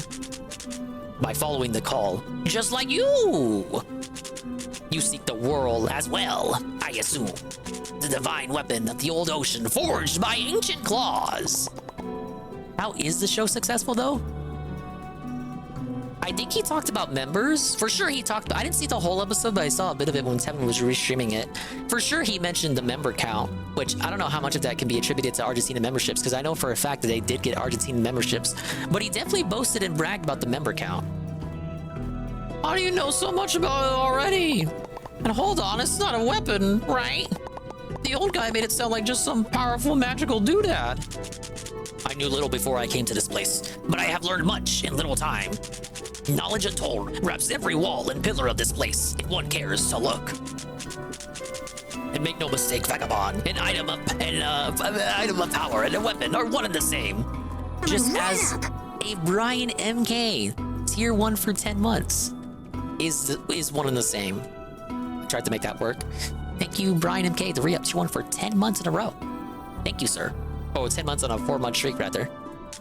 We're talking about the Lolcow podcast and the failure of Keemstar. And we're making our way to the final area of the crab game. Our enemies do not so much as hesitate to turn power into violence, so neither must we. Oh, I don't want to use it to hurt more people. I just want to make things better. And I want my shell back. Listen to you, Vagabond. So far astray from your original goal. When will you seize control of your own rudder? Will you ever? If we meet at the center of this maze with Whirl and Claw, I sincerely hope we may align on its use and meet as friends. Am I your friend? I see my point is lost on you, Rue. May we meet again soon, Vagabond. Wait, you know where you're going? Follow the call, little hermit. Let yourself be dragged by the spiral deep inside. You know how. It has been tugging on you all your life, after all. Oh, bye-bye. They just teleported up. Ah, yes, the journey continues. Okay, I'm gonna get a quick bite, and then we'll play the next video. Thank you again, Brian MK, tier 1 for 10 months. We have Nick Fuentes runs from Destiny. This was a recent encounter. Nick Fuentes got unbanned from Twitter, and they were on a call with Destiny guy, and Destiny gave him the massive feltoning of a lifetime. But no, good. Is it okay if I repeat the question to you? Just do one question from you. Oh, I see. So you're scared. He's you're lying. Scared. He hears him. He hears No, us. he is. He's absolutely lying. Because he doesn't want to engage with anybody who might actually be able to challenge him on his view. All right, so here's Destiny with Fuentes. We have the timestamp where he presses him about Ali. The timestamp was hiding my screen. Let me check it out. This just happened, by the way. Everything is just happening right now. It's all breaking in like the last 3 hours. 1:37. So remember, Fuentes just got his Twitter account, all high and mighty, but Destiny is gonna felt him. Here we go. You ready? By the way, we got Bangladesh Gaming for $5 just before we will do this last super chat. Bangladesh Gaming. Bangladesh Gaming. He says, found you guys from the Clip channel and now I'm all in on the casino. Good shit, boys, and stay sober. Let's go. Appreciate 171 days. Let's fucking go. All right, here we go. Clearly, there's a little ideological bias. I didn't say he had. As for pornography, 2 seconds, Nick. What was? Sorry, Nick. Sorry, 2 seconds, Nick. What? Correct. What is this stream? I feel like, is he like hacking? Like, it feels like he's hacking like a fucking government database. Did you want to make George, and then we'll go to Nick? These are his notes and references. I didn't say child pornography. Oh, okay, gay. So Nick, it was not child pornography. Big difference. Yeah. Wait. Hey, I have to. Like, imagine actually tuning into this shit. Yeah, sorry. Imagine though actually tuning into that shit to listen to all these random chuckle fucks yell over each other in the Twitter space. Exactly. Like there's like 9 guys in there. Like didn't this fall out of fashion in like 2019, 2018? Yeah. It was already like old. Yeah, I like started the this, panels by the with way. like 20 people. Yeah, it's all your fault. I did start. I'm sorry, folks. I am so sorry. It all comes back. It all stems from me.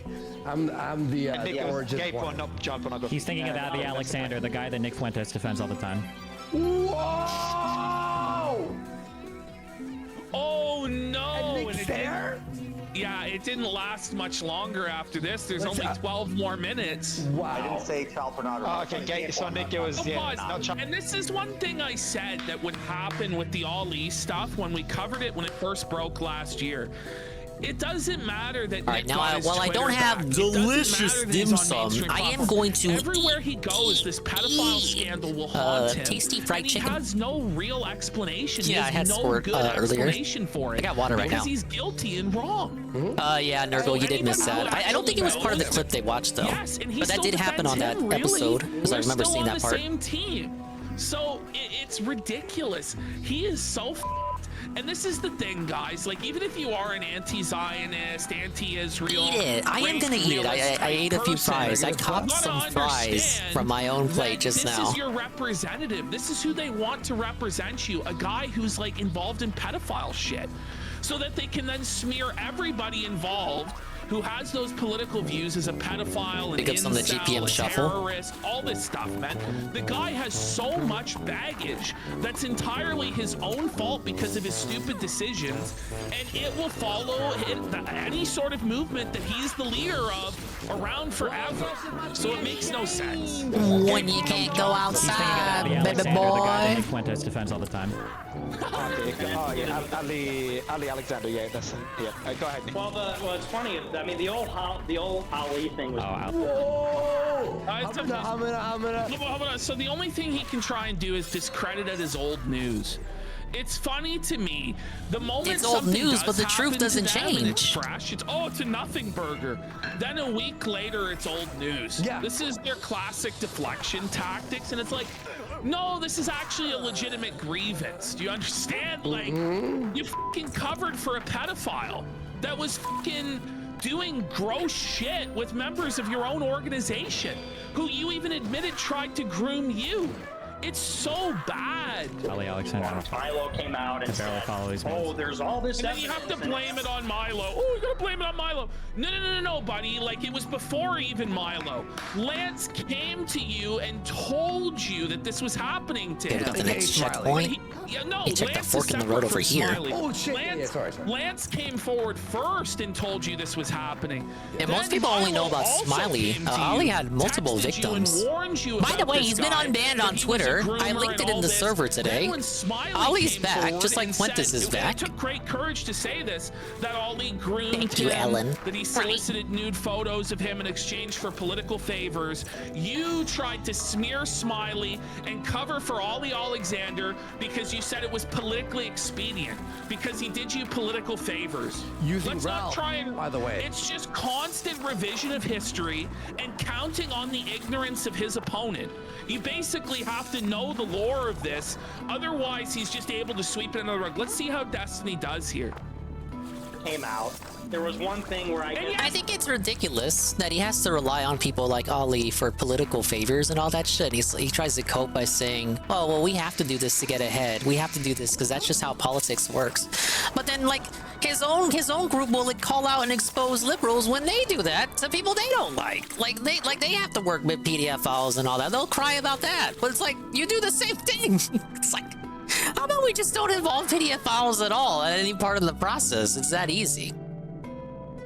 There's the clip of Nick saying he knew about Ali all the way back in 2017. He saw the pictures. Yes, when Nick went against Ali back in 2017, he said the guy was a gay pedophile, and then allowed him to oversee students for Yay, where this guy was in charge of the doxes of all sorts of students, young boys, that he would be able to groom for his own sick fucking pleasure. And he was also involved in Stop the Steal with Nick. Oh, okay, I see what I'm supposed to do there. Campaign and all this stuff. It's so dirty and it's so obvious he knew and allowed the fucking fox into the hen house. Yeah, he put him in charge of the gay campaign. Ralph called Smiley a gay slut. Yeah, and Ralph was like the bulldog. Yes, Ralph tried to cover it up slut. He goes, because Ollie got him unbanned on Twitter. Whoa. Yeah, so Nick ended up quitting the space after being pressed about this and started his own cope space. Well, let's see what happened. But BBB is right. You're basically felted unless you know all the lore. Oh, there's all this evidence, and it never came out. There was. What do you mean? It all Like, look at how hard he tries to obfuscate it here versus Destiny. How many times? Well, Does he have to be autistic enough to pay attention to this shit daily? Which most people are not willing to I do. think he said there was like 25 victims that he had all the info about, and he didn't ever release it. So I do think Milo deserves to be they didn't pressed cover the about little that, tipping but big it's a city stuff. deflection to go, oh, no, Oh, it was shit. that dastardly Milo Yiannopoulos. We all know he's evil. Da, da, da, da. But if he's so evil, so untrustworthy, such a liar, why did you get in bed with him in the first place?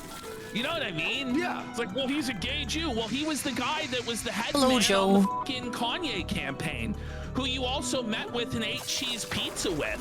Let's not forget that. Where the weird Not an ritual understatement. where He actually did Fuentes eat and Milo cheese are in pizza. the picture eating cheese pizza together. Anyway, let's continue. We got to get through this. It's just crazy. One thing where I guess he sexted some gay guy who apparently, I mean, at first it looked credible, and then this guy turned out to be following and commenting on like 100 other gay people stuff during that.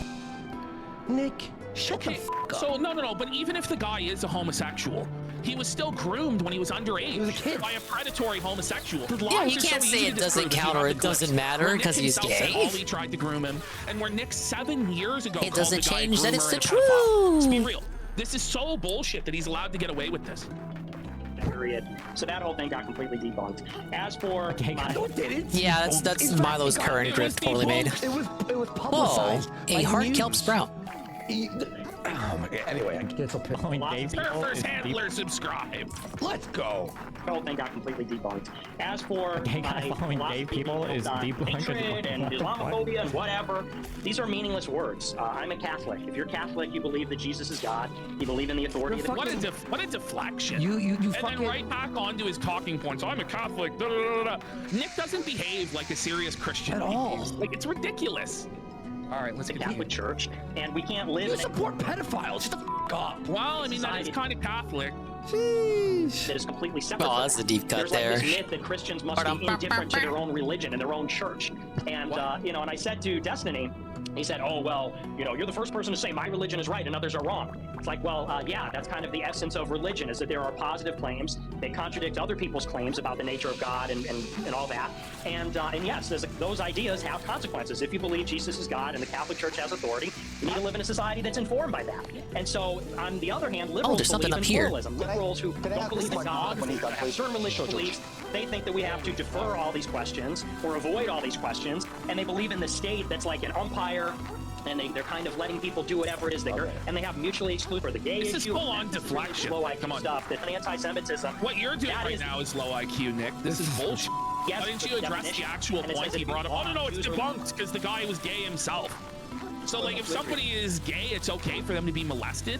That doesn't make sense, Nick. Do you hate Jews? I love her in Sneeko. I have Jewish friends like Laura Loomer and other people, public figures. So I mean, this is really just inane stuff. Surely we could have a higher IQ debate than you're a Why does he always sound like he has a cold?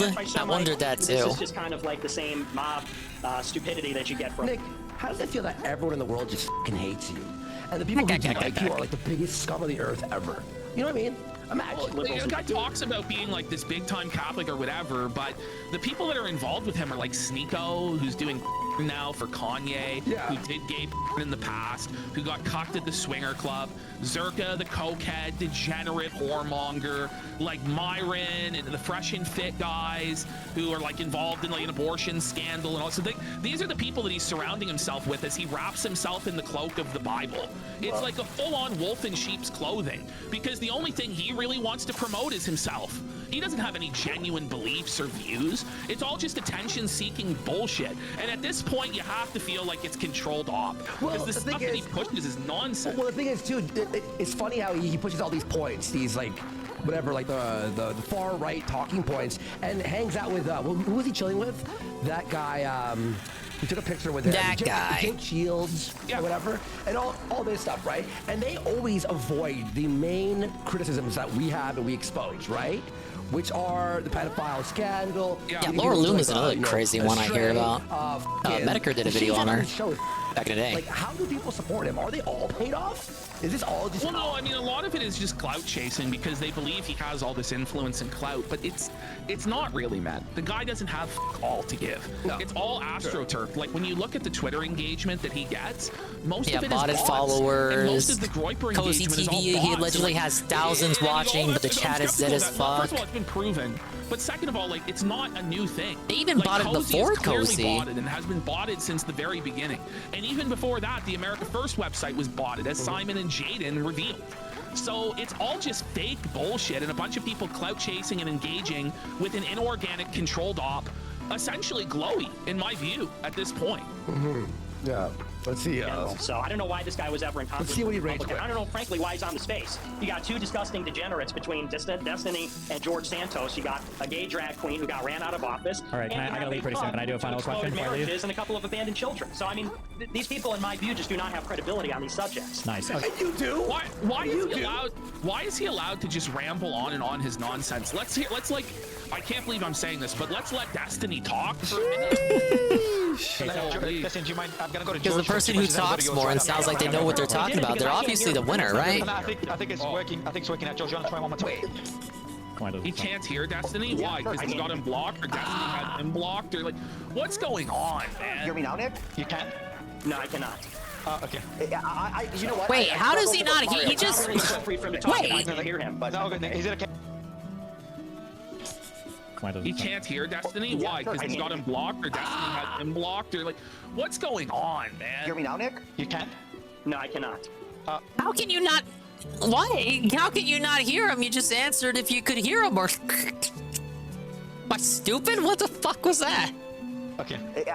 You know what? I struggle to Mario. Can you hear me now? Free for him to talk if I can't hear him. But no, I can't hear you. If I repeat the question to Well, you, you have no problem hearing that. Oh, I see. So you're scared. He's You're lying. scared. He is. He's absolutely lying. He doesn't want to engage with anybody who might actually be able to challenge him on his view. Ashton, in what world are you in a group chat, like group Discord chat or group fucking Twitter space, group chat, where everyone hears the guy on the mic except for one? Now, I think even if you have someone blocked, but they're on the same Twitter space speaking, it doesn't matter who's blocking who. You still hear the person. It's not like it's like... I can't even believe Nick is being this bitch mate. No, don't repeat his question. It's not fair. Wow. Like, you're supposed to be Mr. Wouldn't it just prevent you from hearing anyone on the call rather than individual people? I don't know how Twitter spaces work. If you have audio problems, it would affect everyone in the call, wouldn't it? You being able to hear anyone? I'm gonna go to George for the two questions, then we'll go to your ability on these subjects. Nice. Okay, so Destiny, do you mind? I'm gonna go to George for the two questions, then we'll go to yours right after. I don't we didn't because I can't hear him, and that's not really. I think it's can't hear him. I don't know what he's saying. It's not really appropriate for him to talk. It's not appropriate debate. I don't know what he's saying. Very unfair. Just ask him if he's okay, so that's all I want to know. So, you want to ask that question? Buddy, Destiny's chat is lighting Nick up. Talk about like his booger eating, when he ate the booger and all that shit. There's so much material to work with. This guy can't be the leader of anything. You understand? Like, it's the same thing with Vosh.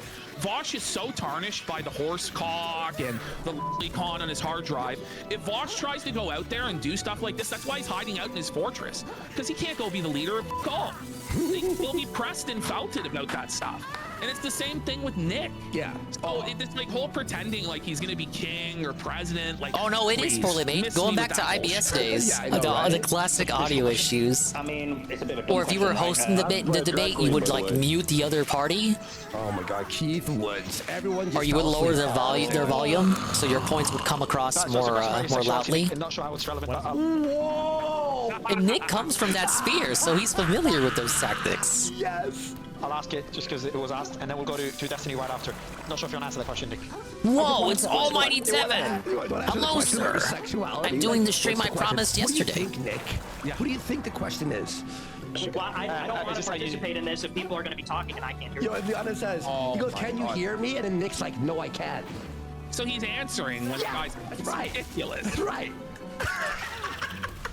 Yeah, no, all good. So it was a question. I've been waiting a while. So okay, I'm gonna do this. Myron and then Destiny. So the question that actually Nick's gonna answer or not. So George Santos asked the question if you're gay or not, and then Myron wanted to speak, and then Destiny wanted to ask. George Santos asking. Yeah, Vosh had they're referencing Vosh's horse cock thing that got exposed. That's fucking beautiful. That's so funny because George knows. His horse He's porn. Look, son, Look, I used to be like you, but I gotta come out like so funny. I also like, by the way, how like. He asks the question, but then keeps talking. It's like, so he wants to ask if you're gay, but Of course, he caught on to it too. Yeah, he comes from the same fucking area. He's familiar with it. Like, He's from the same sector. He knows all the tricks. Isn't it? Like that's a ridiculous question. But then, how is it ridiculous? How is it ridiculous to ask if he's gay when he bashes gay people? He's this, he's that, he's the other, it's right? Not even that. I mean, the guy said having sex with women is gay. Well, the thing is, I mean, that sounds pretty fucking queer to me. Yes. Just saying. That's all you really have to do. Let alone the Mr. Krabs 9000 account that was liking, let alone Nick in the past flirting with trees on Twitter, talking about how he was gonna have femboy, catboy butlers that he was gonna eat sushi off of in the past. Let alone like talking about like Patrick Casey's dumper and backing it up. Let alone the weird stuff with Jaden where he was talking about how he was gonna get up in his dumper and kisses at Spider-Man and like Catboy Cammy going on a date with a Catboy. All true. Yeah, all true. None of that was made up. I just want to make it very clear. None of that was an exaggeration. He did go on a date with a Catboy. There are videos of it out. They look very lovey-dovey over there in the mall, living it up. He did have an account called Mr. Krabs 5000 because he is a big SpongeBob fan, and he was caught liking alphabet people porn, which is like whatever if you want to like that. But like it obviously goes against his perceived values on politics and whatnot. Yeah. It's not like, listen, there's a lot of evidence here. And then he's constantly bashing women, the idea of getting married, the idea of having children. Well, he's a supposed white nationalist. And it's like, well, you know, in order to preserve the right white race, you might have to fuck some white son. I don't know what to say. But the whole thing's delusional to begin with because he's a Mexican child. So it just none of it makes any sense and never has. Let's get from the the final very beginning. fork upgrade. Their movement could never even tell you honestly whether it was civic nationalist or ethno-nationalist. And then it's like, well, but we have to be optical. Okay, what are the real views? Well, like we're not stupid. You understand? Like he thinks that everybody in the world is stupid and he can fool all the people all the time. And it's just not so. He's gonna have a hard time trying to win in the public sphere. He's gonna have to start coming up with some good He just answers to needs these to questions. own it. Own your shit. He'll always be pressed by it. Like it's not like you can go. Like he knows if that stuff about the Mr. Krabs 9000 account got out there, people would disavow. Yeah, His close inner circle of friends wouldn't disavow because they're as fucked up as he is. You can no longer ever speak in a public like you were saying, Bosch, at a public place. Boom. Go. Well, Raytheon Technology says, I think that's why it's an Elon W, letting him be unbanned. It takes away his most banned man in America, and then he'll get bodied on Twitter all the time. He's going to lose all his credibility. The thing is, if he gets in a call with some clueless, like 70-year-old Zionist, I'm sure he's going to be able to body the clueless 70-year-old Zionist. But if he gets into a phone call there or are enemies in the city now? With anybody who has supposed to any be sort part of of a understanding plot whatsoever development of what's been going on in AF over the last 18 months to 2 years, he's f***ed. And the truth is, the left knows. The left knows this stuff, man. If he went up against Destiny straight up anymore, or Vosh even, now that would just be a battle of who's the bigger upgrade your pedophile. forks But with he'll look full like a freak, he'll potential. look like a clown show. It's a circus. Massive so he's gonna have to positivity. be very selective about stuff and run away like a coward, which is gonna undercut his brand. Which is, I'm the guy that'll battle anybody. But are you though? Are you that guy anymore? Now you're the bitch.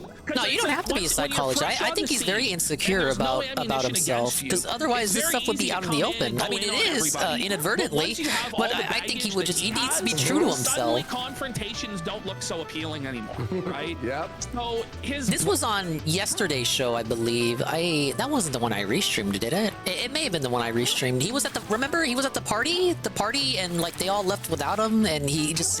It feels like again a case like we were just talking about it. The boys who felt disowned by society or forgotten, they didn't have a clique to be around. It feels like Nick was also one of those lost boys, and he just like owned it and made a cult out of it. Brand, I think, is just toxic. Like it's radioactive. It's felt and it glows. It also glows. Like, anyone who's allowing him to take fucking IDs on Aspect, what is it, 4, right? If you give your ID to Nick on Aspect 4, you deserve to be fucking busted for whatever you're gonna do. Like, I was kind of distant too growing up. I'm a lot.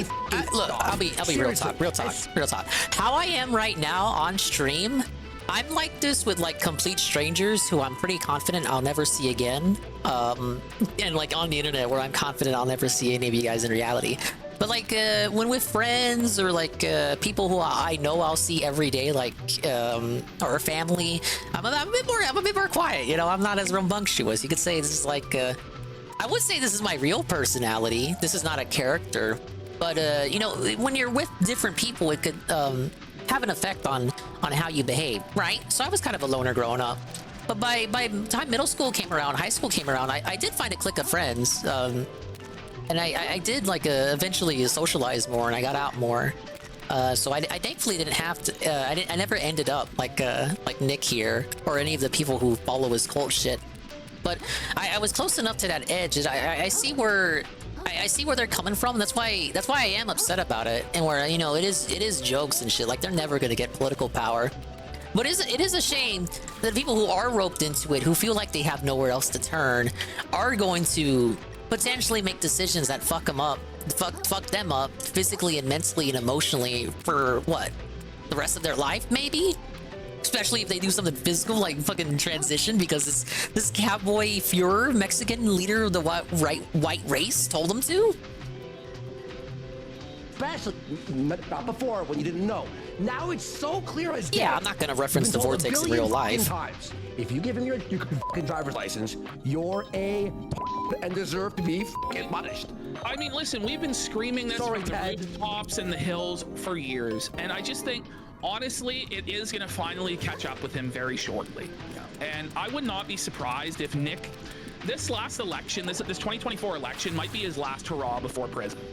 And I would just warn anybody who's like going to go to AFPAC 4, or anybody who's like, I'm going to go to Stop the Steal 2 if Trump don't go to again, any of his events. Don't go to any of the events. He'll have all your information. You're going to be the fall guy. You're going to be. It already got proven with the first Stop the Steal. It is not worth it. Just don't fall for it, man. Just don't be stupid. It is so easy to not fall for a grift like that. By the way, don't even. Just don't even. Well, his beef with a kid, or who was it? Well, Kendrick Lamar, I wonder why. I wonder why. Worski with the Kendrick Lamar update. All right, let's head back to this.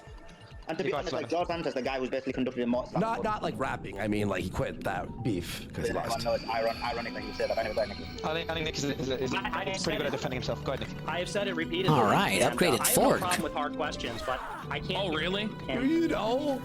These are not even legitimate questions. This is just. They are. Yes, they are.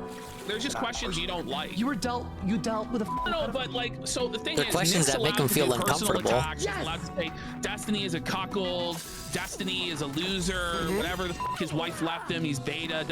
Nick's allowed to do that all the live long day, to discredit Destiny's politics, which I think is legitimate. But Nick isn't allowed to face that criticism. Destiny's not allowed to do that to him and press him. Nick's like, as soon as Nick faces this stuff, he immediately turns into, oh my god, I thought we were just having a civil debate. Can't we just have a civil debate on the issues? The truth is, nobody even gives a fuck about the issues. It's all just bullshit. Yeah, it's all kayfabe, bro. It is, man. The idea that, like, by this point, anyone gives a fuck about that shit, let alone whether their shit is gonna have an effect on politics, it's just laughable. You're joking yourself. You're just fooling yourself, man. This is totally fake and gay World Wrestling entertainment, and Nick is like refusing to engage in the actual entertainment aspect of it, which is shit. Like, yeah, they just care about the blood sports. They don't even care about the issues they debate about so hotly. In the last 7 months, haven't we, folks? Yeah. Holy f. How many more debates do we need about Israel and Palestine? People have made up their minds. They are not going to change their minds. And let's be real. With the Kanye stuff, I always maintained that it was about them trying to replicate the success of Trump. But, like, Trump was like a businessman, and he knew how to, like, portray himself in such an articulate manner. Ah, yes. Wait, another stainless relic. But I already got the full upgrade. I guess this is if you didn't acquire the more hidden ones earlier on. Oh well. But yeah, like, Trump had a way about him that was very appealing. Kanye is like an idiot. I don't know how else to say it. It was you were never gonna capture. You know, you can't. Lightning doesn't strike twice. You know, and when it does, it's pretty rare, right? Public opinion on this doesn't seem to fucking matter. No, Yurick makes a great point here in chat, saying pretty sure Keith is playing the long con with being friends with Nick. He's way too intelligent to tie himself to this. And that's what I just because you know how to make music, which is a respectable position, and that doesn't mean you know how to run an office. And Trump wasn't a politician either, but he was a businessman. He knew how to talk to people, and that is part of the gig of being a politician, is knowing how to work a crowd. Keith Woods is boring as he's a human ambient, and so he can't get the clout that he desires. And he did speak on political issues while he was a businessman. If you look at his old tweets, he did pay attention to the political sphere, which is I don't think Kanye was doing that in the least. And his credibility on the altar of getting clout from a Mexican child. Yeah, so even though he wasn't a politician, he was tuned into political issues. And then try and make his move. Yeah. You know, or have some fucking dignity, have some respect. Do your show in front of the 1,000 people who actually care about your philosophy, instead of the 10,000 spurgs who really don't give a shit and are just there for drama anyway. Yeah. It's like a kabuki theater. It's bullshit. All right. Whoa, the cockle plus. If this is how it's going to the be, cockle is the dog is his underwater relative. Look at Destiny's face.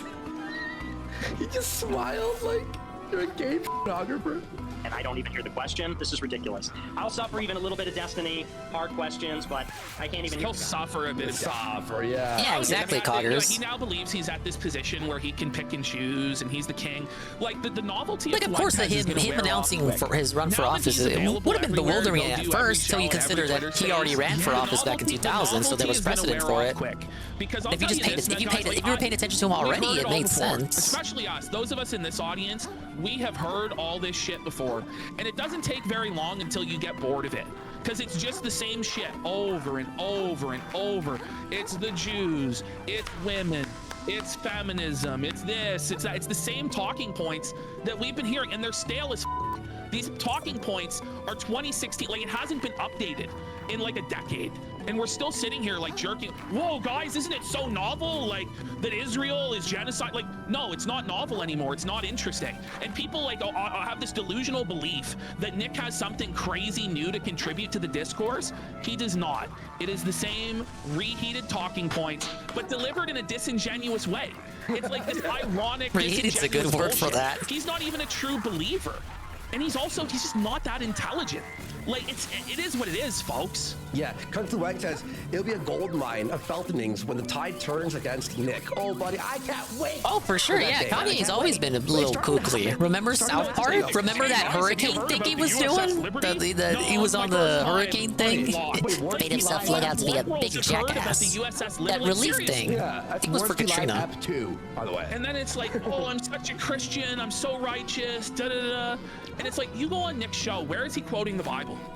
Where is he speaking from Scripture? George Bush doesn't care about black people. It's not years later runs as attempts to run for like the right wing show, where it's just this guy trying to build a cult of personality around himself. He doesn't want to give the glory to Christ. The glory is all for him. It's just, anyway, we've been through this a million times. Yeah. You go to Myron. Myron, you've been waiting for a while, and I appreciate that. But, you know, Ashton, we have, but there are a lot of new viewers to our show, so it's good to, like, remind people, this is why we do what we do and what we say, and why we say what we say. So, and now he's back on Twitter, so it's great to remind. That's the thing, too, Casino Night Owl. He wants all of the glory and none of the responsibility. If you have decided that you're going to be the leader, guess what? You should have went to jail. Like, Hitler went to jail. You want to say you're Hitler 2, 3, and 4? Why don't you go to jail with your followers? Why don't you actually take accountability and show that you're the one being oppressed? Write your book in there. Seriously. Like, it's crazy to me that when you're the leader, you allow other people to take the fall for you instead of taking any responsibility. So he sends them in, take back the Capitol. Where were you? Why weren't you in the Capitol? Why weren't you making the stand? Oh, the peasants, they will suffer. Well, the real leaders of history, the real great men of history, at least in the last century, were the ones who were willing to go to jail, the ones who were remembered. Hitler, he went to jail. Gandhi went to jail. Martin Luther King Jr. went to jail. Ralph went to jail. But you're not even willing to go to the same lengths that he went to advocate your agenda. Do you understand? So you're not even measuring up to that. Wait. It's silly. By the way, apparently Nick couldn't hear Destiny or George Santos. What a coincidence! What a convenient, coincidence. you guys. Mandela went to jail. Malcolm X went to jail. Like, what? You're better than them? Really? Really? Ralph went to jail. Yeah, I mean, even Ralph could do time. What Baked Alaska is doing. Baked Alaska? Yeah, even Baked Alaska. Look, of course, Baked Alaska went to a golf resort, but Baked Alaska went to jail. Greta Thunberg went to jail. Andy Dick prison went Greta to jail. Thunberg? Ping Pang Boo went to jail and just got released recently. I mean, like, this is nonsense. Didn't Like, Shawnee I go don't to know what jail? say. Like, you have no credibility. If he had went, who could then call him a Fed? Who could then say he glows if he actually went? You go, boys, I went down for 5 years and I'm back out. Here's my book that lays out my vision for America. Daniel Larson is going to go to jail. You're telling me Daniel Larson has one over Fuentes? That's tough. Yeah, and soon Vitaly will join the wall of imprisoned heroes. I guess you're right, Brave Nation. There are a ton of glowies in jail. It's true. It doesn't necessarily clear you of being a glowy if you go to jail, but I'm just saying I would have a lot more respect Whoa, for the him snow if he had globe. actually followed through with what he told his followers to do. If he had went into the Capitol, then that's one thing. But he sent them in to die for him, to go to jail for him. There are still f***ers rotting in solitary confinement because of him. And that's the real issue that's at stake with this stuff. And it's why I do kind of take it seriously and I don't let it go, because there are young guys, 15, 16, 17, 18 years old, 19, 20 in college, who listen to this stuff and they get pissed off because a lot of the talking points are true and they're frustrated and they're dealing with bullshit and they think, I'm going to make a difference, I'm going to stand for this, and then they end up having Before their you lives know it, you're putting ruined, on cat they're kicked ears. out of university, they end up going to prison, and they lose everything. But Nick Fuentes is still going to be safe. He's still going to be fine. So that's where I have a problem with it. It's not just some innocent, oh, I'm grifting online for money. No, you're encouraging people to do things that can seriously f up their life, and you have no real plan to win. You can't win. And so it's bullshit, and it's a LARP, and it's a dangerous LARP at that. Based. Ashton Dandy asks us, do you guys feel that you could have done more to help Coach get back one to more the Bloodstar US? limb. I wish we could have done more. Well, we went, Coach, That's the pipeline, delete this Snow. video. Remember the Exactly. video where he's on the motorcycle? You look up to Fuentes for his politics. You're frustrated with life as a white man. Here's the thing. This is what And before you know it, you're putting on cat ears in a cowboy ranch. I mean, Nick just left. I you mentioned 16 naked cowboys, He's just Catboy because he didn't want to face Ranch. Destiny. And you know, pardon the pun. By the way, couldn't face Destiny. I think it was a good debate, though. He'll be back. But go ahead, Marvin. Yeah, so this is what they do, right? They discredit Nick by calling him a white supremacist, an extremist, he's built on hate, etc., but that's not true. Okay, but that's not even how you discredit him. That's what he wants you to believe. Exactly. They always go about it the wrong way. Like, this is not how you discredit him. That's what he wants to be. That's what he I don't know. What did this do? Supremacist, an extremist, he's built on hate, etc., but He's lying. Like, they're talking about him being a pedophile and shielding pedophiles, which is what he did. He allowed the grooming to go something on, up there. and he didn't do anything. Three of the people here on this panel right now are Muslims and he's friends with us. He's friends with Laura Loomer, who's Jewish and a Zionist. He has other Jewish friends. Yeah, and that's why we're confused when he goes on his rants sometimes. Do none of these people who are his friend watch anything he ever says? Probably not. Only That's why he's able to be friends with them, because they don't watch his content. They don't know what he actually fucking Nobody's actually says. sitting there and watching that show. It doesn't even go on at regular hours. Like, it'll go on 20 hours late. Was in jail a new white supremacist? Honestly, they're not really that political. Yeah, like when you like the people like that, poorly made, their hatred and their bigotry seems to be driven more by emotion. I'm sure you may have noticed that. It's not really to them. They don't care about politics. You think those people are gonna vote? Like, I don't know what state you're in, but I'm pretty sure like if you're a fella, you can't even vote anyway. So it's like they can't be driven by the politics of it because they can't vote. Stale. It's stale. Every episode is the same. It's the Jews. These people who want it to be about politics, they want to weaponize the people like the people like that who are driven by emotion. Credibility. Whoa, I'm an It's edgy part of the truth control. teller because I'm standing up for this guy, but it's not so. Opinions and his views on things. Here's the reality. People cancel him because he talks about Jewish power in the United States and Jewish influence in America. Well, now he's on Twitter. Now he's on Rumble. Now he has. He's canceled for what? Well, Alex Jones. Like, you know what I mean? He's more canceled than Nick now. It's absolutely true. That's why George Santos right now does not want to agree with him, because he understands the people that back him are Jewish lobbyists. That's the truth. America is run by AIPAC when it comes to political situations, and Nick has been critical of this for years, and they don't want him to be able to put that solution out. Now, after let me just say something for real. Do you know what happens when you're a real threat to the system? Die. You just get taken out? You die. If you're actually a real threat to the system, you get killed. Like, and you know, but the feds know where Nick Fuentes is. They have his docs. Don't you think they really could have taken him out if he was that much of a threat? If Nick really is this big threat to the system, he would have been taken out a long time ago. The fact that he's getting any sort of promotion at this point indicates to me he's not a real threat, and everybody knows he's not a real threat to the system. The idea that the global hegemony that's been established, the post-World War II order, NATO and everything, all of that is going to be toppled by Nicholas J. Fuentes. Are you f***ing smoking crack? Yeah. It's just naive. It's just childish. He can't even stop Gabe Hoffman. You know, like he can't even do a show without fucking booting up Fortnite. You're telling me like the hegemony is at stake because of that guy? Sure didn't stop George Lincoln Rockwell from being taken out. Sure didn't stop Malcolm X from being taken out.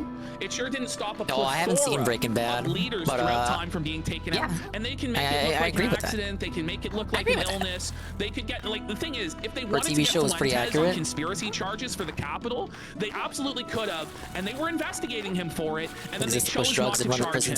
And that's in mainstream publications. You understand? So yeah, it's less about like them caring about it for politics, but more like just JFK emotion. Was killed. But Nicholas J. Fuentes is off limits. Yeah, by 2 bullets. If they can kill the president. Oh, what? If they can, okay. Like, I thought I was gonna fall again. Fuentes, they couldn't just have some glowy pay a crackhead $500 to blow Nick's head off the next time he goes for his Uber Eats order. You know, and Nick talks about conspiracies and heart attack guns and the Clintons and how they were able to kill all of these people, but they aren't able to get him. Yeah. And Nick doesn't roll 6 deep. He does not like a gangster. They're not running for office. They got better things to do. Him at all times. Like, think about it. If you really were this like revolutionary They're force, trying to be top banana at the prison exercise yard. Wouldn't you need that? Like, even Richard Spencer had like real security surrounding him at Charlottesville. For f***'s sake, he had those idiots in the khaki. I mean, by real security, I mean, who knows? But he at least had some intimidating guys in khakis and sunglasses. Nick, if you look at the Groypers, none of them could fight their way out of a wet paper bag. This is nonsense. Anyway, yeah, Nick isn't even strapped, bro. Yeah, he doesn't own a gun. He's not? And he You lives think in he Chicago. would be? How easy would it be for them to make it look, oh, there's a drive-by shooting and he was a casualty? He's a fucking streamer. He's a streamer.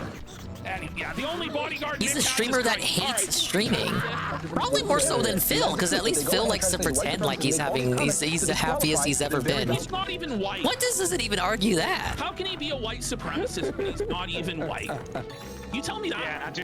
Yeah, Sully, I'll let you ping Nick if you want to come in, but I think we went way over time with the space anyway. Definitely, I know you had a question for Nick, but you and him went back. Yeah, well, I guess like basically just like a comment. I want to get comment on thoughts from Keith. We've been doing a lot of spaces with Nick. They just have to shut that. Yeah. Being reinstated. Bring up Ali. Bring up Ali. When we interrupted. Yeah, you know what's bad? You know what's bad when even Destiny, with all of his clout and all of his followers, can't get a fair hearing in these bullshit Twitter spaces? Yeah. Nick dropped. I think he's actually doing a space on his own channel now if people want to continue with that. Yeah, I think we'll give you the final word, and then anyone that wants to be clear, Nick is the only one here that said he wanted to block Muslims from running around, so he's the most Islamophobic here. He's the most. Had to shut that down.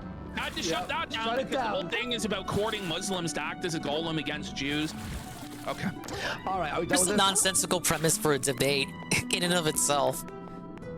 But what a very, very, very good segment.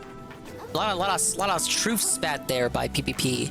But he's been paying attention. He hates Fuentes most of all, like more than Worski. The reason they even talk about Fuentes at all, because Worski, you know, they're Canadian. Worski especially doesn't care about politics. But PPP has been A-logging Fuentes for the longest. He smelled that smoke way longer before any of us. As far as it went for me, I never really paid attention to him. I never watched his program. I was more aware of him for like his Kumite appearances and all that. For me, he was just like another talking head that they would occasionally like invite on to yell at Coach Red Pill. All of it feels so wild to say now. Like, oh yes, they used to regularly invite Nick Fuentes and Coach Red Pill on to argue with each other, and also they would argue with like the Quartering and Ian Miles Chungus and Boogie. Like, it's just so wild to even say any of this now. If you talk to any of them, they'll pretend like it never happened. But I know, I remember. But yeah, the bile runs deep with PvP for Fuentes because he's just been paying attention to him for so long. So Brian said they were live right now. I don't think I'm gonna restream this time, but I will see their intro video. I just want to see what they have to talk about because apparently there's a DSP segment. See how they introduce it. Whoa! Welcome to Copomania! You're gonna see copes like you've never seen before today. iDubbbz and Anissa coping about the comments, responding to every fucking hater, basically outright responding to us. iDubbbz is like reenacting the 1,000 Yeah, a lot of his older streams are like that. Poorly made before he started the Kino Casino. That one video. Like him talking into a very poor webcam about politics and shit and religion. About shitting his pants. Like, it is an opening for a fucking... You muted yourself. You're so excited. There you go. Crazy.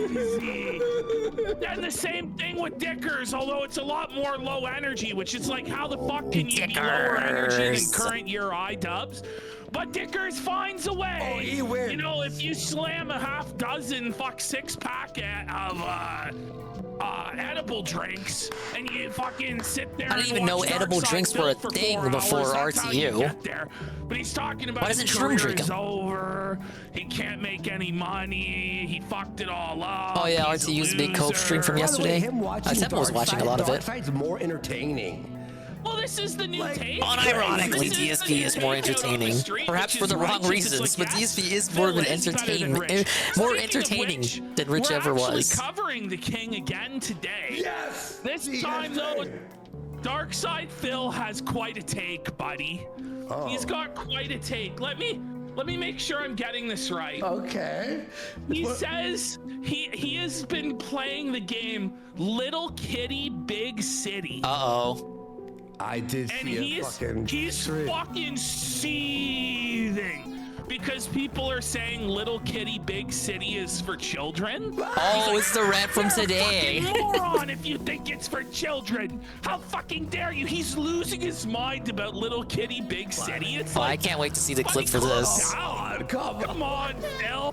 Come on. You're saying it's for fucking children? You're fucking wrong. It's a family-style game. Like this. We got Nick Rekieta is making pedophile jokes about his kids getting molested now. What? He's also eating pie for money. Did you see also? Gain weight. Like they wouldn't eat pie for money for a goal. Excuse me, Rekieta? Yeah, he claims that Nah, it's not live, Joe Blah. That Eric July is I think the one this time tonight I'll just career. wait for them to put the clips out. So you just can't take any accountability. I'm not gonna go all the way till like later. It's not gonna be a late night stream. Cause it's Saturday. Yeah, it's anime night. Fucking idiot. Tonight we're doing more Ghost Doctor. Tonight we've got the Gremlin House. Woo! We've also got updates on Boogie 2988 launching Desi's OnlyFans and the family. Wait, they got the OnlyFans off the ground? Also fucking Mersh just losing his mind about the ad read. So we have like it seems like a packed show of Mersh where it's like he's about as felted as you could possibly be, but then he goes from that felted to laying on the biggest feltening you pretty much could and ended this guy's career online. The new co-host for Steel Toe, he's tired. He was felted. I mean, listen, if you get felted by Mersh to the point where you cry, you probably should. Yeah, that is Freebird. That's a classic Ralph clip, Joe Blah. That's sad. I think that's after he... I think that was after the documentary came out. the sex thing. I didn't watch it yet. The revenge pornography we might thing. end up watching it tomorrow, maybe, or on a different show. It's long. Oh, I think they should watch Kuhfalls thing. I would say we'll do a little clipping on it. Just a little clip. It's really good though. I really highly recommend it. Bossman cried again. Bossman Jack cried with tears in his eyes and begged to come back. Stop. It's sad. He was reinstated on Oh, Kick, George though. covered that. He put up a fake ass apology and he faked crying to get his sponsorship back. There's a lot of stuff we're gonna talk about today, guys. And yeah, we'll see you there 8:30 p.m. Eastern on Kick. Please. Well, seems like a stacked show tonight. Okay, Mantis Punch. It's very strong, but very slow. I don't like the Bobbit Trap at all. The Royal Crab thing is good, but I feel like it's outclassed by what else, by the other stuff that I have available. Say cost lower by 1 umami charge. Move with imperfectible speed before reappearing in front of the target. I do like the bubble bullet, how it has the rapid shooting now. I think I would do the urchin toss, the bubble bullet, and the eel is just way too good. I think even the eel would be better than the tactical tentacle. This is Phil's favorite to use right now. Tentacle attacks heal krill for a percentage of the damage dealt. Oh. That's pretty good too. When naked, use to summon a shell made of pure umami. Well, I'm never naked, so I'll never have to use that. Let's try this. You get the free healing? Interesting. Alright, well, I'm heading into the big cathedral, guys. You know what that means. It's like a big thing is gonna happen, I bet. Something's gonna drop. Something's gonna drop. Something's gonna drop on me. The throne room. Of course, it had to be here. Stealing the world from the sorcerers wasn't enough for the king. He had to lock it away where he alone could touch it. I doubt he could even wield it. It was designed for hermits alone, after all. How very, very foolish. I must admit something to you, child. He's the king. He's the king. He's the king. I'm the one who guessed that last stream. This city is no ancient relic. As a matter of fact, I spent my childhood here a mere 30 years ago. 30 years? Holy crap. You're 30 years old? I didn't even know it was possible to live that long. You're older than my shell. See, this is why I didn't want to tell you. I knew you'd make fun of me. But yes, I remember the king's persecution of the hermit sorcerers. Okay, so he's not the king. I remember the coral decaying and fracturing, the city falling to pieces. Dude, he's 30 years old? Like, dude, Krill would be knocked out. Like, he would faint from hearing how old Phil is. My parents passing me to a stranger, allowing me to flee without them. And the founding of a new city where we started all over again. I watched us slowly repeat their mistakes like nothing ever happened. And spent my years researching, hoping I might recover the perfect world. And save a new Carcinia from the old city's fate. Think that in my twilight years, the chance might be offered to me. How could I not believe in destiny after that? Oh, New Carcinia is really screwed without us. I get why we are so desperate for me to come with you. We're so very close. It's all been leading up to this. Go forth, child, and seize this opportunity between your claws. Do not let this ocean fall into ruin once again. Okay, I'll do my best. Is this a Dark Souls or Elden Ringer reference? It's called the Bleached City. I don't know if that's like a reference to a Dark Souls thing. Dark Souls, I know there's Blighttown.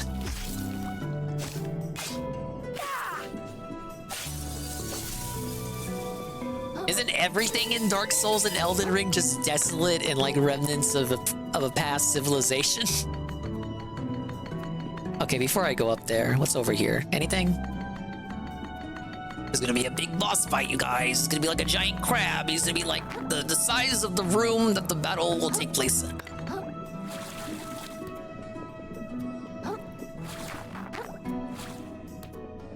Anything? Ah, yes! Ah, yes! Wow, it's a car claw. I should probably sell off the plastics and then do one more level up. Or however many I'm offered.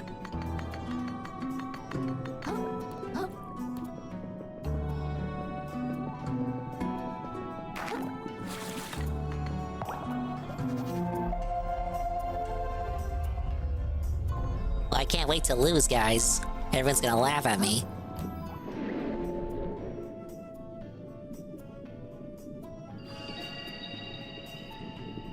Okay, first of all, we sell off the shit. I don't have enough for upgrades right now.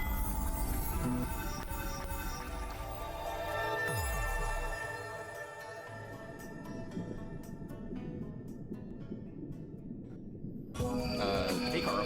Hey Carl. I love you too. I love you too. The casino's gonna go over the little kitty big city rant from earlier today, but I'll catch it on the replay. Hello, Carl. We're going to potentially face the final boss of another Crab's treasure.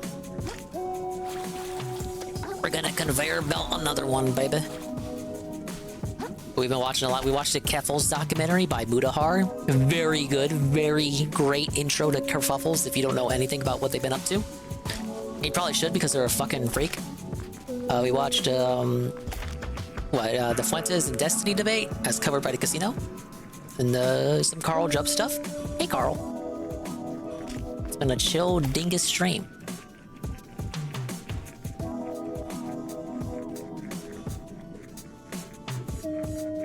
Oh, and we watched a Keemstar rant about Vito, and I had my own rant about Vito too.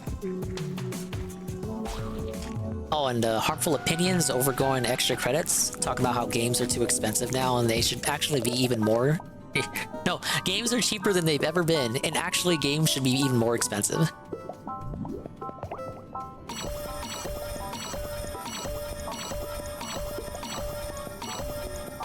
Oh, this won't be a late night stream, Carl, as it is Saturday. And obviously we gotta worry about anime night.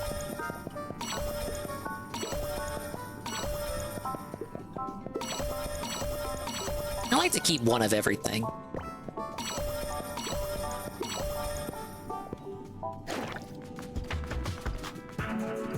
Check that out. Check how many level ups I'll get from that. How about them apples? Oh, we also got to get the shell insurance for the snow globe. I'm still missing shells. How could I be missing shells?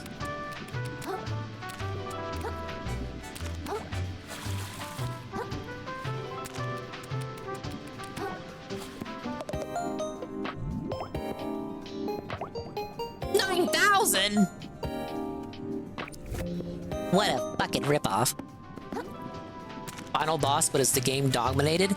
Well, there are no other things to do. I upgraded. I guess I could check the achievements for what I have to do. It's like that's like a new foreign thing for me because I'm not fucking playing PlayStation games. So I should play more of my PlayStation more often. And I guess I could check the Chivos. But I'm 60% on Chivos. I just upgraded the fork and it gave me a big old chunky Chivo. I guess there would be some for getting all the shells, getting all the shell insurance for the shells, maybe getting all the stowaways. I don't think I missed any of the side content. I did all the exploring I could. Yeah, it's some smooth beats going on. Alright, I got a lot of levels to work with here.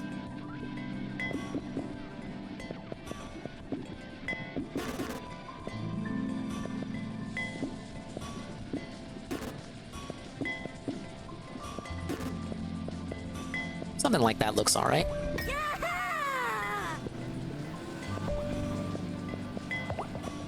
I never did rely a lot on the shell and blocking and all that, so I never really focused on shell resistance, but I'll give a few points now.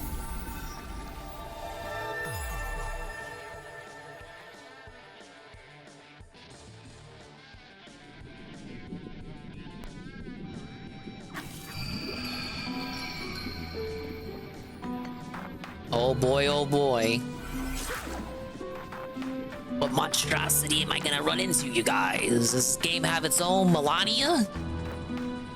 Oh wow, look, it's got a toilet scrubber. Oh, that's kind of cute. Oh! I ran right I was focused on the boss itself. Ah, my shell. Guys. Well, I'm fucked. I don't even have a shell, man. Capture the Bleached King. Oh god, oh god, oh god. Oh god, oh god, oh god. I'm looking at chat. I should have been looking at chat. I should not be looking at chat.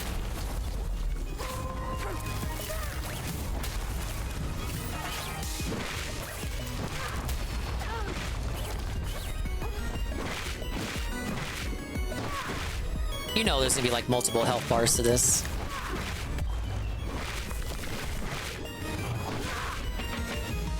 Phase 2 me. Oh my lord! Carl, help!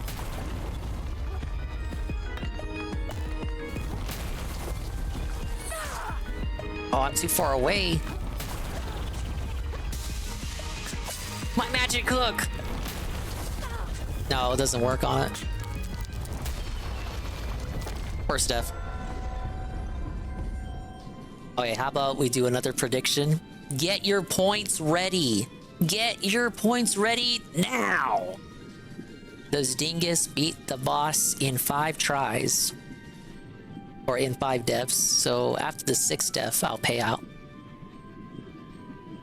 We'll do 5 minutes. Does Dingus beat the boss in 5 deaths?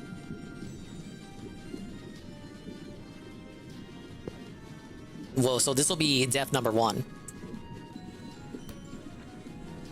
This may not even be the final boss, guys.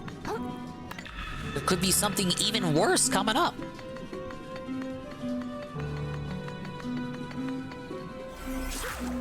Is that a squirt? Okay, no, it's just a regular soda can.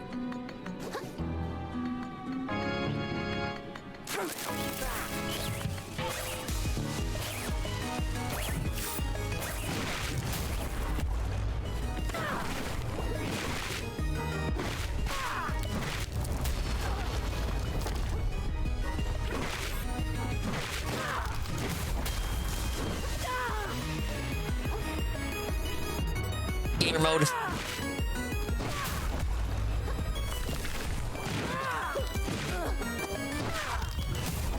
Wait, a new status effect? Bleached? What does that do? Does that turn me into Ichigo? Phase 1. Or not? The Bleached King. That was too easy. Where's the fanfare? Where's the celebration? Oh god. Carl? Oh my lord! I should have seen that coming. How creative.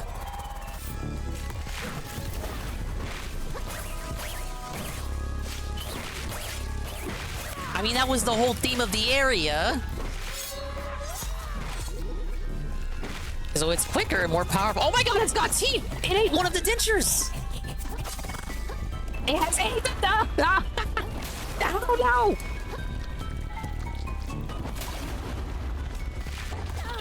This is unfair! I never block.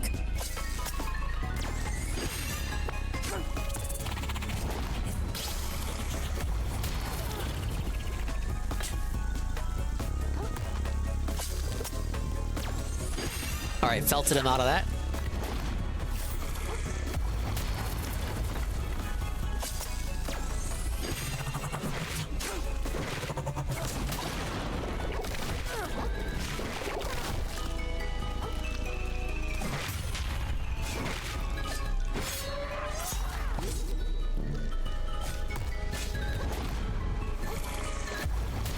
He's gonna do a shockwave. Oh, he's talking to me.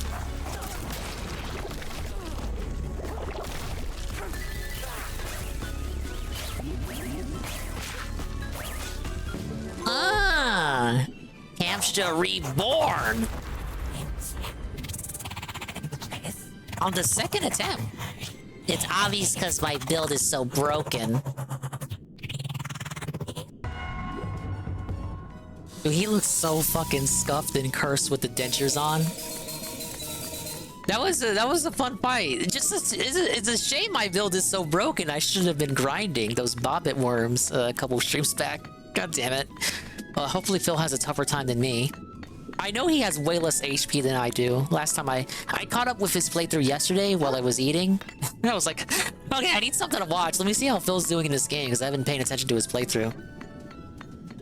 So Phil still has to do the factory dungeon and then the deep sea underground dungeon and then this whole area here.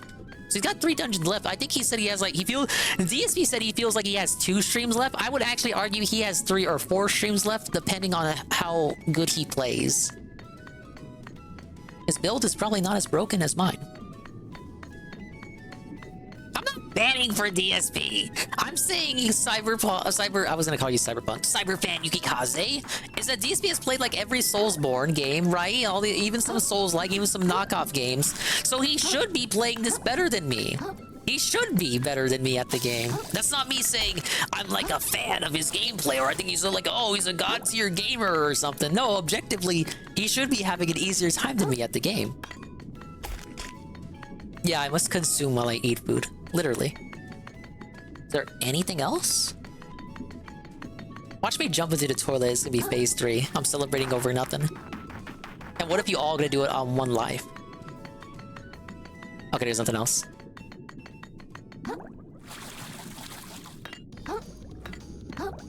You're eating while watching me?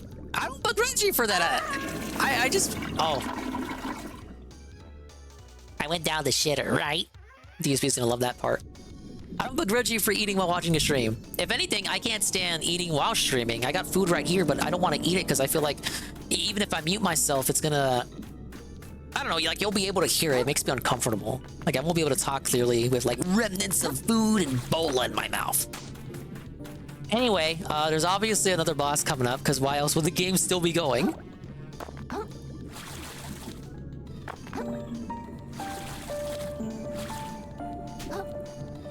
Even drinking, and I know like, obviously it's important for you to drink water and all that. I don't even feel comfortable fully with drinking on stream. And I don't just mean like alcohol. I don't drink alcohol, but I like drinking, the art of drinking in general, I don't like on stream. I try to make sure I eat and drink before I turn the mic on.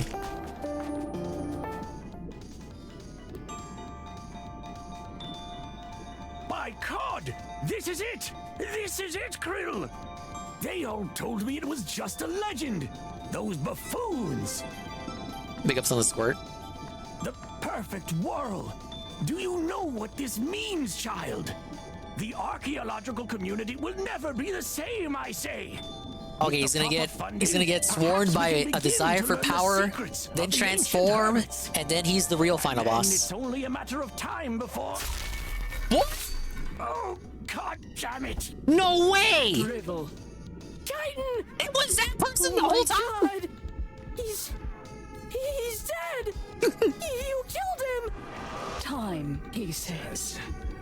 The old idiot. Time is something we have the stupid ass guard from the first area? Much too late. No way! What the fucking twist? I feel played. This ocean. I feel like the game was setting you up thinking that Conch was gonna betray you. And then you put this shit. I did forget about them. I did forget about Titan. Saving. Soon we'll share the same fate as the old ocean. The world has only one use now. To punish this ugly world, to rip it asunder. Do you think you can wield it? In your complacent claws, Apparently she can float now. Better than a rock. And you're no better than them. No better than the ones Yeah, exactly, Pim this Pam. world up. To think, we really thought I suffer for you guys. our shell. What the fuck? I could vomit. Is Metroid Prime now? How can you stand it? How can you sleep? Not Clayton. How can you even Not breathe? Clayton. You've seen how this ocean's been maimed. The agony it's in. The future that was stolen from us. You've seen everything we wanted you to see. So where's your anger? Where is your rage? Doesn't this pain boil you inside, little crab? Doesn't it just make you want to shocking scream? Can we not have the nautical puns while we're trying to be like super serious? Oh God! Freya W, the ocean's agony. Okay, the bet is still ongoing. I died once, so on the 6th death, I will pay out. Oh my God! Oh my God! Well, now I'm doing nautical puns. Oh God, they're tactical nukes. They're not just projectiles. Carl, help!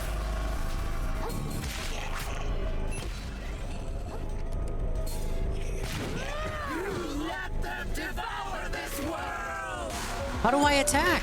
Where are they? Oh, okay.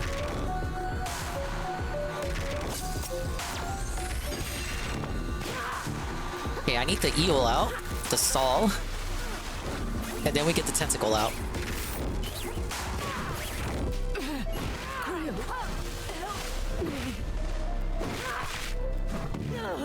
Already? No way, second phase. Second phase. I got no trophy. I got no trophy for that. No trophy. It's still going.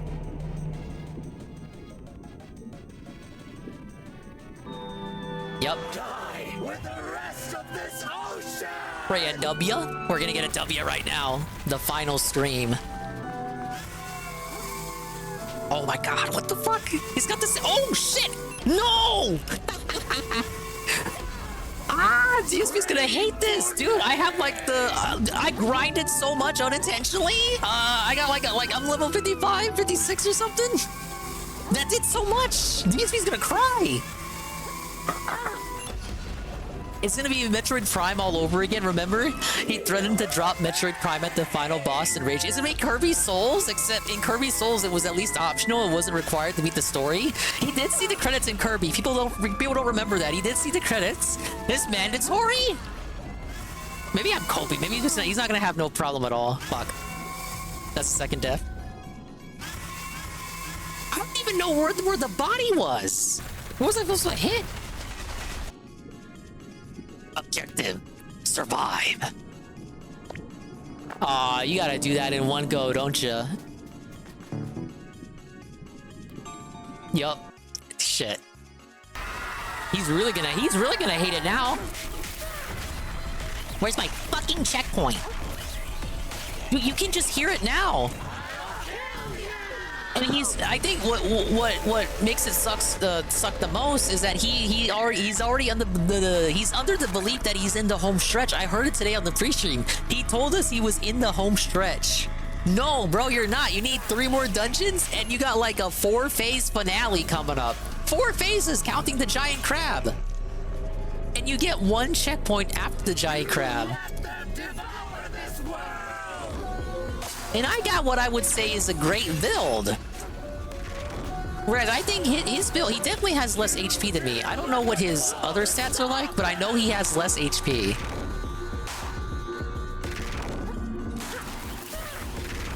No, I haven't been thinking of my build in the sense of me having like a build and thinking about stats and all that. I think of it more as like from the completionist perspective of like having all the upgrades and shit. Help me.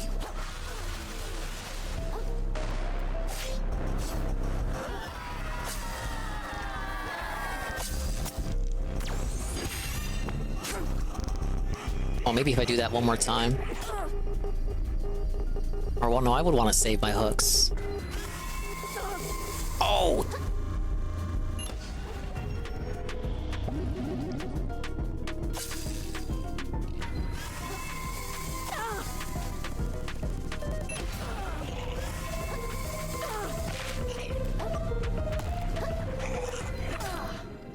My shell is not suitable for rolling. That's the 3rd death. Yeah, he hates multiple phase bosses. Again, this reminds me of Metroid Prime, the remaster. When he played that, he threatened to drop it at the end because it was a mandatory story boss, and he didn't care. He was still gonna drop it. Okay, I need a crab husk. I need something. Shell is not suitable for rolling.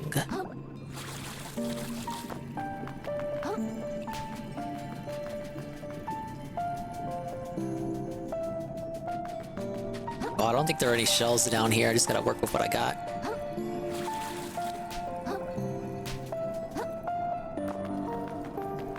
I hope it doesn't turn out like that, but I will have amusement if it does turn out like that. Big ups, Wiggle Bottom. I'm gonna beat another crab's treasure right now. God, this is it. So look away if you don't like spoilers.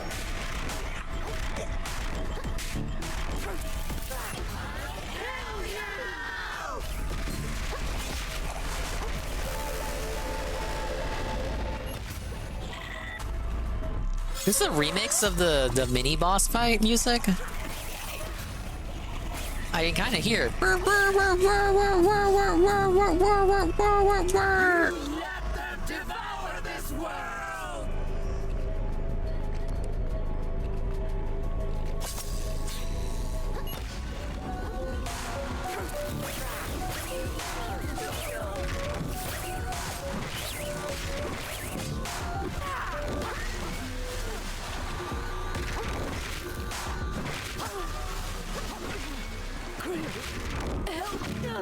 Okay, back to the next phase. Die with the rest of this ocean!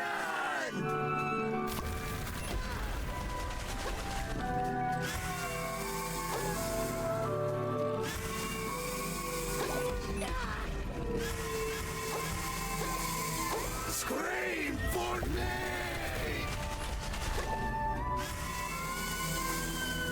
It won't let me lock onto that. Is that not my target?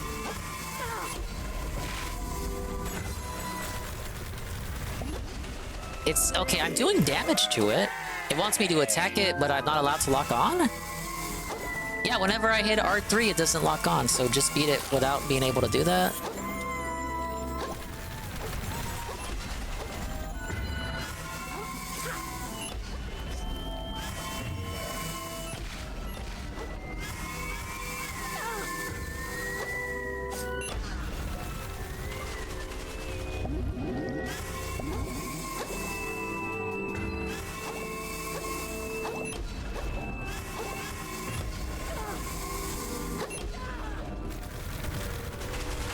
Slowly losing HP. I did it?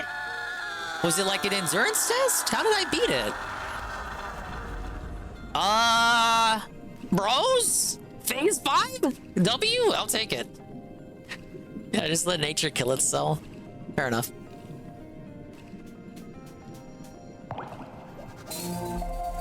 Oh my, look at all those crystals. Yes. Ah, yes. Ah, yes. That looks like a W to me, gentlemen. Put that in your pipe and smoke it. Perfect. Yeah, I guess it was just an endurance. I thought it was like, okay, beat him without being able to lock on and dodging all this bullshit. But no, he just gassed himself out. Oh, no Chivo for upgrading all the adaptations?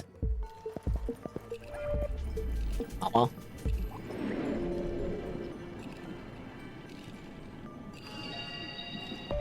For sure, that would be an upgrade.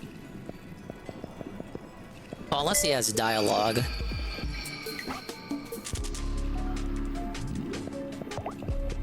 Nah, he's got nothing for me. Fuck that guy.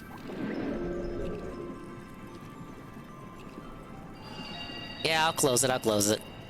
Does Dingus beat the boss in 5 deaths? Actually, everyone believed in me. Thank you. Imagine thinking I couldn't do it. At World's End. Get it? World's End?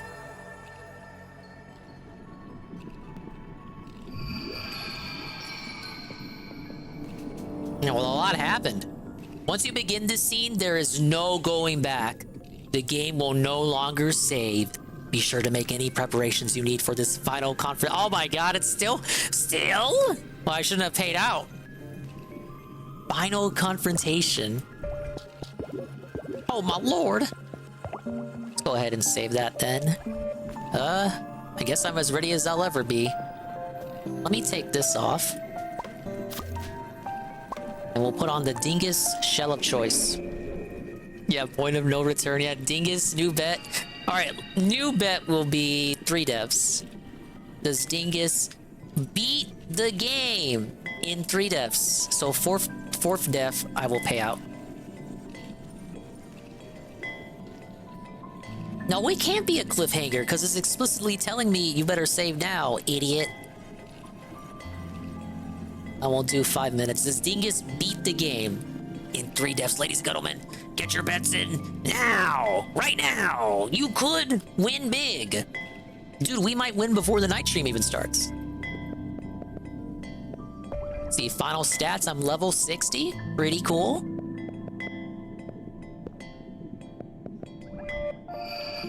Oh wait, I forgot to do my, I was gonna change shells. Yeah, I was saying it feels like this is gonna be a probable conclusion stream for him.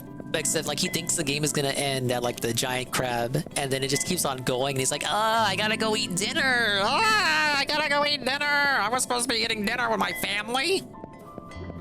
He's gonna be so fucking annoyed. Being pretty great.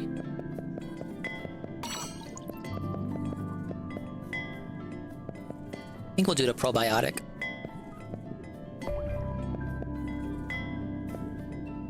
Oh wait, I have my shell back.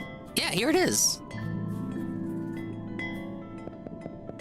Oh wait, no, that was always there. God damn it, I'm stupid.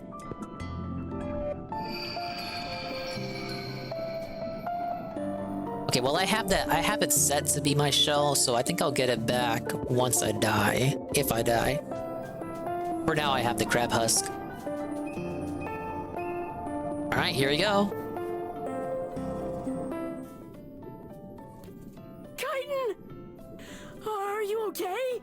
No, I'm fucking dying. I killed him. The old man who never raised a claw against me. I was the strong, wielding death against the weak. There is no salvation for me now. It wasn't you, Kyton. It was whatever that thing was, making you evil. A great confluence of damned souls. A grim slurry of umami. My body moved at its whim, true. But the anger was mine. The hate was mine. Without it, it could not have taken me as a shell. Can't you just talk normal now? You're fucking dying. You're going to be okay. Get to the fucking point. Perform me a favor, vagabond. My anger was too much for me, but do not let it vanish. If you can, take my anger with you and wield it where it is needed to protect this world. Stop it! Stop talking like you're going to die. I didn't even. I mean, we did blow her the fuck out. When I met you, but well, obviously. Is this the character development I was asking for? The confluence was wrong. I caught this little crab the fuck out last stream because I was not satisfied with his character development. I must believe this. Even if it is a lie, I will believe it. Until the day this all ends. Wait! That old guy was saying that shell has a lot of magic in it, right? I'll just put it on. Maybe I can heal you. Krill, just stay right there. Go do it! Oh shit, you waited too long. Whoa! What happened? I know what? This cool-looking shell. What? For some reason, I feel super great Sorry, now. I forgot about this kid too. Kind of like anything I want can become reality, you know? Oh, no. This is gonna change everything. I'm gonna be a hero. Firth, I need that shell to save Kyton. Can I put it on for a second? No, I found it. Who's that? Whatever you need, it can wait, pal. I'm thinking big right now, and my big things are gonna save New Carcinia. Yeah. I'm the one. Idea. Great thinking, me. Let's do it. Oh, no. Just stay right there, Kyton. I'll be right back. Big up, ZDP. We're in the final boss. I forgot about Kyton. And I forgot about Furf. I've been blown the fuck out by characters who have just been out of the spotlight. Last we saw Furf, he was calling me the fuck out for abandoning everyone else in a deep abyss. Where's the shell? Where's the shell? Where's the shell that current sent me? We're above the water. Oh, we're gonna have like a mono, man-to-man, crab combat, mono, claw to claw. Final boss. Is this that huge trash island? Wow, that totally real thing that actually does exist in reality. Trash Island. What a fitting finale location. The one that drops all the trash in the city? I gotta find Furf and get him to give me the shell back. There's still time to fix this. Oh boy. The DSP's gonna be so pissed off. He's gonna think why did I do that? Rip. He's gonna think, oh yeah, because I don't have my floating ability. I'm above water. I'm on land. Of course I can't float. But DSP is gonna think the game's gonna like have the climax with the giant crab. Then he's gonna fight the giant spirit thing, and now he has to do this part. He's gonna be so annoyed. It's gonna be so annoying. Yeah, look at what this junk has done to our beautiful planet. Yeah, it's another boss. We gotta fight the blue guy. I legit forgot he was like even part of the party. Snuck up on me. Hey there, pal. No hard feelings about our little disagreement earlier, right? Right. My new powers are crazy. I just moved this whole island directly over New Carcinia. Looks like Trash Day came early. Pretty cool, right? Firth, I really need that shell. Chitin's hurt bad. I'll tell you who's hurt bad. The economy. That's who. Ah. With Roland gone and Scuttleport out of commission, our whole city's gonna completely collapse. Deep cut. And not only that, folks are starting to say the trash we've been using is physically harmful to us. Who would have thought? But it's all gonna be okay. Now that I'm the god of this ocean, I've got a super genius 3-step plan to save everyone. More trash? Step 1, Question mark? sink Trash Profit. Island onto New Carcinia, eliminating the whole concept of Trash Day. Interesting. A permanent economic boom. What's better than that? You're going to cover the city in trash? Can we just talk about this? I just need to borrow the world for a minute. 2, use that trash to usher New Carcinia into a second golden age. You just said the trash was harmful to our health. Or your You're health. not listening to me! And step 3. With all that new tech, we'll form a plan to make New Carcinia's economy more sustainable. We ought to be able to start using 20% less trash within the next 200 tides or so. You thought I forgot about that part, didn't you? But I'm a caring guy. If you dump more trash on the reef, aren't they just gonna get gonked faster? And I still need to save Chitin. Just shut up and stab give him. me that shell. I'm not going to let you do this. That's the cool part about being a god. I don't need you to let me do anything. It's just gonna happen. Bro. Did he just like magnetize a spoon into his claw? Let's fucking go! It's the final countdown. Oh man, I didn't know what I expected out of this finale. I didn't think it was gonna be this. Oh shit. Carl, hold my hand. Hello, sweet Bean. Bean, look away! It's spoilers. You said you wanted to play this. I'll fight you for it. So you fucking idiots in the chat said this was a kid's game, right? Well, look at this now. I was really starting to respect you. But here Oh, he does have a spoon. Physical violence to take down an honest business crab. No need to get angry, pal. You're only gonna get yourself hurt. I'm not. I'm just a positive businessman, right? I am getting angry, aren't I? Yeah, you gotta trust in your own strength and the power of your friends. Ever since I left the tide pool. Yeah, you finally realized that you've been a dick the whole game. I have not been a fan of this guy's personality. All the time. I didn't want to be like that. But I Eat it! can't. Eat it! Not Give when your people mailing like address! you. I'm gonna mail you a spoon! And then sing Trash Island on you! Get hurt for it. It's not fair. Dude, this guy is like the peak gaslighter. Look at him. He's gaslighting Krillin and going on this emotional tirade, and he's just like, ah, yes, I have one. There's nothing you can do. He's calling him whitey. Quit the sob story and just do it. I've got an empire. Just fight me already, you fucking idiot. Come on, do it. Hit me. Don't be a coward. Come on, come on, come on, come on. I ain't got all day.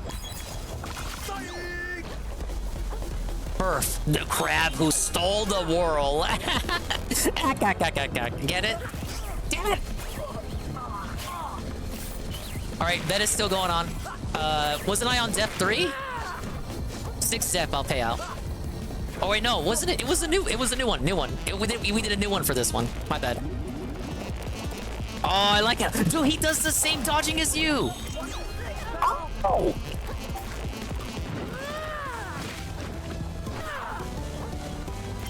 Good music too. Ah, felted. Use your powers more, big guy. Oh god, he broke it. What do you think a spoon is gonna do? At least a fork can stab you. Oh god. Nope. Felt it. Do it again, I dare you. Okay, I gotta save these.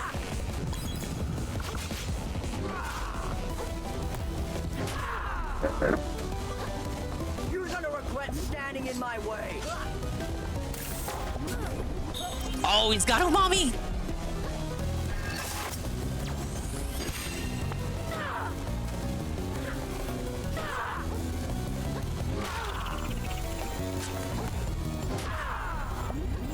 How did I survive that?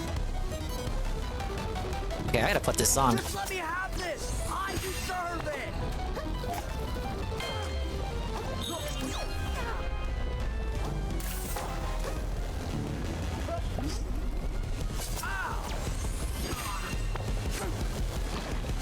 Go, Dingus, go! Go, Dingus, go! Go, Dingus, go!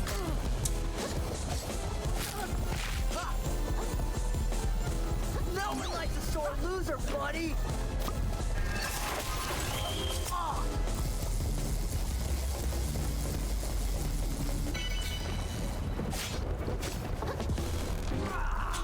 No!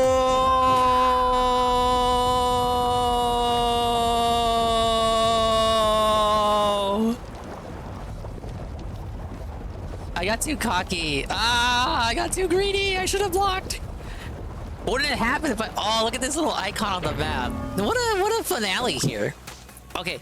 The bet was for 3, so we're on number 1. It's paid out on the 4th death. Hey there, pal. Hello, Peaches. Come on, do it. Hit me. Don't be a coward. Thank you for not spoiling this, Peaches or Fraga. Peaches, I legit forgot this dude was even in the plot. I thought he was a clown character, and even as the final boss, he still kind of is a clown character. He's like gaslighting. He's gaslighting Krill. Yeah, I'm not gonna let you do that. I was saying, Peaches, don't you think DSP is gonna get annoyed by this finale? Like, he's gonna think the giant crab is the end? Then he gets to the chitin spirit, and then he gets to this part, and it's like, he's be like, oh, I gotta go eat dinner. I gotta go eat dinner. I'm like, I gotta fucking eat. Anger. Belted. Phase 2. Would you just die already? Oh my god! Get pissed off now! First, Avatar of Waste. What the fuck is this Mario Luigi Yoko Shimomura finale music?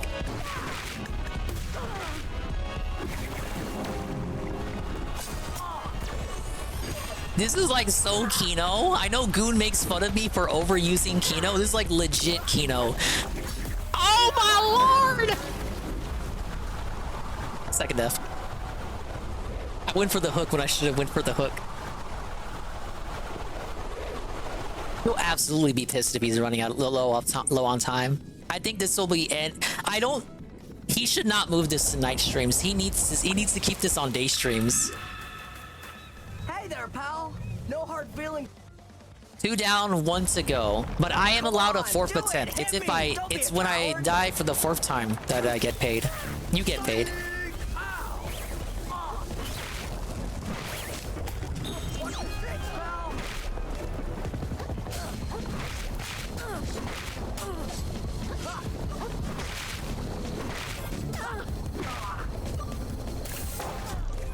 Stop me. Greedy, greedy, greedy dingus. One more. One more. This is the final attempt. Thank you, Bread. Hello, Bread.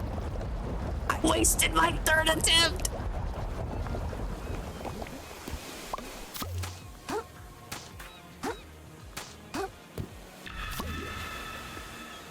Oh no, my shell.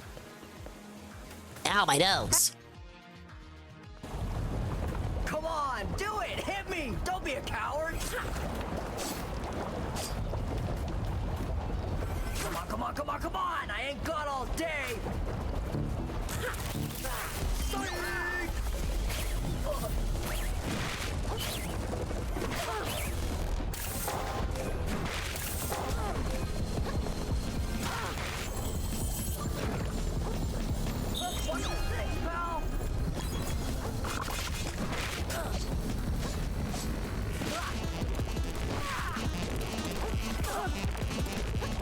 So people say this game is for kids, right? Well, look at this. You think a kid could beat this?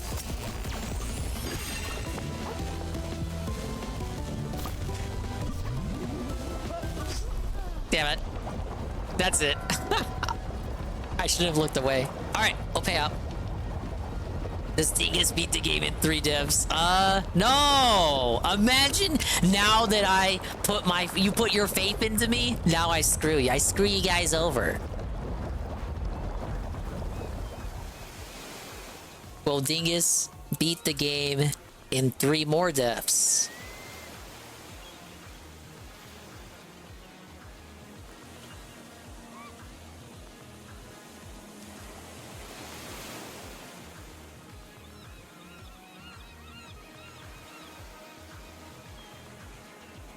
We're at the final boss, Barry. So, look away if you're playing this. Error creating prediction. No. Oh, it looks like... Oh, okay, Peaches put it up. I was like, what the fuck? Okay, Peaches already did it. My bad. I was like, I was gonna make it, bitch. Alright.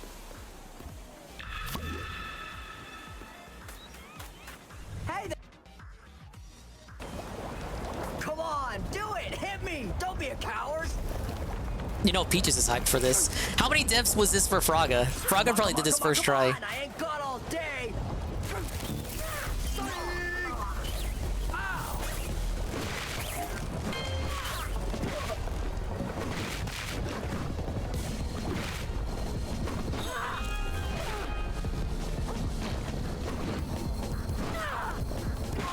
I feel like he's mocking me whenever he does that stance, but he is literally a crab.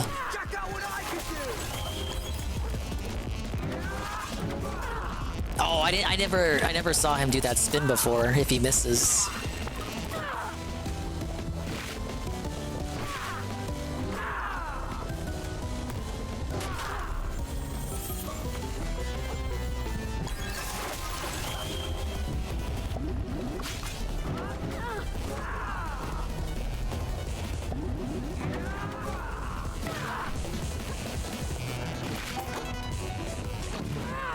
Alright, for first phase.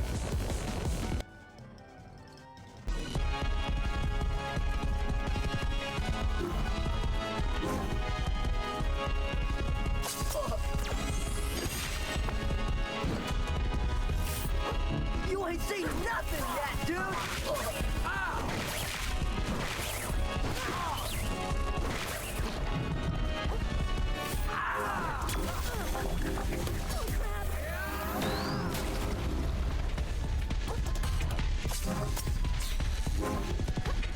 Hands up! Ah!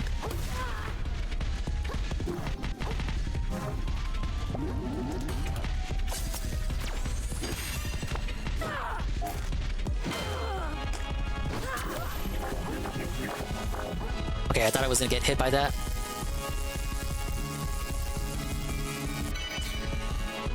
This thing's downright overpowered.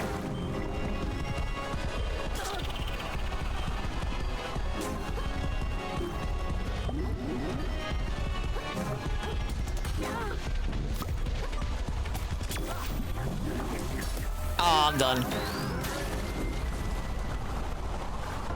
I didn't realize I lost my shell from before.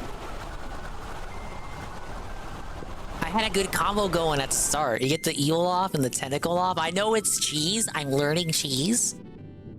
But that's like the strat. It doesn't matter anyway, because like by the midway through, once the eel and tentacle disappear, then I'm kind of stuck with him at half HP. Thank you, bread. Come on, do it! Hit me! Don't be a coward! I don't even think I should really be doing it in hammer mode, because his attacks are too quick for hammer mode.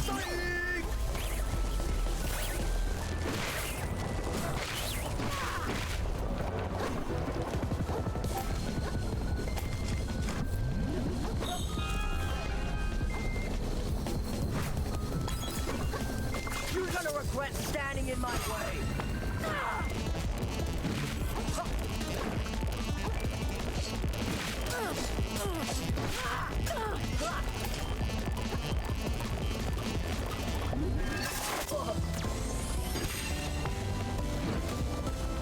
This is stupid, pal! I'm way too strong!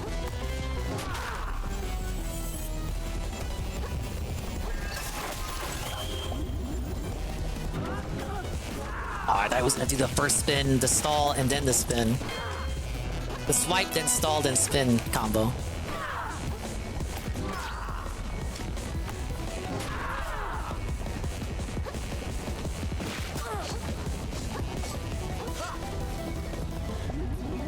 Anyone ever told you how punchable your face is?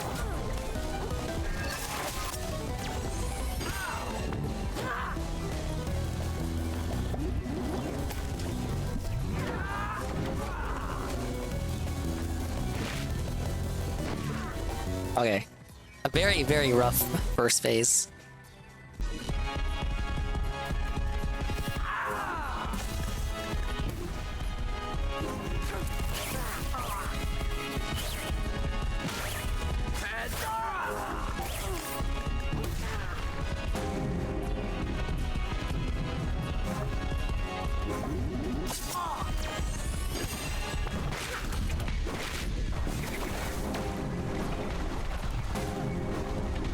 Oh, that's a lot. Dodged the wrong way.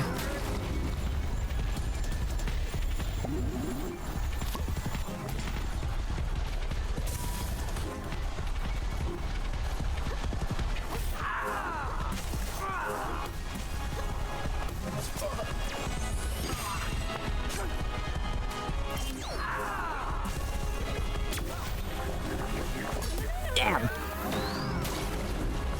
I don't think hooking him first will cancel that out, but what if it did? You ain't seen nothing yet, dude!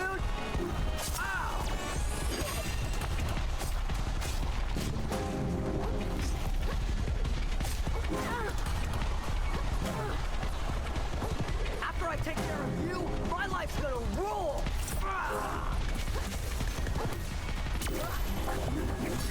Oh, really? I'm out of heal. This is taking so long! Why haven't I won yet?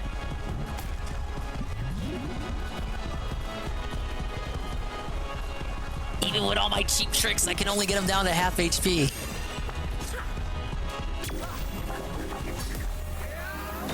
I fall for that every time. This thing's downright overpowered!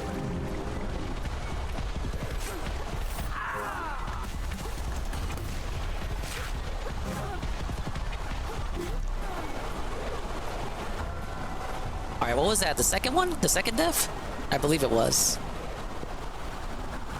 Oh, I'm choking up, you guys. I'm so scared. I'm gonna make a mistake.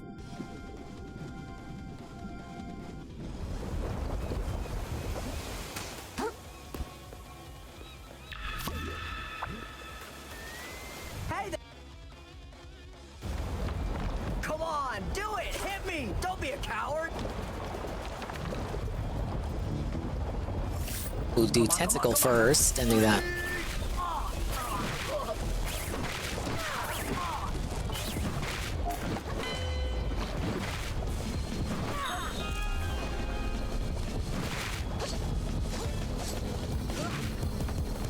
Check out what I can do!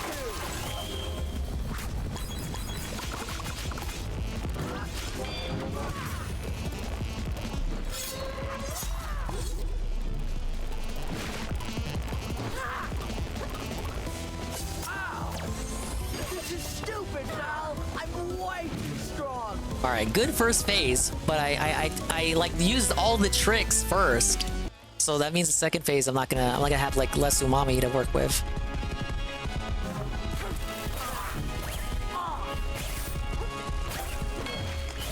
You ain't seen nothing yet, dude!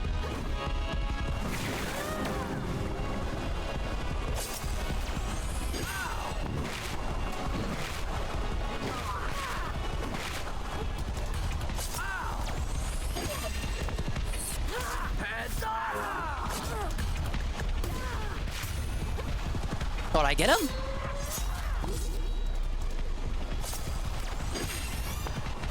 I'm learning cheese. Got him. No, Krill, wait! Don't put that on! Where is it? Where is it? Did it disappear? Where'd it go? The game glitched? Okay, it's over here. The Avatar of Waste. I think I get what Chitin meant now. Krill, hold on! Let's talk about this like adults! If I'm gonna be angry, I might as well use it for something good. So that maybe one day Dingus beats the other game in people 3 won't more have to tries. fight like me.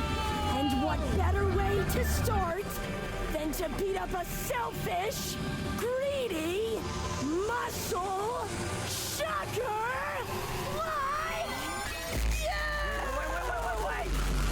Wait!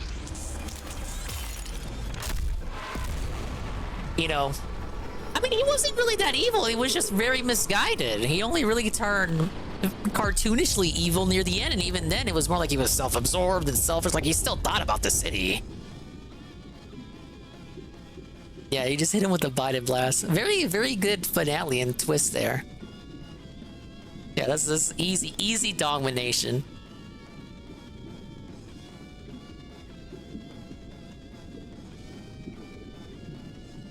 It's still going, dude. DSP would be pissed off. He's gonna be so fucking annoyed. I'm trying to eat my dinner here. I got my dinner waiting for me. Is it over? What happened to the world? I think I messed up again. Oh god, there's nothing left. We killed everyone, you guys. My word, have you ever seen so much trash before? It's a miracle, I tell you. Someone up there really does care about us. Krill, my friend. So deeply pleased to see that you have survived. As you can see, we're having quite the exciting tide. First we escaped the bowels of hell itself, and now Trash Island itself collapses onto our fair city. On one hand, such property damage, our poor architecture. But surely folks will come from miles around to see the carnage. I'll get to greet so many fresh faces. Every massive cloud of trash has its silver lining. Yeah, you don't get to save during this part. Rip. See you later, idiot. I hope Kaiton's okay. I did what she said. I got angry, and I stopped Furf. I guess things might have been even worse down here if I hadn't. But I sure don't feel like I helped. Unbelievable. The whole city's been totally covered in trash. I really couldn't save anyone, could I? The city's totally ruined. Are you kidding? This is the best day of my life. We're all gonna be rich, I tell you. Grab all the trash your claws can carry. Holy. Krill, is that really you? It's me. I take it from your expression you've got something to do with this whole mess. I told you nothing good could come out of messing about in the trenches with that old timer. Where's that flim-flammer anyway? I oughta... He's dead. Oh. Oh, hun. A whole bunch of people died, and I don't know if Chaiton's okay. I thought maybe that cool shell could make things better. But I think Furf and I broke it in our fight. It seems like none of this had to happen at all. Yeah, you could have just ended the game after you escaped from the abyss. I want to be mad, but there's no one left to be mad at. The city looks super messed up now, too. I'm sorry, Nema. Well, for what it's worth, most everyone here seems to be excited by this whole mess. They haven't seen so much trash in their whole lives after all. But if it's true what they're saying about the gunk, it's only a matter of time before all this comes back to bite us. So yeah, it ain't looking so great, kiddo. Are you and your kiddos still gonna stay in the city? Of course we are, kiddo. We ain't done with the sound just yet. Even now that it's all messed up? Look, leaving ain't all that easy, Krill. Besides, ain't no one else gonna cook a hard-killed gnocchi this fine for the people down here. If stuff keeps on getting worse, well, if I can help make it a little less bad along the way, that's the life we're living, far I'm concerned. What about your kids? You're gonna fight like a mob. Yeah, violence rules. Like show you are, young ladies. I am. We'll be alright, Krill. They're just about old enough to make their own choices and not have to worry about what their mama tells them. Better question is, what are you gonna do? I'm gonna set out. I'm gonna do what I set out to do. I earned it, right? I suppose you did, kiddo. Whoa, whoa, whoa, the trash up above fell down below. Everyone's super excited, but Mom's really worried for some reason. I guess it is pretty stinky. Ack.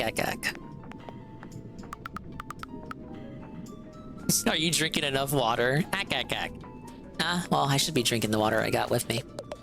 Oh, this is just a disaster. I was minding my own business, listening to my show tunes. My apartment collapsed and slid down into the lower crust. I can't live down here. What am I meant to do for fun? Rate the stinkiest stinks? Yeah, everyone got felted. But oh, we're in for quite the economic upheaval, it seems. But shall this influx of trash be the city's great equalizer? Or would the rich exploit this opportunity to get even richer? For my sake, I hope it's the latter. Huzzah! You look as if you've been to hell and back. And to top it off, you're shellless just like me. Yeah, sure am. But my advice, kid, learn to appreciate the times you've got a shell on, and commit those times to memory, so they can keep you warm when you're without one. Because what the crabs up top don't understand is that not even the finest shells last forever.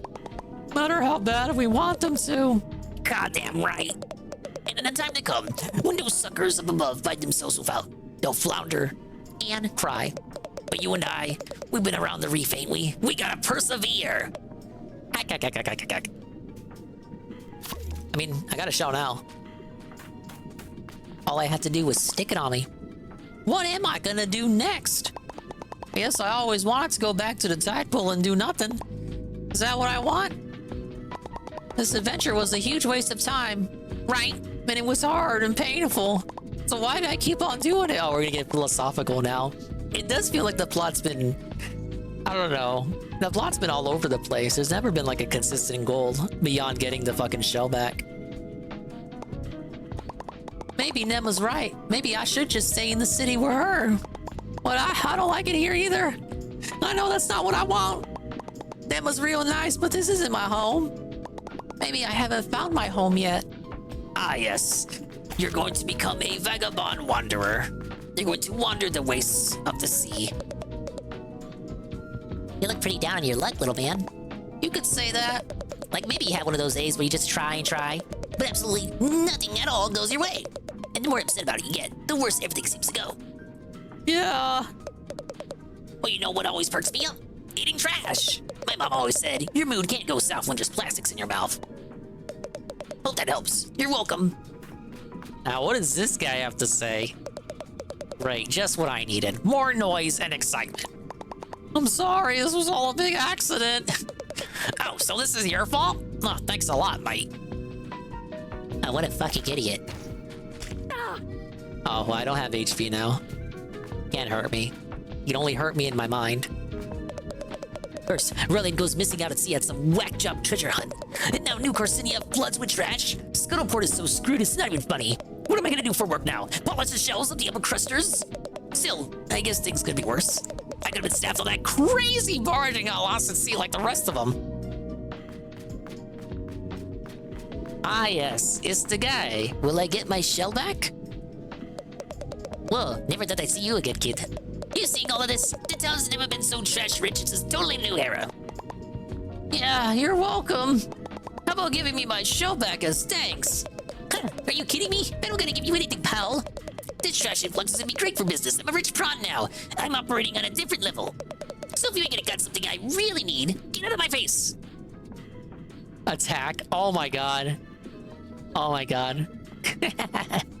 I like how it just pops up on screen. Hi guys. Hi guys.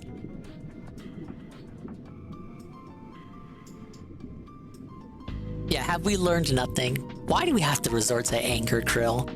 The whole game was about you being angry all the time. Are you really gonna resolve this with violence? Are you really gonna resolve the end of the game with violence? I guess so. Yout 'em, as they say.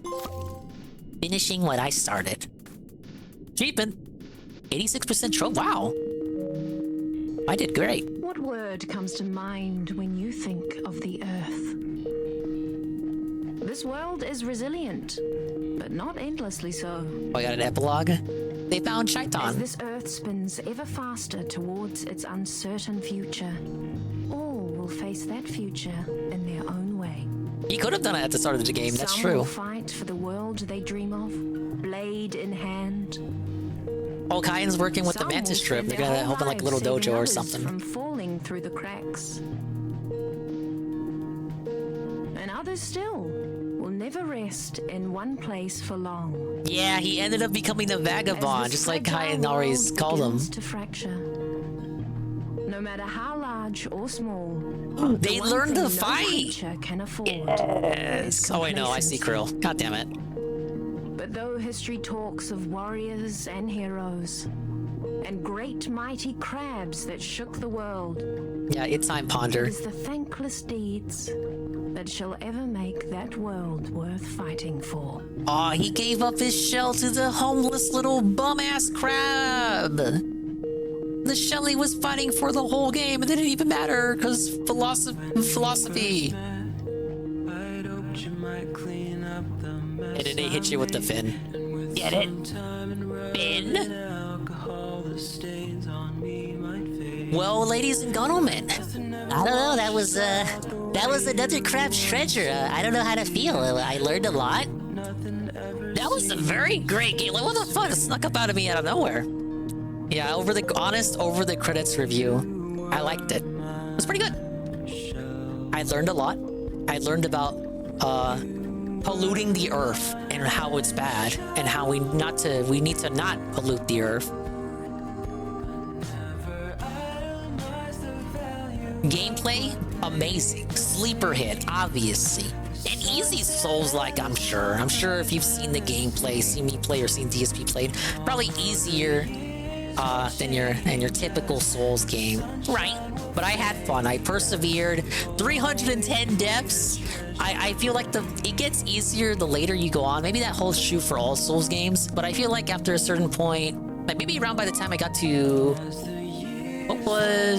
I feel like the Samurai Crab boss was the last time I was truly challenged and felt like, wow, I felt really accomplished. Remember the Samurai Crab? That boss took like 20 deaths off of me. All the other bosses I probably beat within 5, I want to say. The Samurai Crab was the last one that made me feel like, wow, I want to like off myself.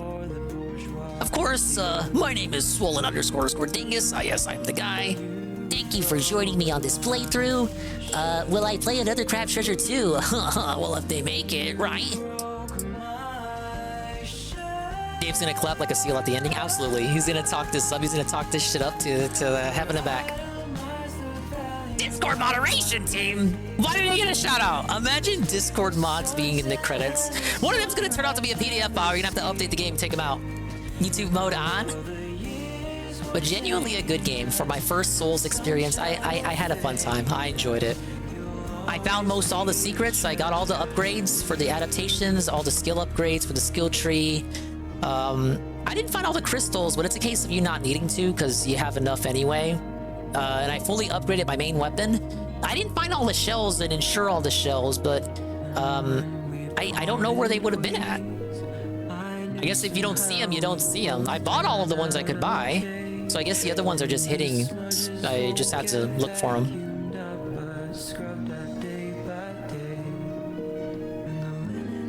Yeah, dominated Carl. We did it. Wait, Papa John was in the credits? Papa John? They got Papa John in this game? You said they got Papa John in this game? Presented by the Neo Cascadia Documentary Association. No crabs were harmed in the making of this game. Get it? Because the game opened up like it was a documentary. It was a documentary the whole time. Very good game. Sleeper hit, as Joe Bloss says. 9 out of 10. I'm actually gonna say 9 out of 10. I don't want to sound like a bandwagoner, man, but that was legitimately good. It just makes me all the more disappointed that people are trashing on it in comparison to Stellar Blade because Phil's playing this instead of Stellar Blade. I think this is a good game in its own right, and if you have Game Pass, play it. Or if you're like me and you actually want to support the fucking developers and you understand Game Pass is a fucking toxin to the gaming zeitgeist, then buy it for $25. 9 out of 10. Sleeper Dingus Hit Game of the Year. Could you imagine a reality where Dingus's Game of the Year is not even a Nintendo game? Wow. But that's what I'm saying right here, brother. It's possible that we exist in a world where Dingus gives his Game of the Year to a non-Nintendo game. Hello, Red Animator and Palm Primus. He came at the end. You never saw one gameplay stream. No, you're gonna have to rewind the VOD, buddy. But yeah, that's it. You know, it's one of those cases where the game does not continue after the ending, and you kind of just stuck. It's like an RPG. Will this make you want to try other Souls games? Actually, yes. Will it ever happen? Never say never. Wait, you can't get the plug fuse insured? Huh, that's curious. So yeah, I don't know where to get the other shells at. I'm missing 7. I'm missing 7.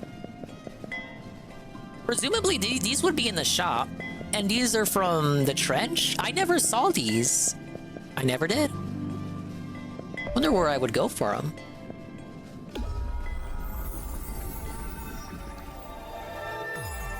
But I really like this game. If you're like Palm Primus and you haven't been watching me play it, and maybe you've only watched Phil play it and you think, oh, this is so boring. Phil makes this look so boring. I would say play this. This would be a much better game for you to play on your own. I really liked it. I would say the plot's a bit kookily. The character development, especially for Krill, wasn't really grabbing me until the very end. And the final boss and the final twist just come out. The final twist do just kind of come out of nowhere. Even if you've been paying attention to the characters, I think it's kind of like a twist for the sake of a twist. Because I think they were trying to lead you up to believing that Conch would be the final boss, and maybe even like transform into like a giant crab, and then he'd be like hungry for power and shit. I think that's where they were thinking that you were going to be going. But no, it just turns out, hey, remember Furf? Okay, he's back in the game and he's the final boss, right? It's a little bit unearned. I also feel like Krill's development is a little unearned. Like he stays a bitch the whole game till the very end. Even then, he's still kind of a bitch. We learn nothing. Dark Souls Remastered is on Switch. A couple Souls games are on Switch. Oh, Souls likes. Yeah, I guess no. These are shells I gotta find, but I don't know where I would go for them.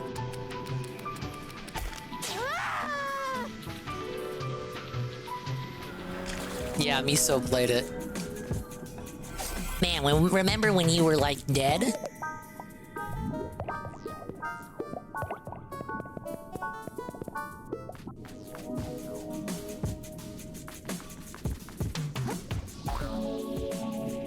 Just don't touch Dark Souls 2. That's the one I always hear crap about. I think the reason this appealed to me so much is that it was like a platformer. Like in addition to being a Dark Souls, you know, I'm Mr. Nintendo. I'm all over 3D platformers. So there's like a marriage of concepts that I was already into. I bought all the stowaways. Fully upgraded the fork. I did everything there is to do that I know of at any rate. Whoa, it's Knock with the Redeem. Never played Psychonauts? You would love it. I saw Phil play it. I have not played it personally, but I know it's a good game. I hear everyone's always talking about it, but no, I have not played Psychonauts. But thank you for the Scam Q Redeem. Definitely, I definitely would not be against playing it. But I hate to say stuff like that because it reminds me of how Phil would say, "Oh yeah, I'm down for it if people want it." I guess in my case, it wouldn't be if people want it. It would be if like I want to play it and like I'm like in the mood to play it. I don't know. I'm only human, right? I'm not gonna play what you fucking want me to play just cause like you want to see it. You're not the king tut of me now.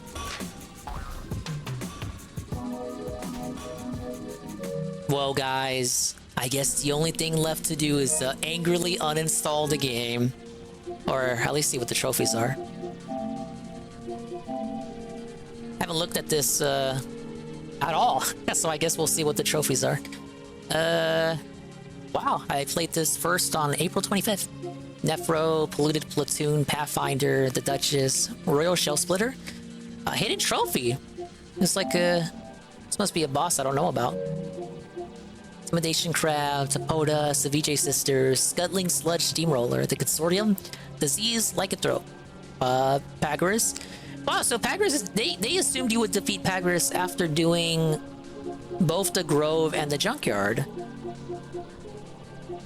Man, DSP beat him first thing coming into the Sands Between. The Accumulator, Venture Craptalist, the False Moon Patrock, Inkerton, Campstia for Wheel, Freya W, and Furf.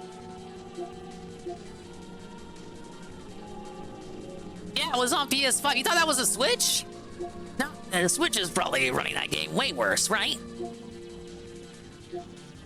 Okay, upgrade your fort, buy shell insurance, fall to your death for the first time, shoot a crab with a gun, huh? Try on every shell in the game, and a hidden trophy, and learn all adaptations. Oh, every shell in the game, I don't think we can get that, because I don't know where they are. Shoot a crab with a gun, maybe with the bubble bullet? Could do that right now. And the other hidden trophies, obviously I don't know what they are. Right. So I missed the boss. Where would I find this fella? You think it's going for the platinum? I don't want to look it up. I don't want to look up what the hidden trophies are. That kind of kills the point of it. But it says I missed the boss, Peaches. Is there any boss you saw Fraga do that I did not do?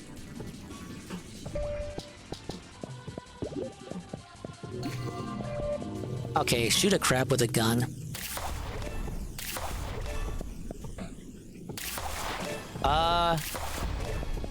It didn't work.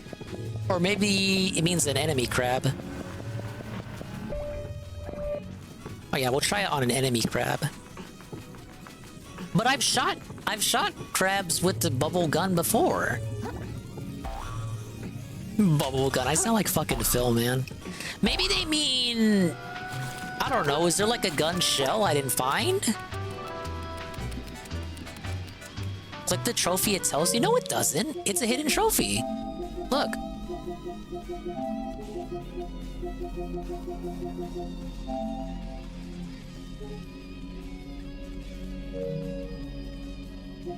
The ones for optional bosses, I assume, are the hidden ones. I only know it can possibly be between, the Sands Between. Oh. Curled Carbonara Connoisseur.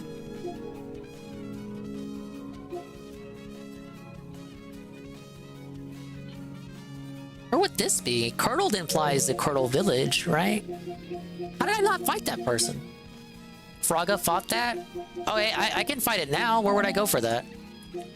Fight a certain hero's helmet. I did do this. The shell's like, I did get the shell helmet. I found the Dark Souls helmet. Oh, this is lame. Did the trophy bug out? I have this in the game.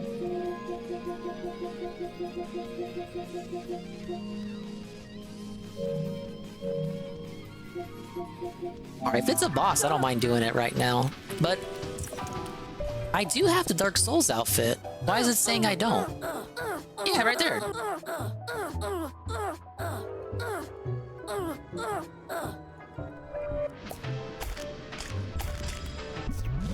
Do I have to do something? Do I have to, like, press a button?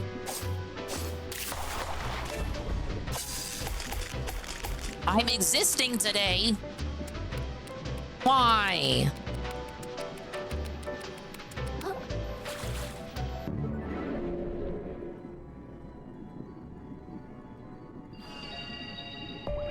Well, we'll do the boss. Hidden Grove.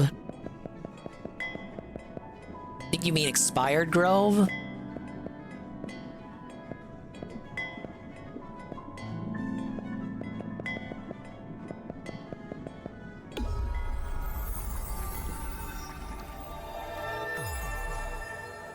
Now, where would I go?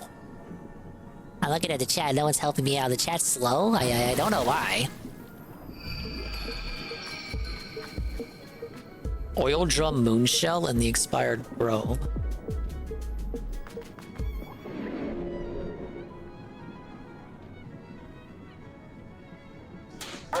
Whoa! 305 bits from Almighty Tevin.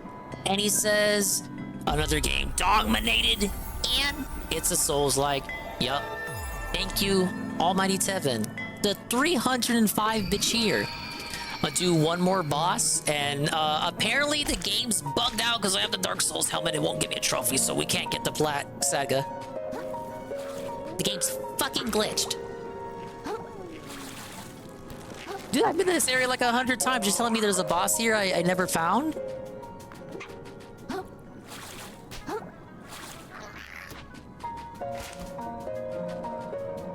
I remember breaking this, and I remember thinking there was something up here. But it was just another cube. Oh, a cube shortcut.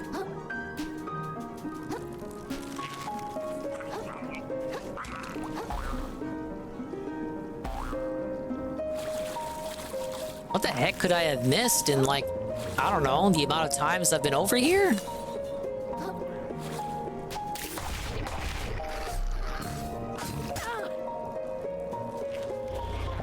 A waterfall.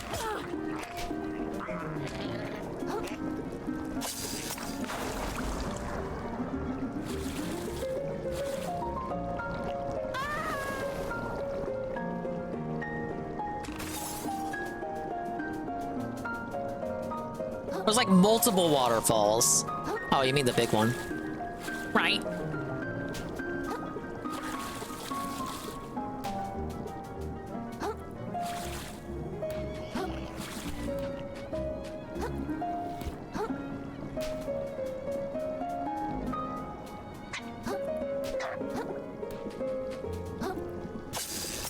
I can jump in it. Now, I remember someone telling Phil about a boss in a waterfall. But I thought they were referring to a shortcut that was in a waterfall earlier in this area.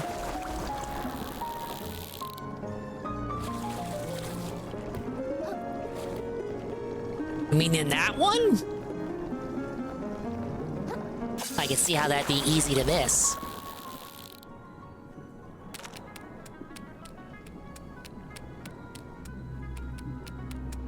How can I get over there?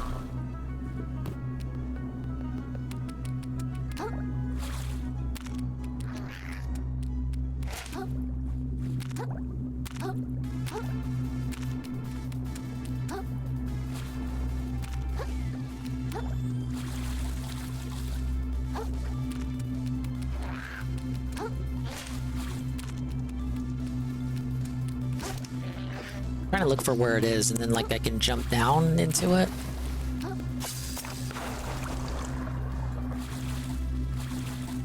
It has to be that one right there. Yeah.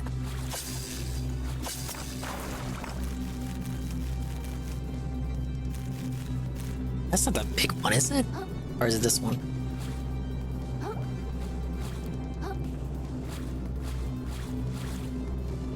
No? I had the right idea.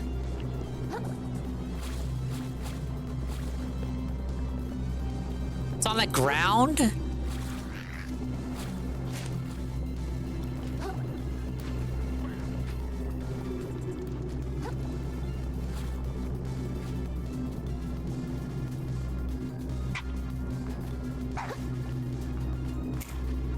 Ah, yes, the Among Us prize.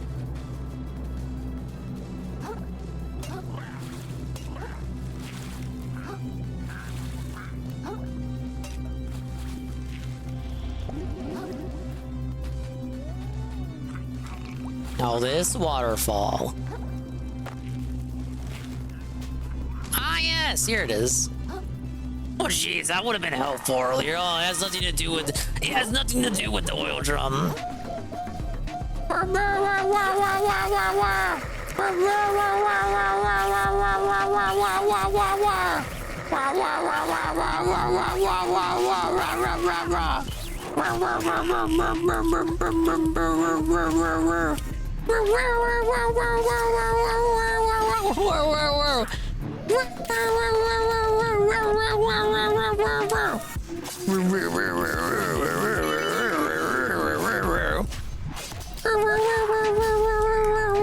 I'm gonna die.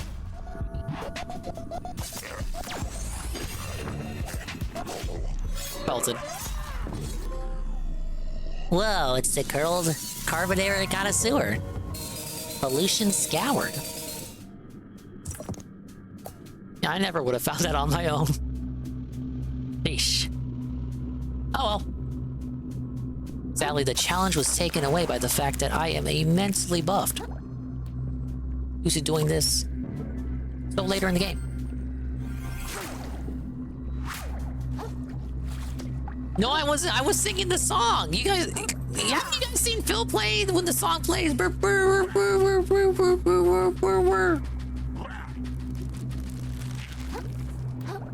No, it's unfortunately that didn't give me a achievement of all bosses. At least now I can say I did all the content. Now I know the trolls are gonna say, "Are you gonna do more streams to get all the shells?" No. I did all the meaningful content. The rest of the content is like meaningless side account. Oh, get all the shells. Oh, get the hit achievement. I don't know what you're talking about. Don't you know I can't get the achievement because it says I didn't put on the costume, even though I totally did? The game's fucking bugged, it's fucking glitched, and I'm not gonna get the platinum anyway. Right?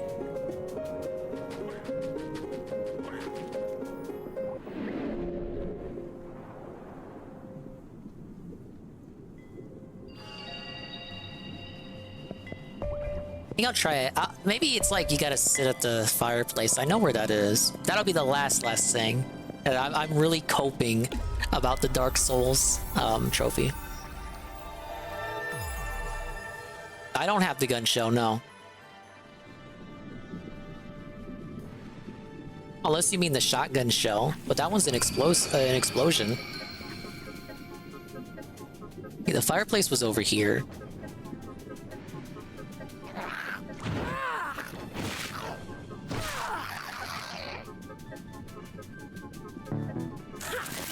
Right there.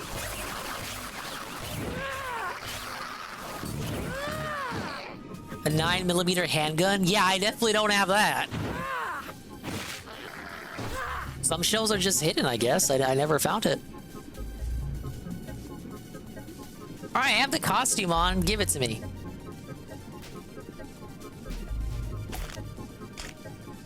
Sit down. Praise the sun.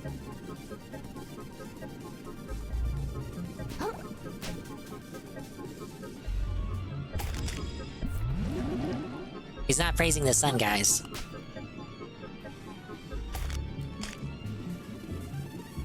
Oh, I would hate to actually be cucked out of it. I don't understand what else I could have done, because I just got the costume, and apparently I was supposed to get a trophy, and I didn't get it. It's never been this over, Dinker Bros.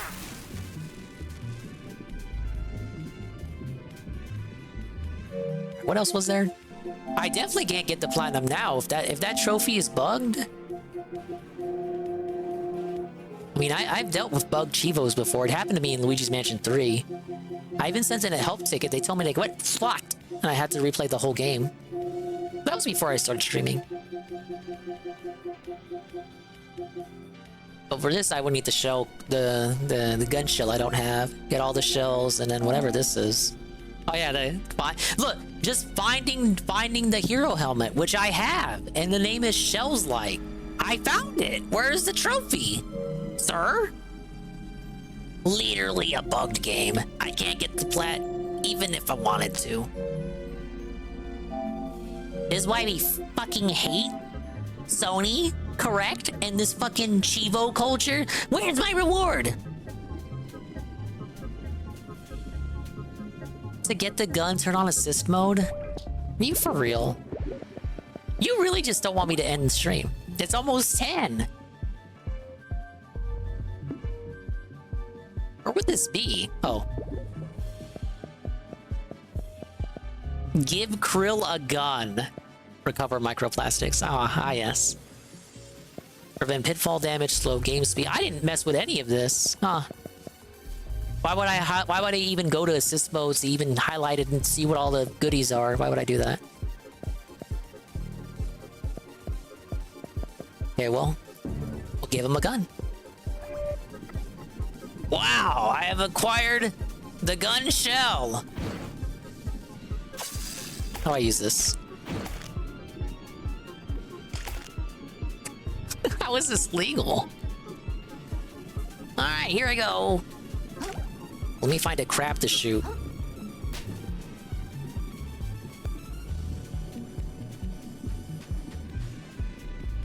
Yeah, we're the gun show 84. Hello, JC. I beat the game already. I was Chivo hunting, but it seems regardless of what I do, I'm not gonna get all the achievements anyway, because the one for the Dark Souls achievement is bugged. I need a real crab. Fish don't count, I don't think.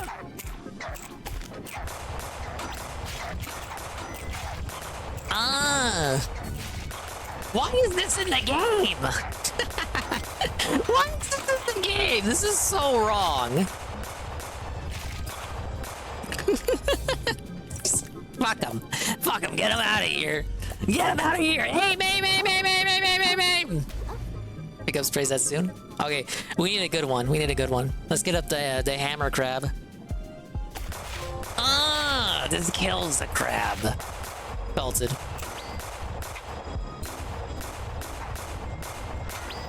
Alright, these guys are pretty good because they can actually come up close to the gun. You gotta fire from far away. Alright, this guy. This guy over here. Belted. Felt even the toughest of enemies. Yeah, unlimited ammo. Why would they make a whole new collectible for ammo? No, just give you unlimited ammo because they're cool.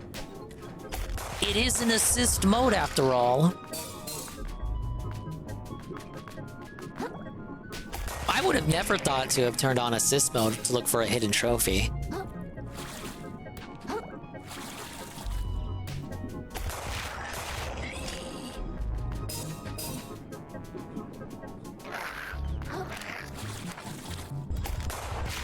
Someone tell DSP to do this next stream, so I know that trolls are watching. Trolls and LARPers are watching.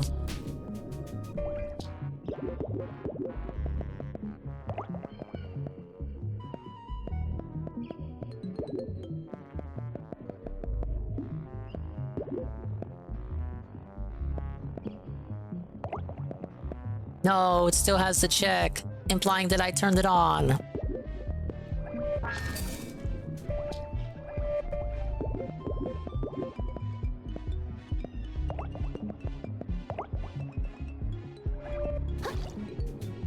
Final boss with a gun? Huh. I don't see why there would be no reason for you not to do that with the gun. Oh god. Ah yes, a fitting end for Krill. He let the shell get to his head, dude. Well, that's it for me, guys. We did beat the game. I was gonna be on all night anyway, because it is anime night. I gotta skedaddle. We're going to chill with Anli, the guy he's live right now, playing Sonic Robo Blast Card 2, and eventually anime night will start, right? But I guess we can hazard a quick check of the guy and see where he's at in this game, because he's playing this game right now tonight. And now, because you saw me beat the game, you too as well know that DSP has 3 to 4 streams left of the game, including this stream he's doing tonight. Oh, he's in the factory. All I'm trying to do is collect all the crystals right now. Yep, this would have been where we went in from massively the ground whale. $260. So I wouldn't have gotten to the save point regardless. Either way I went. Okay. Hello, Sonic1. How's the game? I just beat it. I was just about to hop offline. Manual save. Hello, King Diddy Duke. Probably do that at some point. Good call. A death counter, something Dave would never do. Yeah, we ended at 311 deaths. Oh yeah, he's in this area. So after this area, he's got going to the barge, defeating Roland, the Deep Abyss, then the Bleach City, then the entire final boss phase of 4 bosses, then the finale segment. I can see, including this stream, the one he's doing right now, anywhere between 3 to 4. Depends on how he plays. The whales were crazy tonight, like what the hell? It's okay, it doesn't matter, he's gonna be begging tomorrow anyway. I didn't do a count on this side, don't play yet, but I think this should be over 150 now. Yeah, like I'm not feeling too bad about it, DD Duke, because it is my first Souls-like, and I did enjoy it and have fun with it. A good amount of those deaths were to, what was it, the samurai crab with the chopsticks? That was the hardest boss in the game for me. But I think past that hump, everything I just started dominating within 5 deaths or less. The final stretch for the past 3 streams already. Yeah, I think he feels that way because of how the story is set up. But that last home stretch, that last finale phase, is pretty lengthy. Oh fuck! I think it is gonna bug him. What the? I survived it. I somehow landed. I have to do the whole. If it means of playing Settled Blade on PS5, I would highly recommend it. I am playing this on PS5. Right now, I'm hyped for Paper Mario at the end of the month. So I want to like clear out everything else I was playing, and then you know, just have my rotation clear for Paper Mario. Thank you, Mr. Pun, for the scam queue on Stellar Blade. Gotta do the whole dang thing over. Yeah, I fucked up. Yeah, I've only played it once, Son of Quan, so I want to give it like a proper reassessment. Because this whole time, I've always thought Paper Mario 64 was the better game. And I recently replayed that on stream last year, along with Mario RPG and Mario Luigi Superstar Saga. And I still like Paper Mario 64 and Superstar Saga as much as I did when I first played them. Mario RPG I liked as well. That was my first playthrough of that. But Dousing Your Door, I've never liked it or been as in love with it as other gamers on the Twitters and YouTube. But hopefully the remake can change my mind. Oh. Not that I dislike it, I don't. Just that I don't think it's better than 64. Go and try to beat Like a Dragon Infinite well before Paper Mario. Yeah. I'm wondering if I can sequence break to go to the save point. I need my schedule clear, baby. And then once it comes out, I want to no-life it. Like, we'll do like a chapter a night or something. There's 8 chapters, and I'm going to do all the side content, all badges, all upgrades, all that stuff. Jump, swim, and dash over to there? Probably not. It looks too far. I don't think you can... Getting it on the Wii and getting lost at the start because I was terrible. Was one of the 64 was one of the earliest ones I played. Here we go. We're definitely going to drop down again, because again, there's nowhere to go up here, right? Nope. Must have been like a preteen dingus. A lot of dialogue for a Mario game too. Onto that ledge, and then we're gonna figure Wasn't used to that. What's the legit way to go up?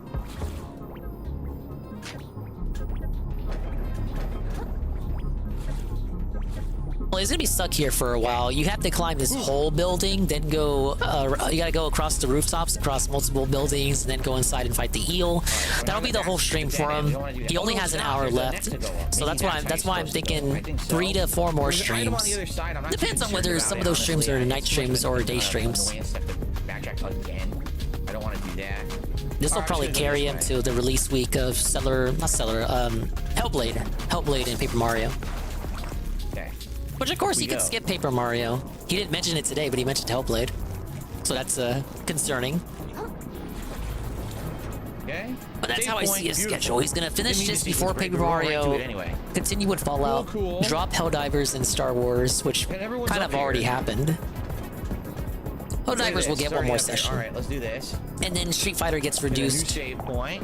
once he starts losing more in that. We're gonna do the super chase and thoughts. And he's on gonna Jack need to Daniels. find more I like games the to play. flavor of Jack Daniels, but basically Jack Daniels. But the main games will be Fallout because it has 4 so much in it, and it has that, Hellblade what is for it, like him. charcoal that it filters through and all this flavor. It gives you more of like a hangover and like a taste in your mouth. Steve just willed some unknown amount. Yeah, I'm looking at it, Carl. I don't know. I don't. It's not that I dislike Jack Daniels. I just think that like, if I drink it, I end up having more of a chance of like a hangover or something. You know what I'm saying? Maybe Oh no, I think he'll stay for Akuma. All right, let's go to Topota's Garden. I think I want to try to upgrade the bullet again. No part split. Stalking Tiger with a $20 super chat tonight says, my team is traveling to Taylor County, West Virginia to investigate a huge bipedal predator named the Headless Horror. All right. Yeah, I'm not in the mood for a LARP tip. That's it for me, guys. If you want to check in, I'm sure Tevin is restreaming. I'm gonna raid Ann. He's playing Sonic Robokart Blast 2. Yeah, he's playing that. And I don't know how much longer he's gonna be live because we do got anime night later tonight. But we're gonna go chill over there. Big ups.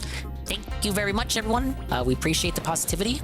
And yeah, I really enjoyed the game. Go play this game. Don't let Phil like ruin this game for you. He's done that a lot to people in the stream chats I've been looking at. No, this game is fun. It is worth your time. It is indeed a Game of the Year contender, and I enjoyed it. I enjoyed my time with it. It was very cool, and I hope they make a sequel. I would play a sequel, right? And yeah, don't look down on it just because DSP's playing it, and DSP makes everything look boring.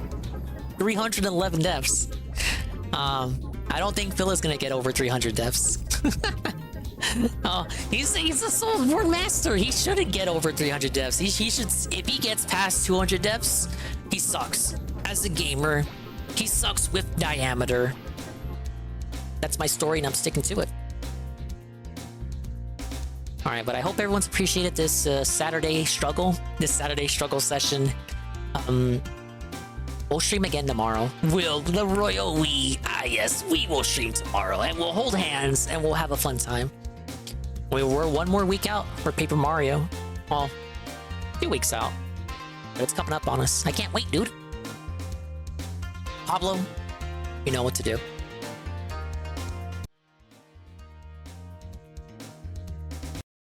It's nice to Yes, we can begin anime night feeling accomplished. Thank you very much, guys. I really appreciate all the positivity today. We learned a lot. We learned never to trust Nick Fuentes on anything. We learned Kanye is mentally ill and was never meant to run for office. And we beat the game, which I didn't think would happen. I thought I was gonna have to, because I lost my progress at the start of the stream. I thought I was gonna have to make up all my progress and then get back to where I was, and it was gonna be a whole ordeal. But no, the final area wasn't too long. In fact, it's probably better that I lost my progress because it gave me like an extra hour to do shit. Or else the stream would have been even shorter. But hey, I gave you 6 hours on a Saturday. Like, motherfucker, I never do that. Just my fucking dingus. Big ups to the dingers, the dongers, and the swollen _ once committed to the end of the stream. Stick around for the raid. We're gonna go to Anleet's house. You can send him annoying raid messages. Big ups to Pim Pam, Aldrop, JC, BR Joe, D Duke, Golem of Power, Son of Quan, Mr. _ Pun, Almighty Tevin the Guy, Perez, Knock, Peaches and Keem, Praise That Soon, Wiggle Bottom, Red Animator, Carl, Bye Carl, Ivan Zypher, Barry Linden, Egg Gang 1738, Natal Cog. He was here the whole time. He actually was. The lurkers like UNFW1, the Unfun One, Alpha Elite TV, Ghost MC, the Expired Bread. Oh my god, Bread saw me beat the game. We really won, baby. Sakura, Shroom Dukem, A Shot, Brian MK, Yukikaze, DJ Filthy Rich,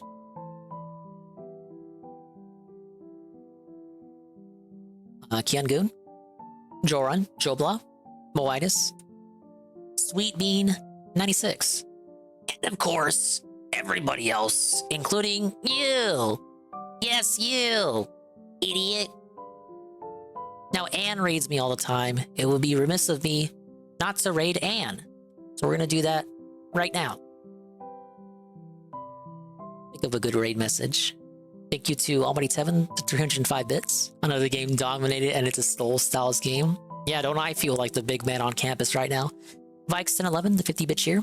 And Brian MK to re-up tier 1 for 4 months in a row. 10 months total. I'll have to watch the casino too. I'll be up all night, man. Bye-bye. Adios, Mimi time. We'll see you when we see you. And if we didn't see you, then we didn't see you. But if we did see you, then we saw you. And if we didn't see you, hopefully we will see you next time. If I can see myself in the mirror every single day, then hopefully I can inspire viewers like you, Rue, too, to see themselves in their mirrors each and every single day. We are now commencing the Anleet raid. The raid message is... what is the raid message? We need a good Anne-style raid message.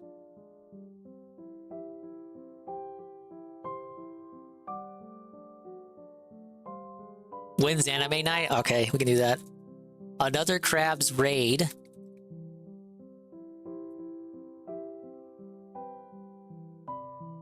Game beat. We want to eat.